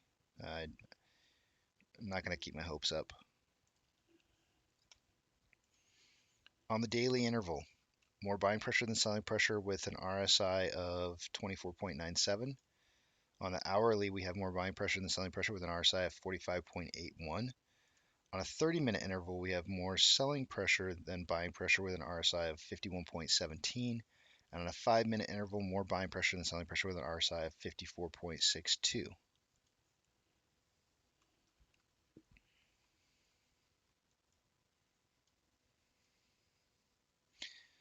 So the question is what price have we hit?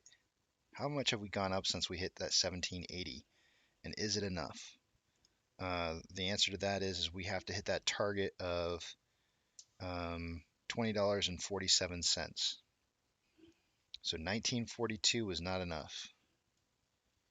We are not there at that 15% mark yet. I do feel like we have an ascending parallel channel, which would be a bearish breakout.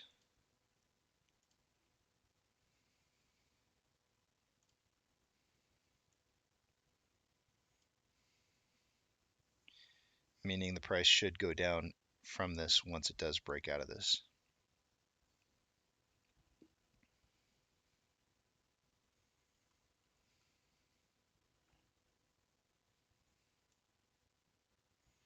Let me just check something out real quick here.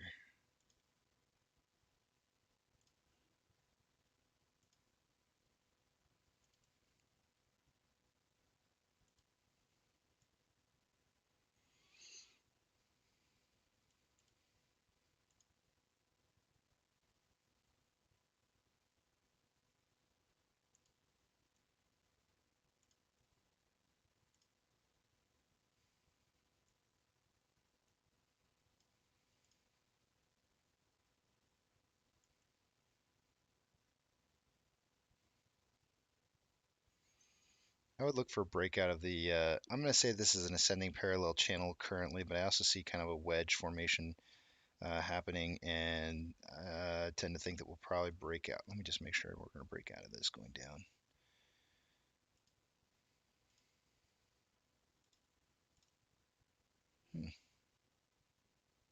Actually could be a breakout going up. We'll see. We shall see. Typically speaking, if we break out going up of an ascending parallel channel, that's the backside of a, if we get 2 or 3 of those happening, it would be the backside of a cup and handle formation. I mean, maybe it's kind of sloppy looking. I don't really see it though. I'd still suggest that we're kind of like on this multi-day wedge.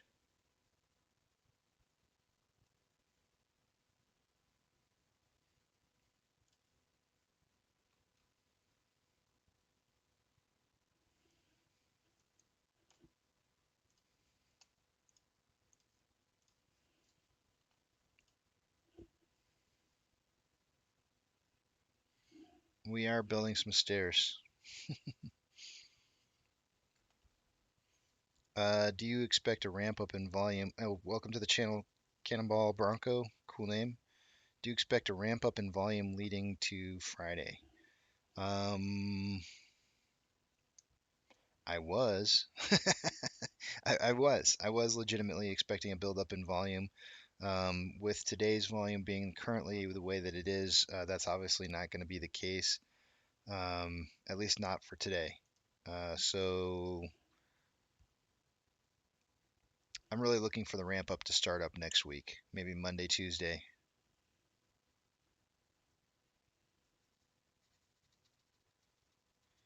Cannonball Bronco saying close 1898. That is a very specific number.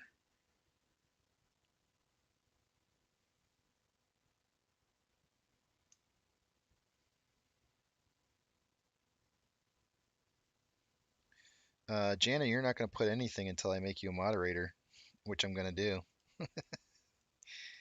I just made you a moderator so you can put something up if you want to.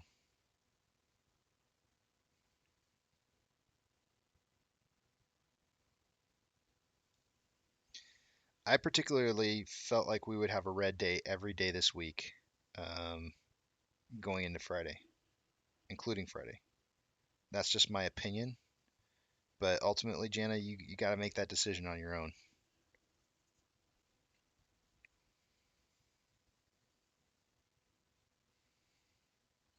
Should we? Lightning Bolt, if you have access to the ability to do that, please contact me on the side. You've got my information there. Maybe we can work something out. I don't know. We'll see.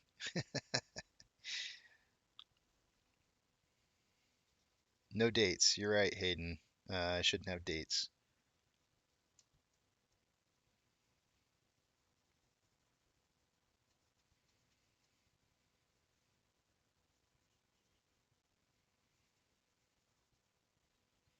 Did my mom come on? Where's my mom at? Who's saying Remtac saying hi, mom? I don't know who he's saying hi, mom to.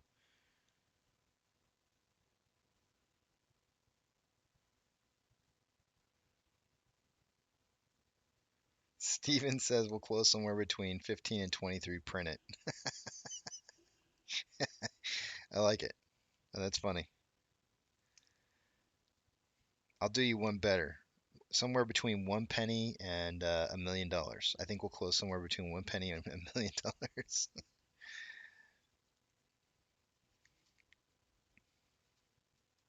Ah, your mom is watching. Oh, my mom. That's right. Mom, Remtax says hi.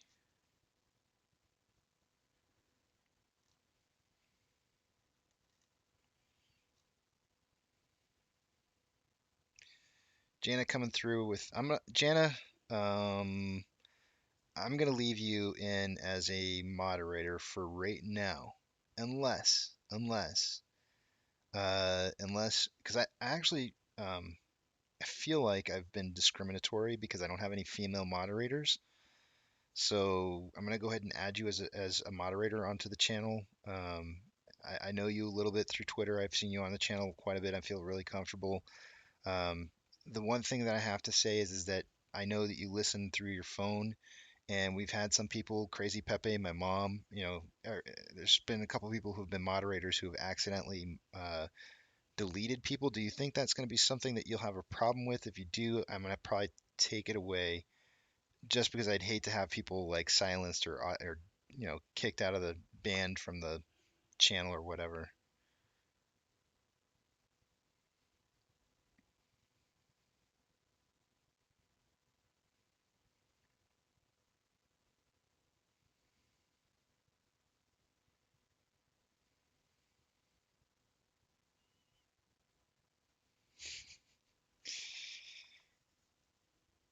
James, remember the golden rules, please, more than anything. Okay, the golden rules are there for a reason. I don't want to try to discourage you from anything, and I don't want to try to force make you feel like you're forced into doing anything. But I want you to remember those golden rules. Those are very, very important to remember. Very important.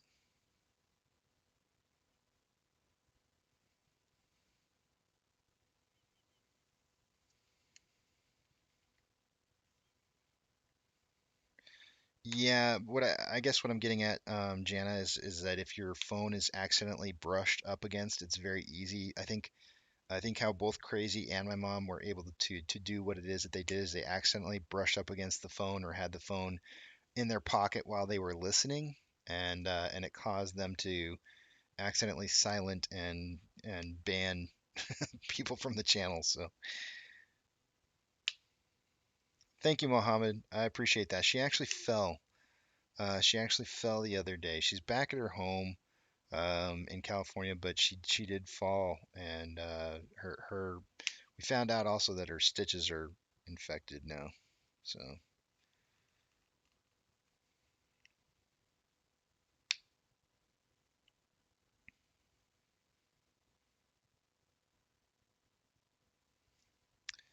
okay, well, thank you for sharing the link, Jana. I'm gonna remove you just in case. I would like to keep it up there. If you think there's a point in time to where you think you'd like that, I'll extend it out to you in the future.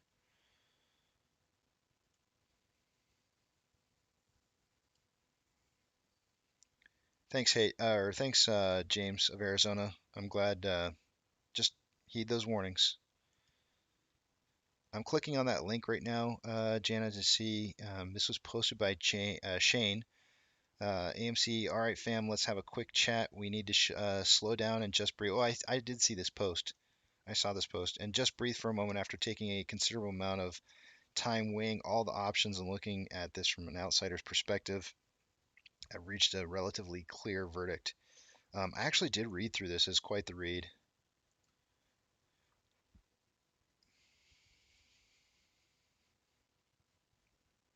Yep, I actually did read this earlier, Jana. I thought it was pretty good. I should have retweeted it. I don't know why I didn't. I think I wanted some more time. Whoa. That guy that he posted in there is starting to look like me. Chris Kringle, right there. Hey, look, there I am. That's gonna be me. That's gonna be me. That's gonna be me one of these days, hopefully. Anyways, yeah, check out that post that Jana put in there. It's actually a pretty decent read. I thought it was a good read.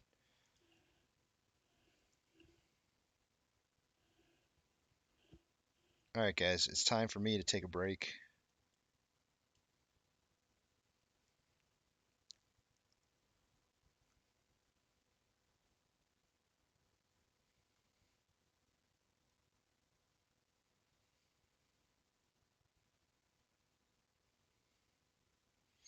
You need an anti-Karen questionnaire. I kind of did that in the description box. I signed like I kind of made like something that I felt like I was getting repeated questions from people about, um, and I'm laughing because I'm actually seeing my joke about Chris Kringle playing up in my stream now. It's just now coming through my stream. The government saying that's the before and after of Casey.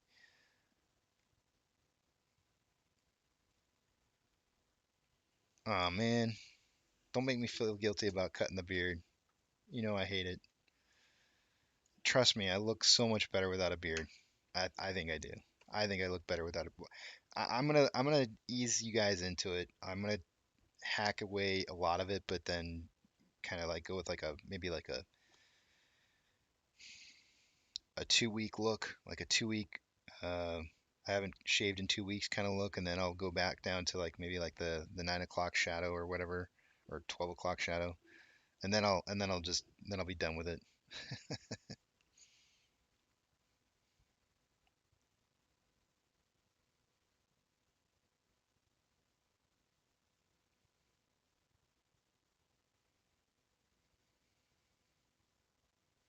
Short on beard. Yep. Short on beard. All right, guys, it's time for me to take a break. I gotta take a break. It does look like we're trying to drop outside. This does not look like a breakthrough. So this is an ascending parallel channel here. This is not what I would consider to be a breakout. This is more of a falling out of the channel here. So um, yeah, we'll see what happens. I mean, it could be a breakout.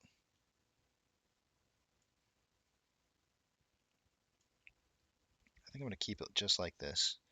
The running joke around here, guys, is when I go to break, price goes up. So we'll see what happens. See if it sticks to it. All right, guys. Put up the message and then I'm gonna take off. Guys and gals, apes. I don't know why I do that. I always do that.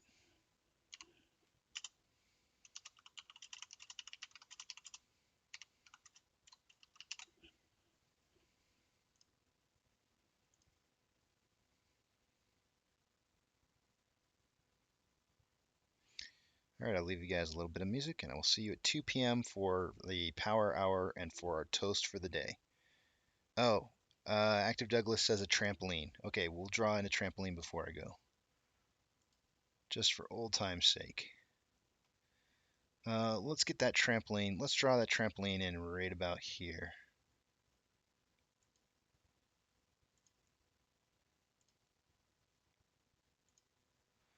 You would think that I would get faster at drawing these, but I feel like I've gotten slower. It's like I know you guys are like uh I know you guys are critiquing my trampoline drawing skills or my pentagons and there's pressure.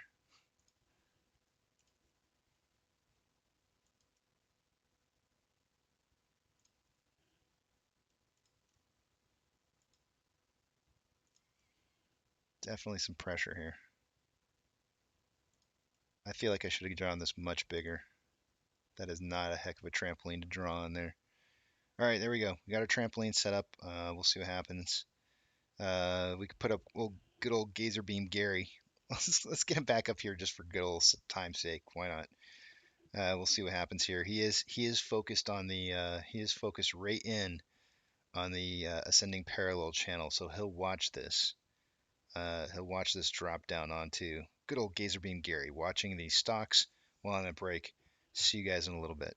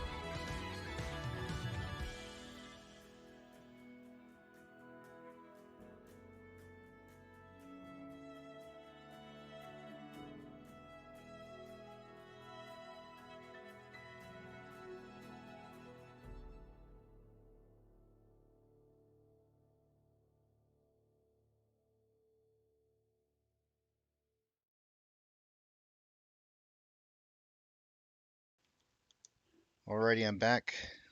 It is power hour, and you know what time that means? It's time to toast. Uh-oh, hold on a second.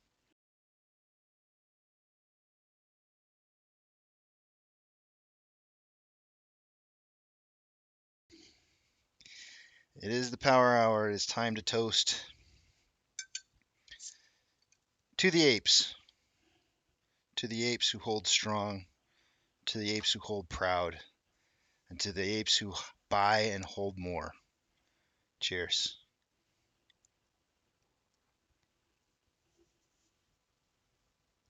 Ah, yeah, that's good. Ooh, it's cold today. Extra cold beer. And 2 trampolines. Cheers. Mm. And, and to good old Gazerbeam Gary watching the stock for us. Cheers. Anything else? Am I forgetting anything? All right, good old Gazerbeam's gone. Beer 30.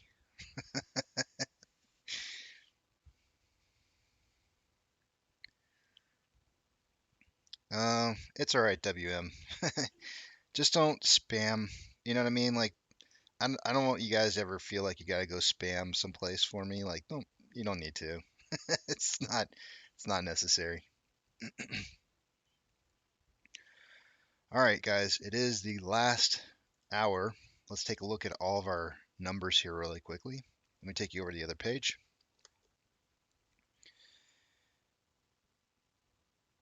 I'm going to update Fidelity and Stonko Tracker. And taking a look at off exchange, guys, let's see where we're at right there. An hour ago, it was 50.68 for the off exchange and 12.13 for CBOE EDGX. Let's refresh that. 50.41 and 12. So the CBOE EDGX is coming down right about what we would see normally.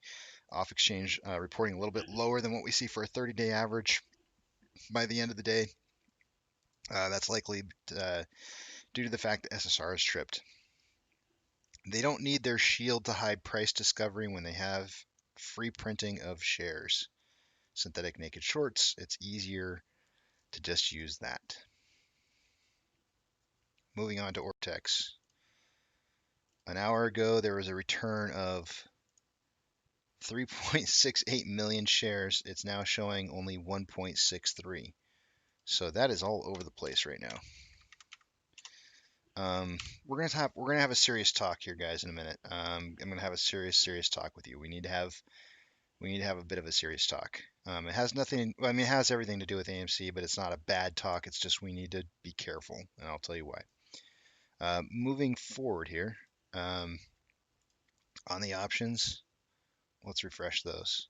Oh yeah, also the because there's less amount of shares being returned, that's going to raise the estimated current short share interest to the free float to 19.82. And on those options, an hour ago at a $20 strike price, the highest amount of volume was 17.1. It is now 17.9 thousand contracts. And an hour ago, the highest amount of volume for the puts was at a $18 strike price. There was 15.2 thousand contracts. There's now 16.1. Kind of signaling for like a close around 19 bucks is what it's looking like. Taking you back over to the main page, orders by Fidelity customers. AMC and GME not on the top 10 list today, so lower volume. GME is holding strong. Yeah, I think they slipped a spot to 14th from 13th, but they have a really strong buy to sell ratio. 84% buys to 16% sales. That's very, very good. AMC, I think we were in, I can't remember if we were 14th or 15th earlier, but we're in 15th now. We're 67% buys to 33% sales. Both of those numbers look really, really decent. I am not unhappy. Taking a look at shares available to borrow and ETFs.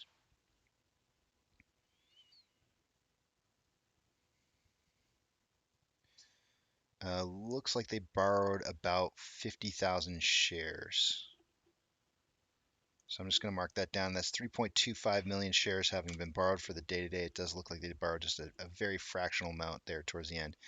63.1 thousand contracts are in the money on the calls. 260.2 thousand contracts are out of the money on the puts. Trigger price for that SSR never was hit today, although SSR was on from yesterday's triggering. 1696 was the value that we needed to hit for SSR for tomorrow.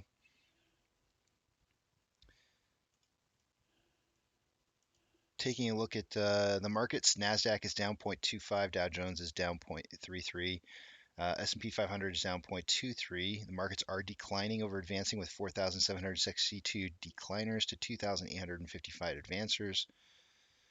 The VIX is up 0.88, IWM is down 0.77, Tesla is down 2.39, Amazon is down 1.08, Cinemark is down 1.83, Doge is down 1.32, Bitcoin is down 1.22, GME is down 1.42, and AMC is down 0.77.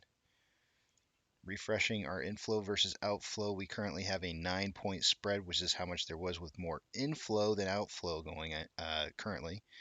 And total amount of shares having been traded for the day currently at 31.19 million shares. Let's see what kind of pace we're on for the end of the day.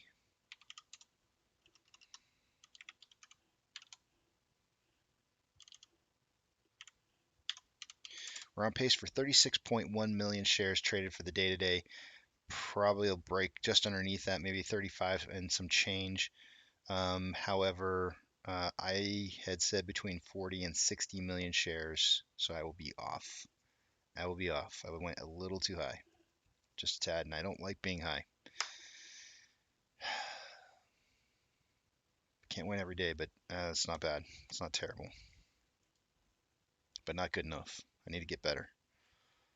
On the Vortex indicator, we have more buying pressure than selling pressure with an RSI of 24.78, which is oversold. On a 1-hour indicator, we have, oh man, it's hard to see. More selling pressure than buying pressure with the RSI at 44.59. On a 30-minute interval, more selling pressure than buying pressure with an RSI of 50.46, which is right down the middle. And on a 5-minute interval, more selling pressure than buying pressure with an RSI of 50.70, which is above average. Definitely some, look at the wicks on these things, definitely some fighting on which way this is going to go. I would imagine the volatility is maybe picking up here. Not yet. I would expect to see the volatility start picking up. We definitely have an increase in volume, but most of these are still under 100K a minute, which is, we want to see over 100K at least, at a bare minimum. So volume just having a hard time getting going.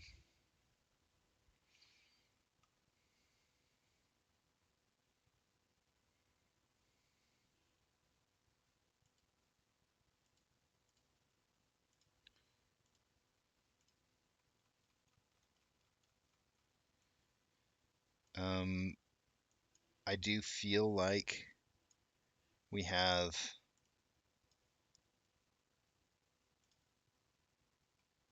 kind of this thing going on here. We got a little bit of a wedge formation happening with a breakout anticipated somewhere around tomorrow, possibly into the early morning market hours of Friday.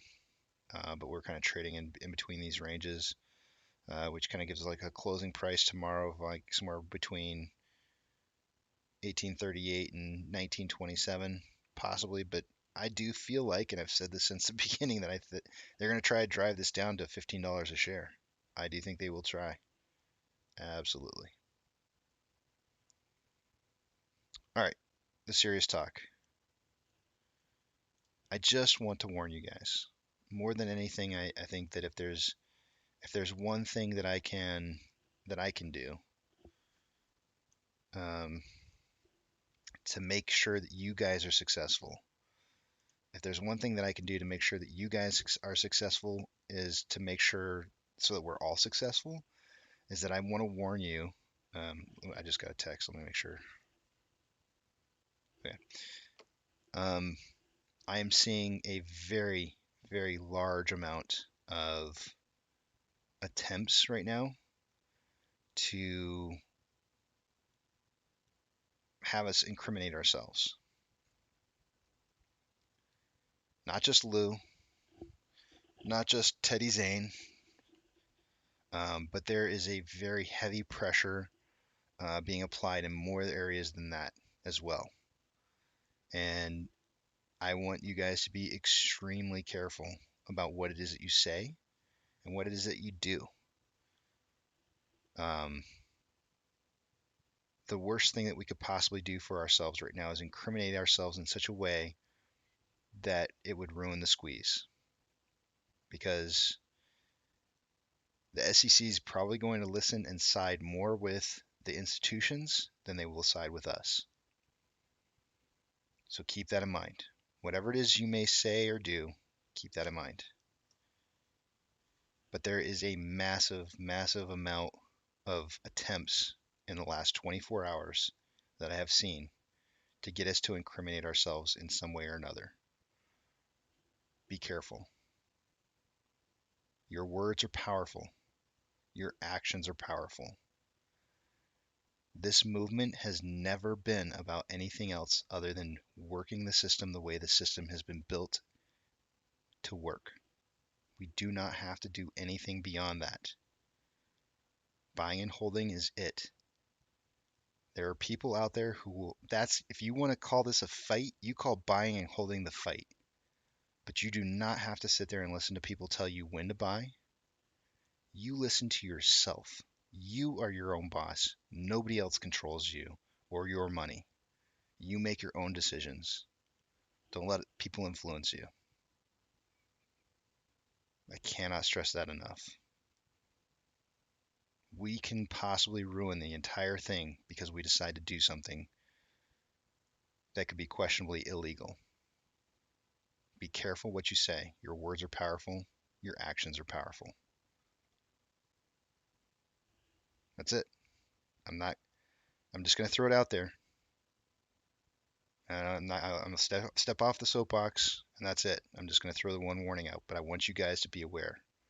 I am seeing high amounts of attempts to get us to change what we do, what we've done, and to have a different attitude. There's no need to change anything. None.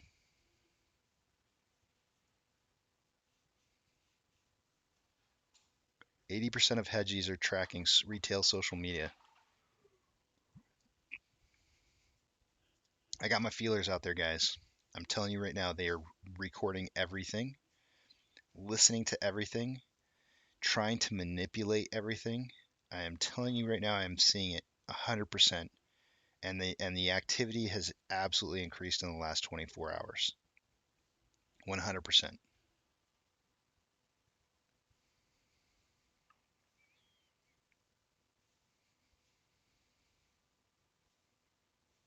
Stone 23, they are absolutely recording every single one of those. 100%.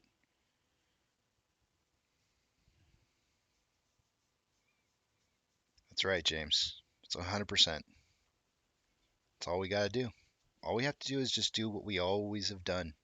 Just do what we like the most. We buy our favorite stock. That's our choice. We don't have to collaborate together to do something. We do what we decide is in our own best interest. Joe, we're being recorded in space calls. They're recording our space calls right now. They're using these YouTube channels. They're using everything that they possibly can to point out manipulation in price. They're coming after us. And if you were about to have tons of your money taken away from you, you would probably try to use the law to defend you as well. So they're going to try and pin us on something. So be careful. Be careful of your words and your actions.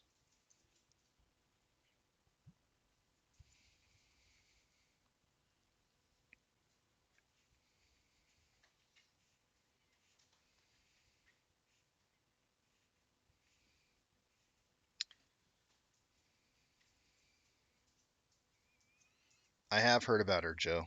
I 100% have. I think a lot of the I think a lot of the sentiment about that mysterious person, Joe, was is that they're a Twitter either a Twitter bot or a Twitter account that monitors the calls.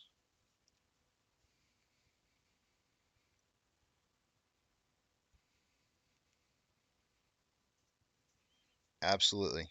Just remember that, guys. Everything you see and hear, everything you see and hear is designed for you to feel a certain way. They're they're I'm gonna use TMI stuff. Cool, calm, and collected. We don't have to do anything different. We don't have to have emotions. We don't have to collaborate. All we have to do is just be us, and that's it. Period.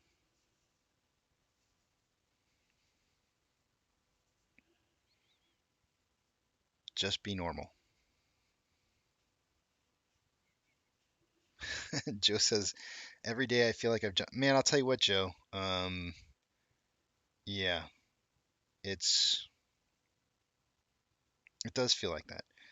I'm going to give you guys some excitement. Duncan is here right now, and he can talk about it more if he wants to or not. But next week, I don't know what day he wants to do it on.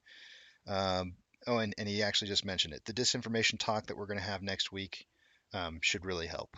And I think that's hopefully when I have this interview with Duncan next week, that really should help you guys to understand where I'm coming from, maybe on what it is that I'm saying. And I'm not sure if maybe Duncan is seeing some things as well. But I can tell you guys for 100% certainty within the last 24 hours, I have seen things that I have not seen before. I have heard things that I have not heard before. And there's definitely a drive to get us to move to doing something that is probably illegal. Be careful.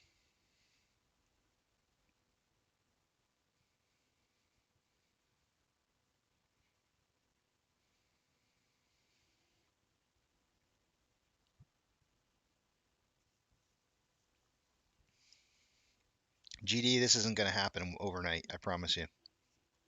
Even if it took them 2 weeks, I think you'd still be okay. I think you would still be okay because, even if this thing started cooking off, let's just say it started tomorrow. I mean, you're looking at like it took 21 days for GME to get to um, the price peak point from the point to where you can obviously say like, oh yeah, something started happening, and I can give you the date for that. Hold on one second. 1/8 of January 8th of 2020, or sorry, 2021, was the starting date, and the ending date was 1/29. The squeeze was that particular squeeze was over at that point in time. 21 days, right? 21 total days. So this is not going to be something that just finishes overnight. You'll be all right.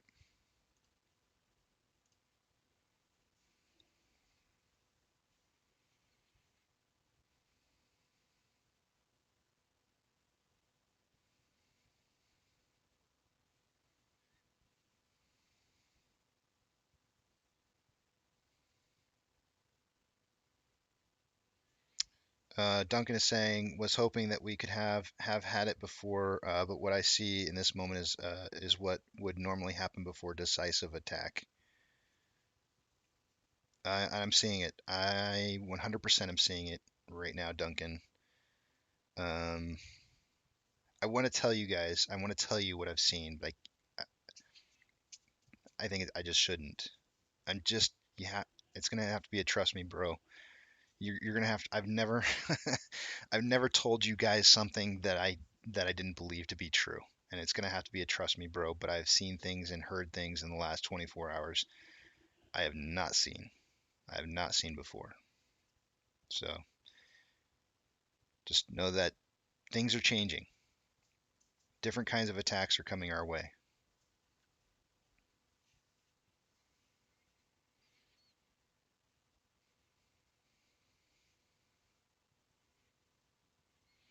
Well, I understand what you're saying, Michael. It is laughable. It's laughable until you're on the other side of it and you're not laughing anymore, right? Think about it that way.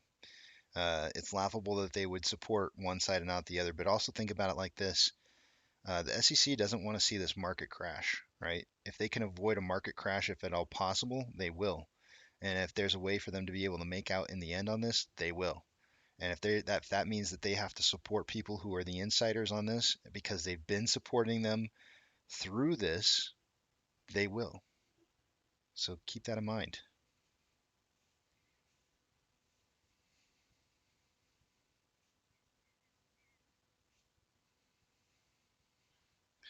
Pip. Oh man, Pip.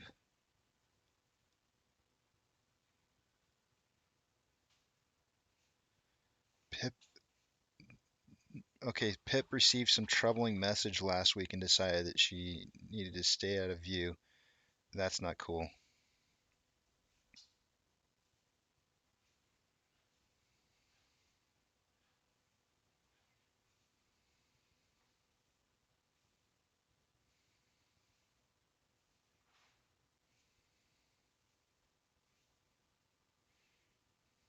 Um, yeah, I'm glad you're okay.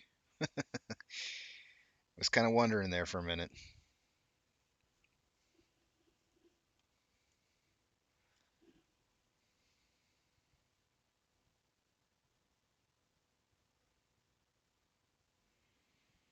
Hmm.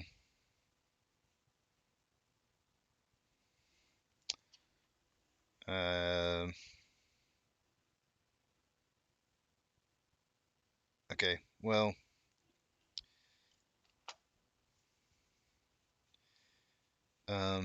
reach out if you need to.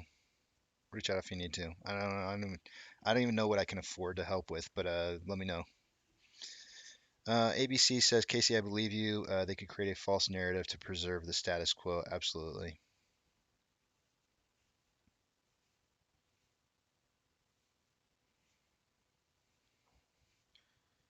I have not heard anything about anything like that, Stephen, at all.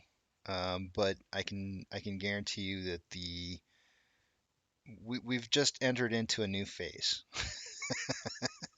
We've entered into a new phase, and things are changing. Things are drastically changing. Um, there's stuff happening.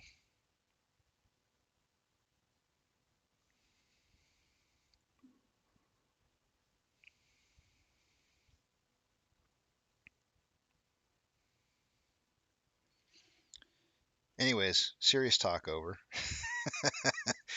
Wow, that got heavy. Wow. Somebody asked. Somebody asked. Whatever happened to Stonky Kong? He's still here. Uh, Pip. I don't know if Pip got to see Stonky Kong. Stonky Kong. Welcome Stonky Kong back. He's here. He's sitting right here with me. He's all good. Nobody's after Stonky Kong. Not yet. Not yet. Nothing wrong with Stonky Kong here.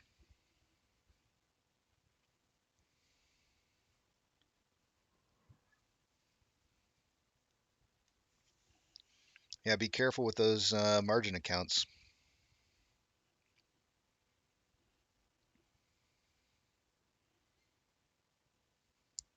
Casey, you're starting to talk like Lou. No, it's like the exact opposite. I hope I'm saying things that are the exact opposite of that. Um, yeah, I know it does seem like a trust me bro on what I'm saying. It does. I hear you. I normally wouldn't do that to you guys. I normally would just spill my beans. I just noticed. I just noticed that Stonky Kong has one gray arm and one. Can you see that? Can you see how this arm over here is like in the camera? It looks like it's black, and this arm over here looks blue. It's not because he's in the light. It's literally he has a gray arm on one side, and the other side has a blue arm. And then if you look at his legs down here, he's got one blue leg that's the opposite of his blue arm, right? He's got he's got blue arm over here and blue leg over here. I can't do opposites. There we go. Blue leg here, Blue arm. This guy is he's a mess.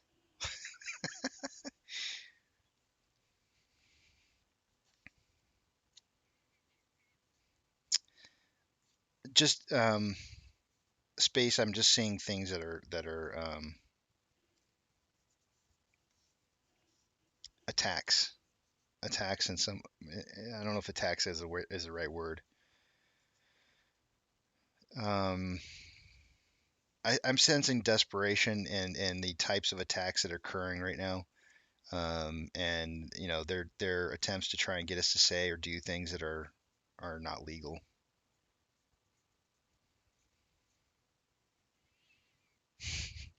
He looks like the blue monster ink beast. Yeah, Sully. Kind of, except for the fact that he's got those teeth though in the front. That just, I don't know, that doesn't really do it for a Sully look. But and he's not shaggy. I bet his balls are blue.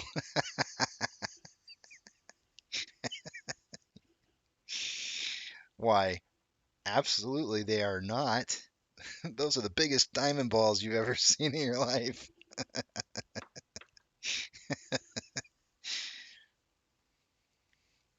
Let's party like last week music.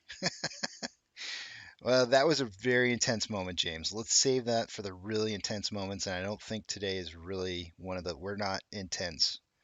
We're in buildings. We're in buildings right now. We're not intense. So we'll wait for those really intense moments.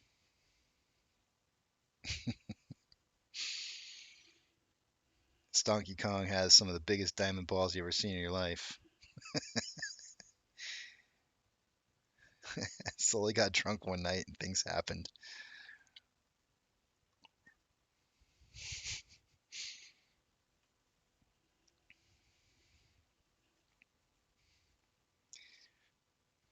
I feel weird.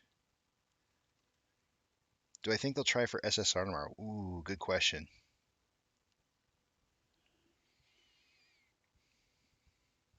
I'm going to try and guess the closing price to be pretty close to what we're at right now. So figure I was kind of expecting to see us close around 17:30. I'm pleasantly surprised. I really felt today would be a 17:30 kind of day. Um, we didn't go there.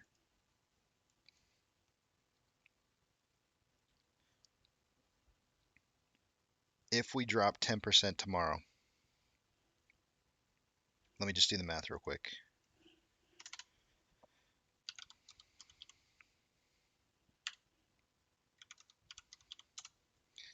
Actually, that would put us back on course. Okay, so if we drop 10% tomorrow, that would be based off of kind of roughly what the price is right now. That would be $16.73. That would put us really close to being on track for that 15.30 because I told you guys a buck a day, figure down a buck a day. Well, yesterday we were down more than a buck, right? So that's a possibility. That actually is a very real possibility. I could see that I could see that happening.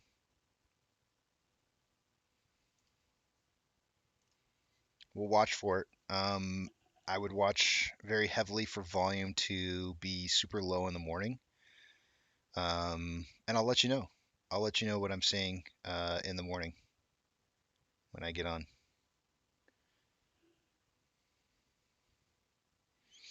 It would make sense to have to hit SSR as they're trying to drop. It makes it super simple to drop price when SSR is triggered, but um, it also helps when they're gonna let the price rise as well. So you can imagine there's gonna be some high volatility.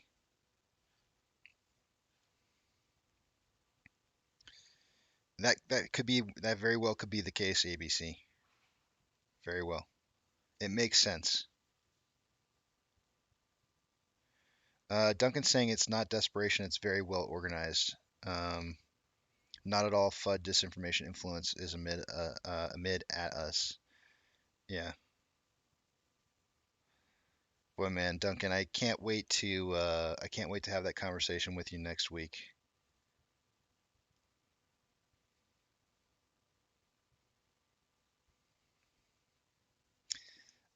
I mean, Space Ape says so. TA is basically out the window with AMC.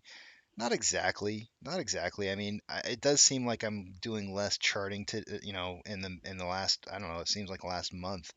It does seem like I'm doing less charting.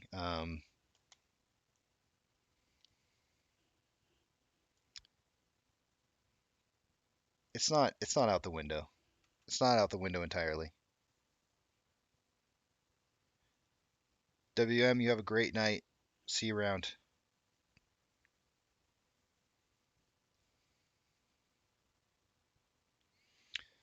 They still have 5 million borrowed shares, right? They have more than that. They have well more than that. By my numbers, they have 35 million shares to borrow.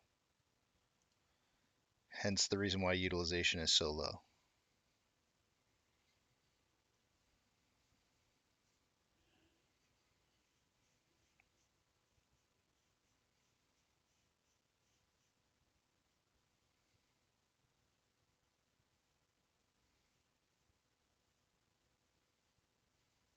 I'll tell you what though, ABC, this push down here at the very end of the day today doesn't make much sense, right?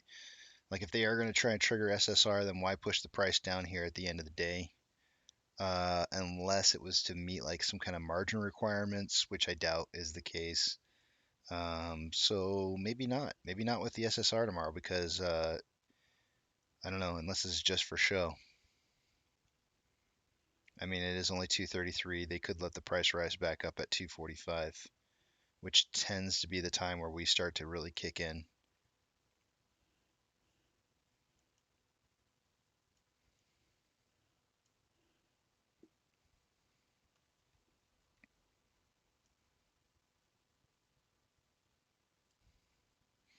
I love how they just like skate right past my trampoline like every single time.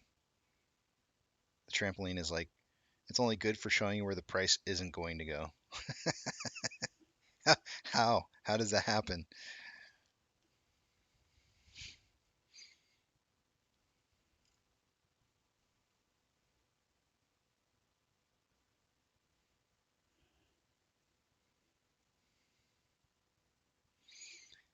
Yeah. I mean, I really do feel ABC like the long institutions have been in control of the price actually for uh, since like early December. So,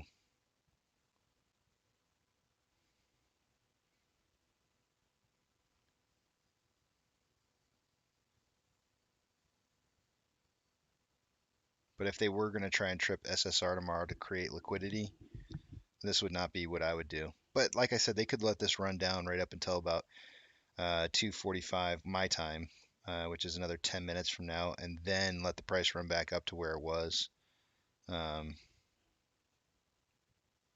just to kind of mitigate that last push that we AMC usually has. What is going on with Tesla? 3%.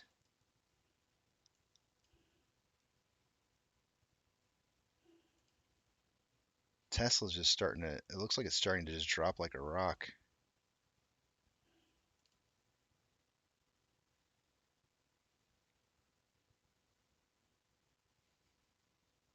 Let me look at Tesla real quick, guys. Yikes. Boy, that looks like us, but on steroids. My goodness. What happened?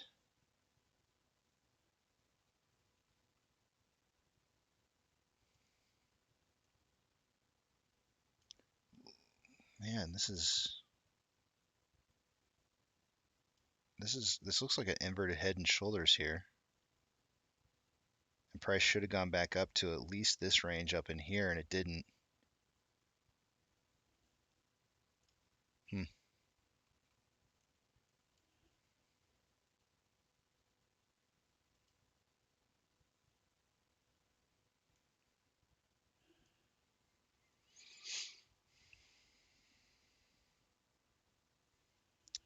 It might be the case. ABC. Oh, hold on a second. I gotta sneeze. Oh, I think I gotta sneeze. It's coming.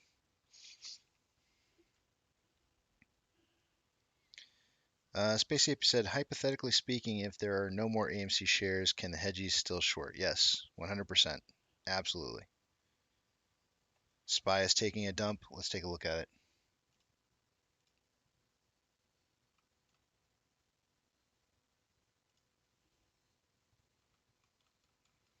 Yeah, it looks familiar. That definitely looks familiar.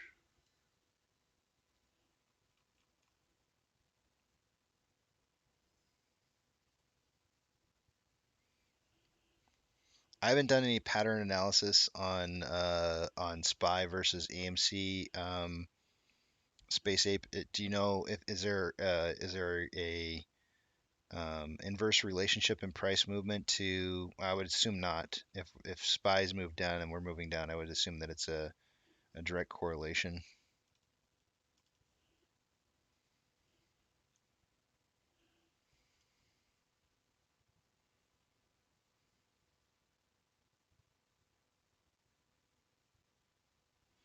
It's very possible.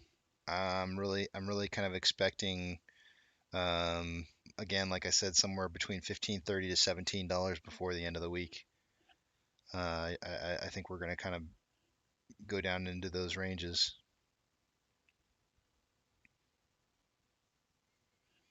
Okay, thanks, Stone. I actually don't monitor SPY um, in relationship to AMC, so or actually I don't follow it at all. I've been following more the VIX and IWM.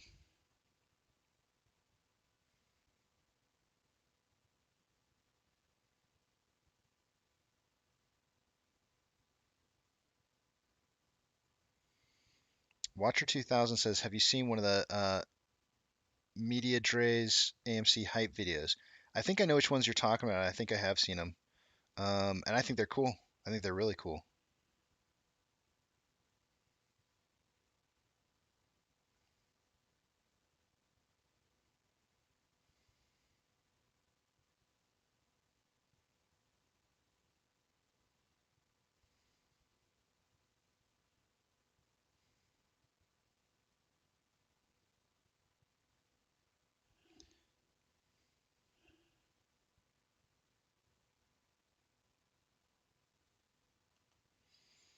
Guillotine says, doesn't the Feds talk tomorrow? We'll have to take a look at it. I'm not sure if they are. Watcher, are you responsible for those videos? Oh yeah, here comes a push here at the end.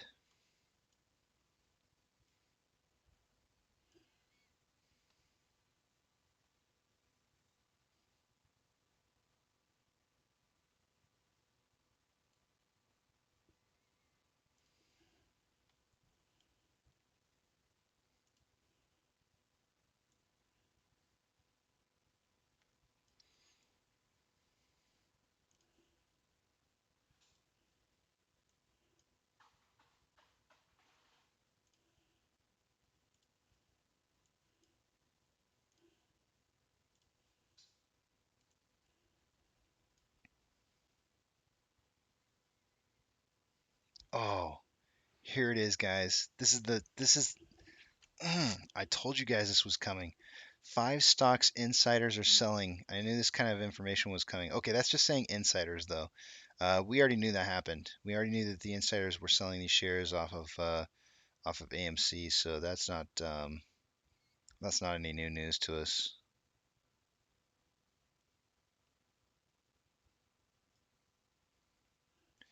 That's not what I'm waiting for institution. For a second there, I thought I read that as institutions. It was insiders. We already knew about that. I talked about it this morning.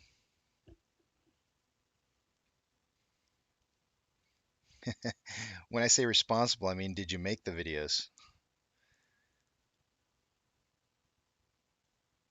Ooh, Jana asking after AMC, what are your investment strategies and how will you reward yourself? I sold the car, my dream car, for this move. I want to buy it back. Not that specific one, but maybe another similar to it. I'll probably buy that back. That'll probably be just the one thing. That'll be the one thing that I reward myself with. The other part of that is as far as investment strategies. I've gone through a couple different cycles of what it is that I would do with the money. One of them was high yielding. Um,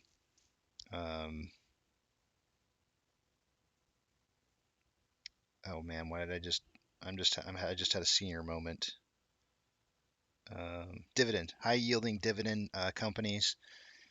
Then I went from that to more of that's not really going to pay out enough money to be able to keep you, living off your money without touching the principal. So then I kind of moved to the idea that I would do something like open a business or something like that. And then I went from that to buying properties as investment, like quick turnaround type things.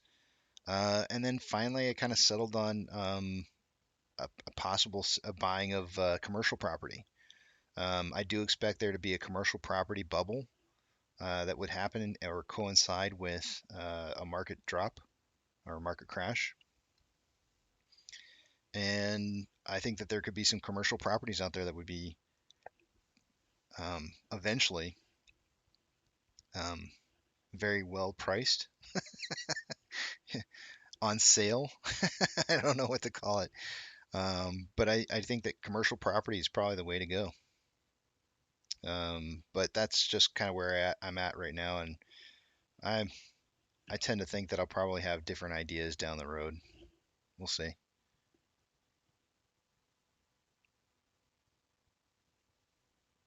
Oh, okay. Well, welcome to the channel, watcher.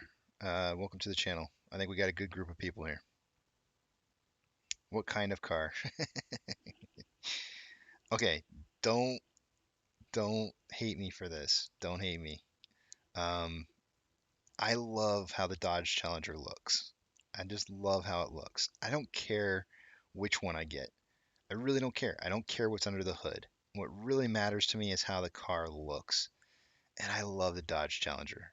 I absolutely love it. I think it's so beautiful. I think it's a great looking muscle car. It's probably one of the last real muscle cars that's left for production. Um, just regular off the lot production models, and I love it. And depending on which one you get, it sounds good. It's a good car. It's a great car. Stone saying NSCC 2021-010 may be in effect starting tomorrow. I know they were trying to push it further back, but I believe it goes into effect tomorrow. That's the one where they have to have a certain amount of, they have to have like uh, $10 for every $1 or something like that, if I'm not mistaken. Correct me if I'm wrong, Stone.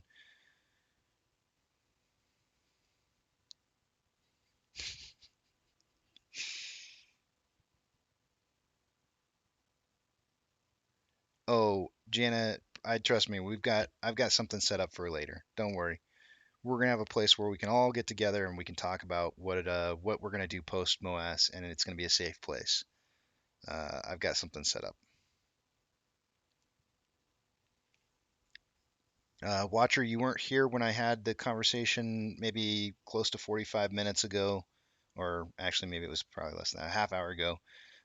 But all I'm the only thing I'm gonna repeat over is that we need to be ultra super careful with what we say and what we do right now. I've seen in the last 24 hours, I have seen some of the most pressure I have ever seen in attempts in trying to get us to do things that are illegal or questionable, questionably illegal. And the last thing you want to do is do something that is anything else other than what we've always needed to do from the get go, which was buy and hold. Do not let people influence you. Do not let people tell you what to do. I know it's influencing. Do not. It's your money. It's your money. You invest it how you want to. You invest it when you want to. You don't listen to other people. Don't let them get us in trouble.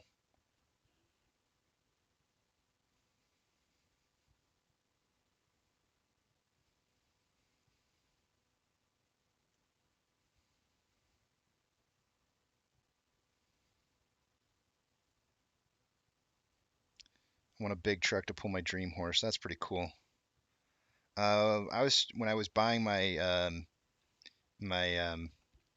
Dodge Challenger, I was trying to decide between a Silverado or that Challenger, and My wife said, "Well, go with the one that you've always wanted."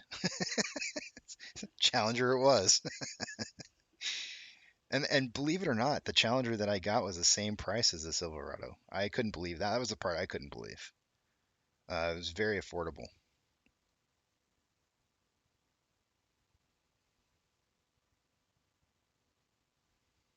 Oh, I know, Space Ape. The gas price is killer on that car. Ooh, so killer. But you know what though? When MOASS happens, I don't think I'm gonna be caring too much about gas prices. Just a guess.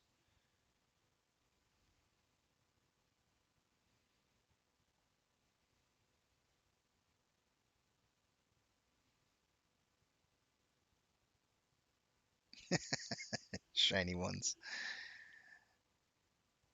Um, I had thought about because I really want to drive a manual. Um, and I thought like, what manual vehicle could I what do they still produce that's a manual vehicle anymore? Everything's automatic now or standard. And I really kind of was thinking to myself like if I was going to get something besides a Challenger, what could I possibly get? And I kind of settled on maybe like a BMW. I don't know what series. But I tell you what, I just don't think I'll be as happy. I don't think I'll be as happy. Stone 23 wants a Hellcat. Oh, so here's the interesting thing, Stone, and I found this out the hard way. You can't get a Hellcat in standard or in standard. You can only get it in automatic. There is no standard. So yeah, good luck. It's paddle shifting or nothing for you if you want a Hellcat.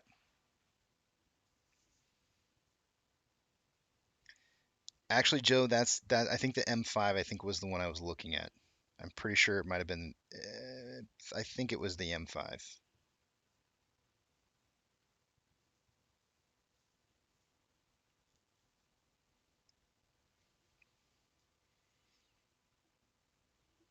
But I'm not really. I'm not a BMW kind of guy. I'm just not.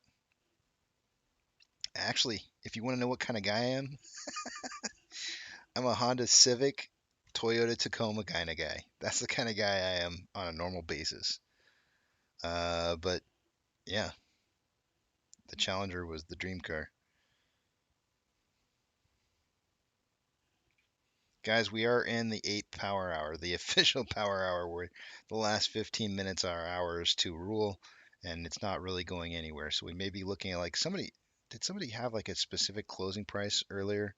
I feel like somebody had a very specific closing price.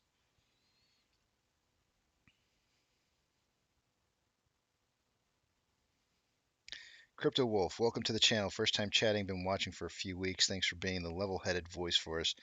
Too many this side or that side YouTubers. You keep it real and the facts. So thank you. Thank you for being a part of the family, and thanks for stepping up and saying something. Because you're not part of it. You're not part of the family if you're not saying something. So welcome. Don't be a stranger.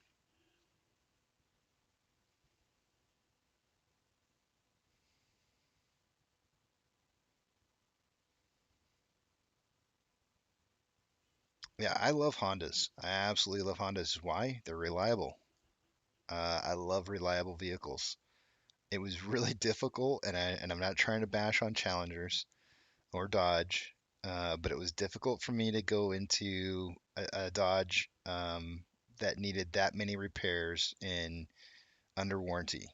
I mean, being a Toyota and Honda guy, it was foreign to me. It was completely foreign. I had the rear differential replaced, and I'm not a kind of guy that races the car. Um, I had the rear differential replaced on that Challenger 3 times. Maybe it was just twice. I had it resealed once. I think I had to go in 3 times. I had it resealed once and then replaced twice. So and that was under warranty. But I've never experienced that my entire life on a Honda. And of course, I know you can't compare a Honda to a Challenger, but the horsepower is ridiculously different. But um, I'm just used to having a vehicle that you don't have to worry about anything else other than changing tires, windshield wipers, and oil.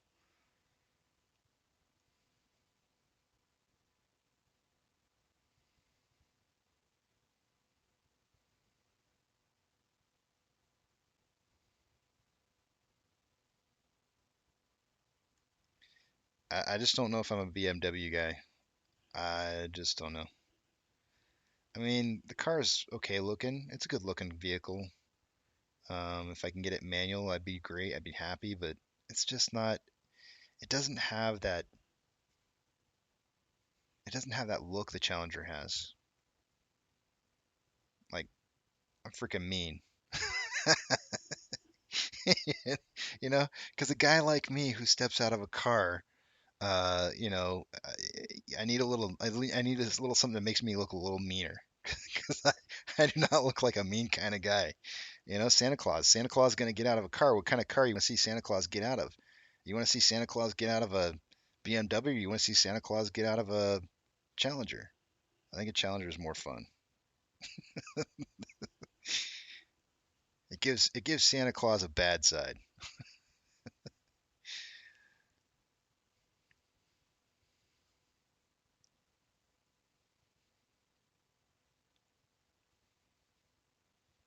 Hmm. Well, I'm gonna go test a drive. I'm gonna go test drive a BMW eventually. I'll test drive one before I make a final decision, just because I don't want to completely write it off. Oh, Boris says a Mazda. I like how those Mazdas look. They do look nice. They do look nice. Do you know? Here's the interesting thing. Before Challenger was my favorite vehicle.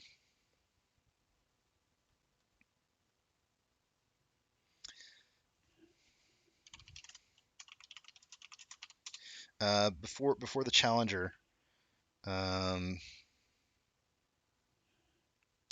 um, my favorite vehicle was an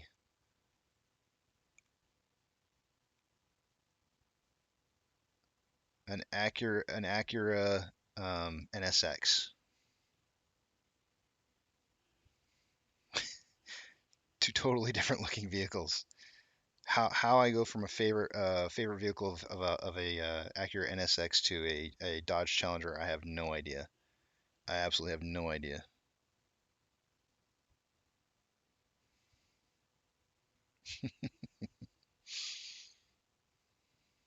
Spy is absolutely dumping right now.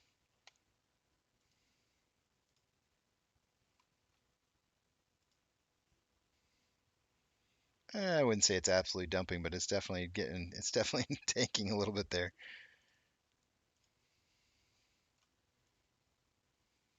Yeah, that does look concerning.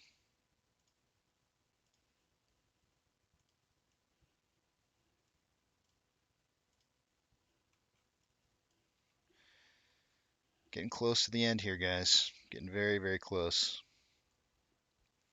Mohammed says, "Don't shave your beard until MOASS." I don't know, man. It's $90 or Christmas, whichever comes last, and Christmas is already over.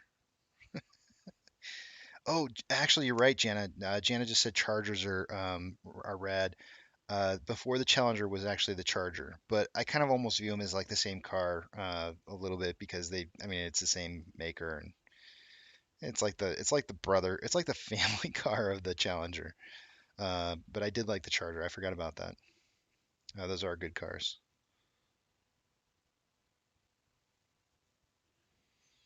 Bobby just wants money to be able to buy a car cash. Boy, I hear that.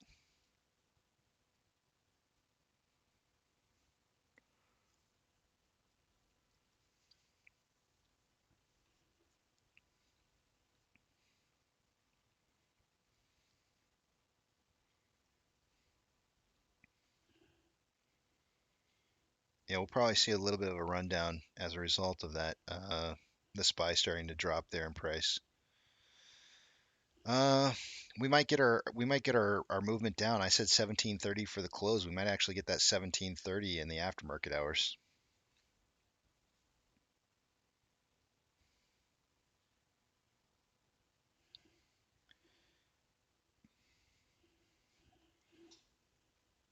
Very often we end the show talking about cars. We all have our dream cars out there, and it's nice to have dreams about things that you want in the future. Um, those are good things to think about. Those are definitely good things to think about.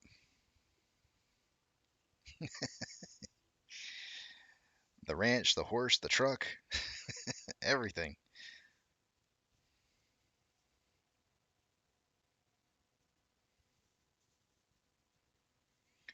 In 1990, I bought my first Acura Integra, and it was an NSX in the showroom.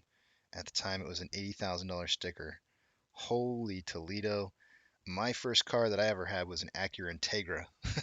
I love the crap out of it, but it was no NSX, that's for sure. My goodness, I bet you got in trouble with an NSX. Did you see the $600 IRS rule for 2022? I did not. I'm gonna have to check that out in the after hours. It is that time though. It is getting close to that time, guys, and you know what that means. Unfortunately, it's been a fun day. I've had a fun time with all of you guys, but it is time to wrap this up. So until tomorrow, you know what time it is. Eat, sleep, drink, get plenty of rest. You know it really counts for the days that are coming ahead. Spend time with your family, spend time with your pets, boyfriends, girlfriends, whatever it may be. Whatever you do, don't have a good day. Have a great day.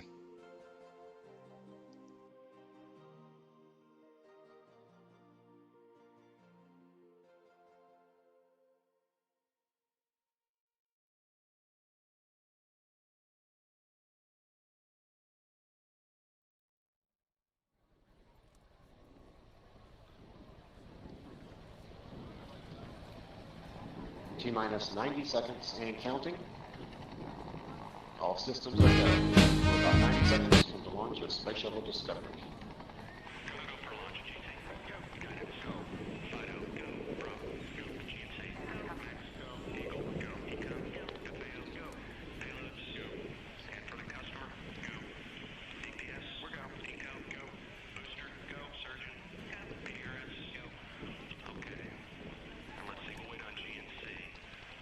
T-minus 60 seconds and counting.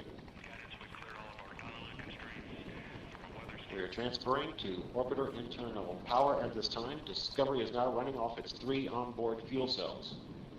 Coming up on a go for auto sequence start.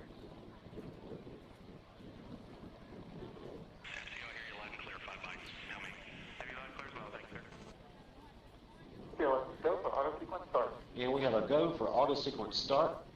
Discovery's onboard computers have primary control of all the vehicle's critical functions. T-minus 17 seconds and counting. 15,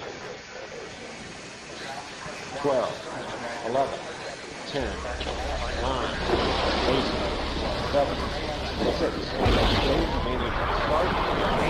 start, 2, 1, booster ignition, and liftoff of the Space Shuttle Discovery, returning to the space station, paving the way for future missions beyond.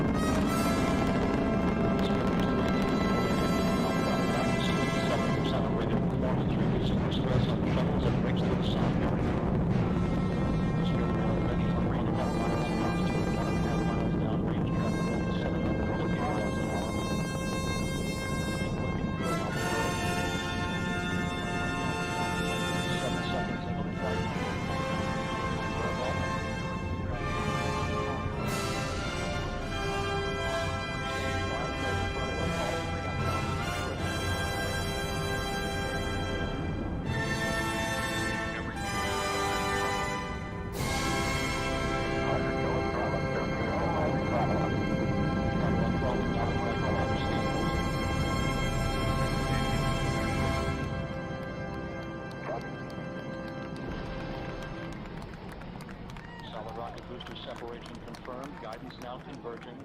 Discovery's onboard computers commanding the main engine nozzles to swivel, aiming the shuttle for its precise target in space for main engine cutoff. Okay, you sound good.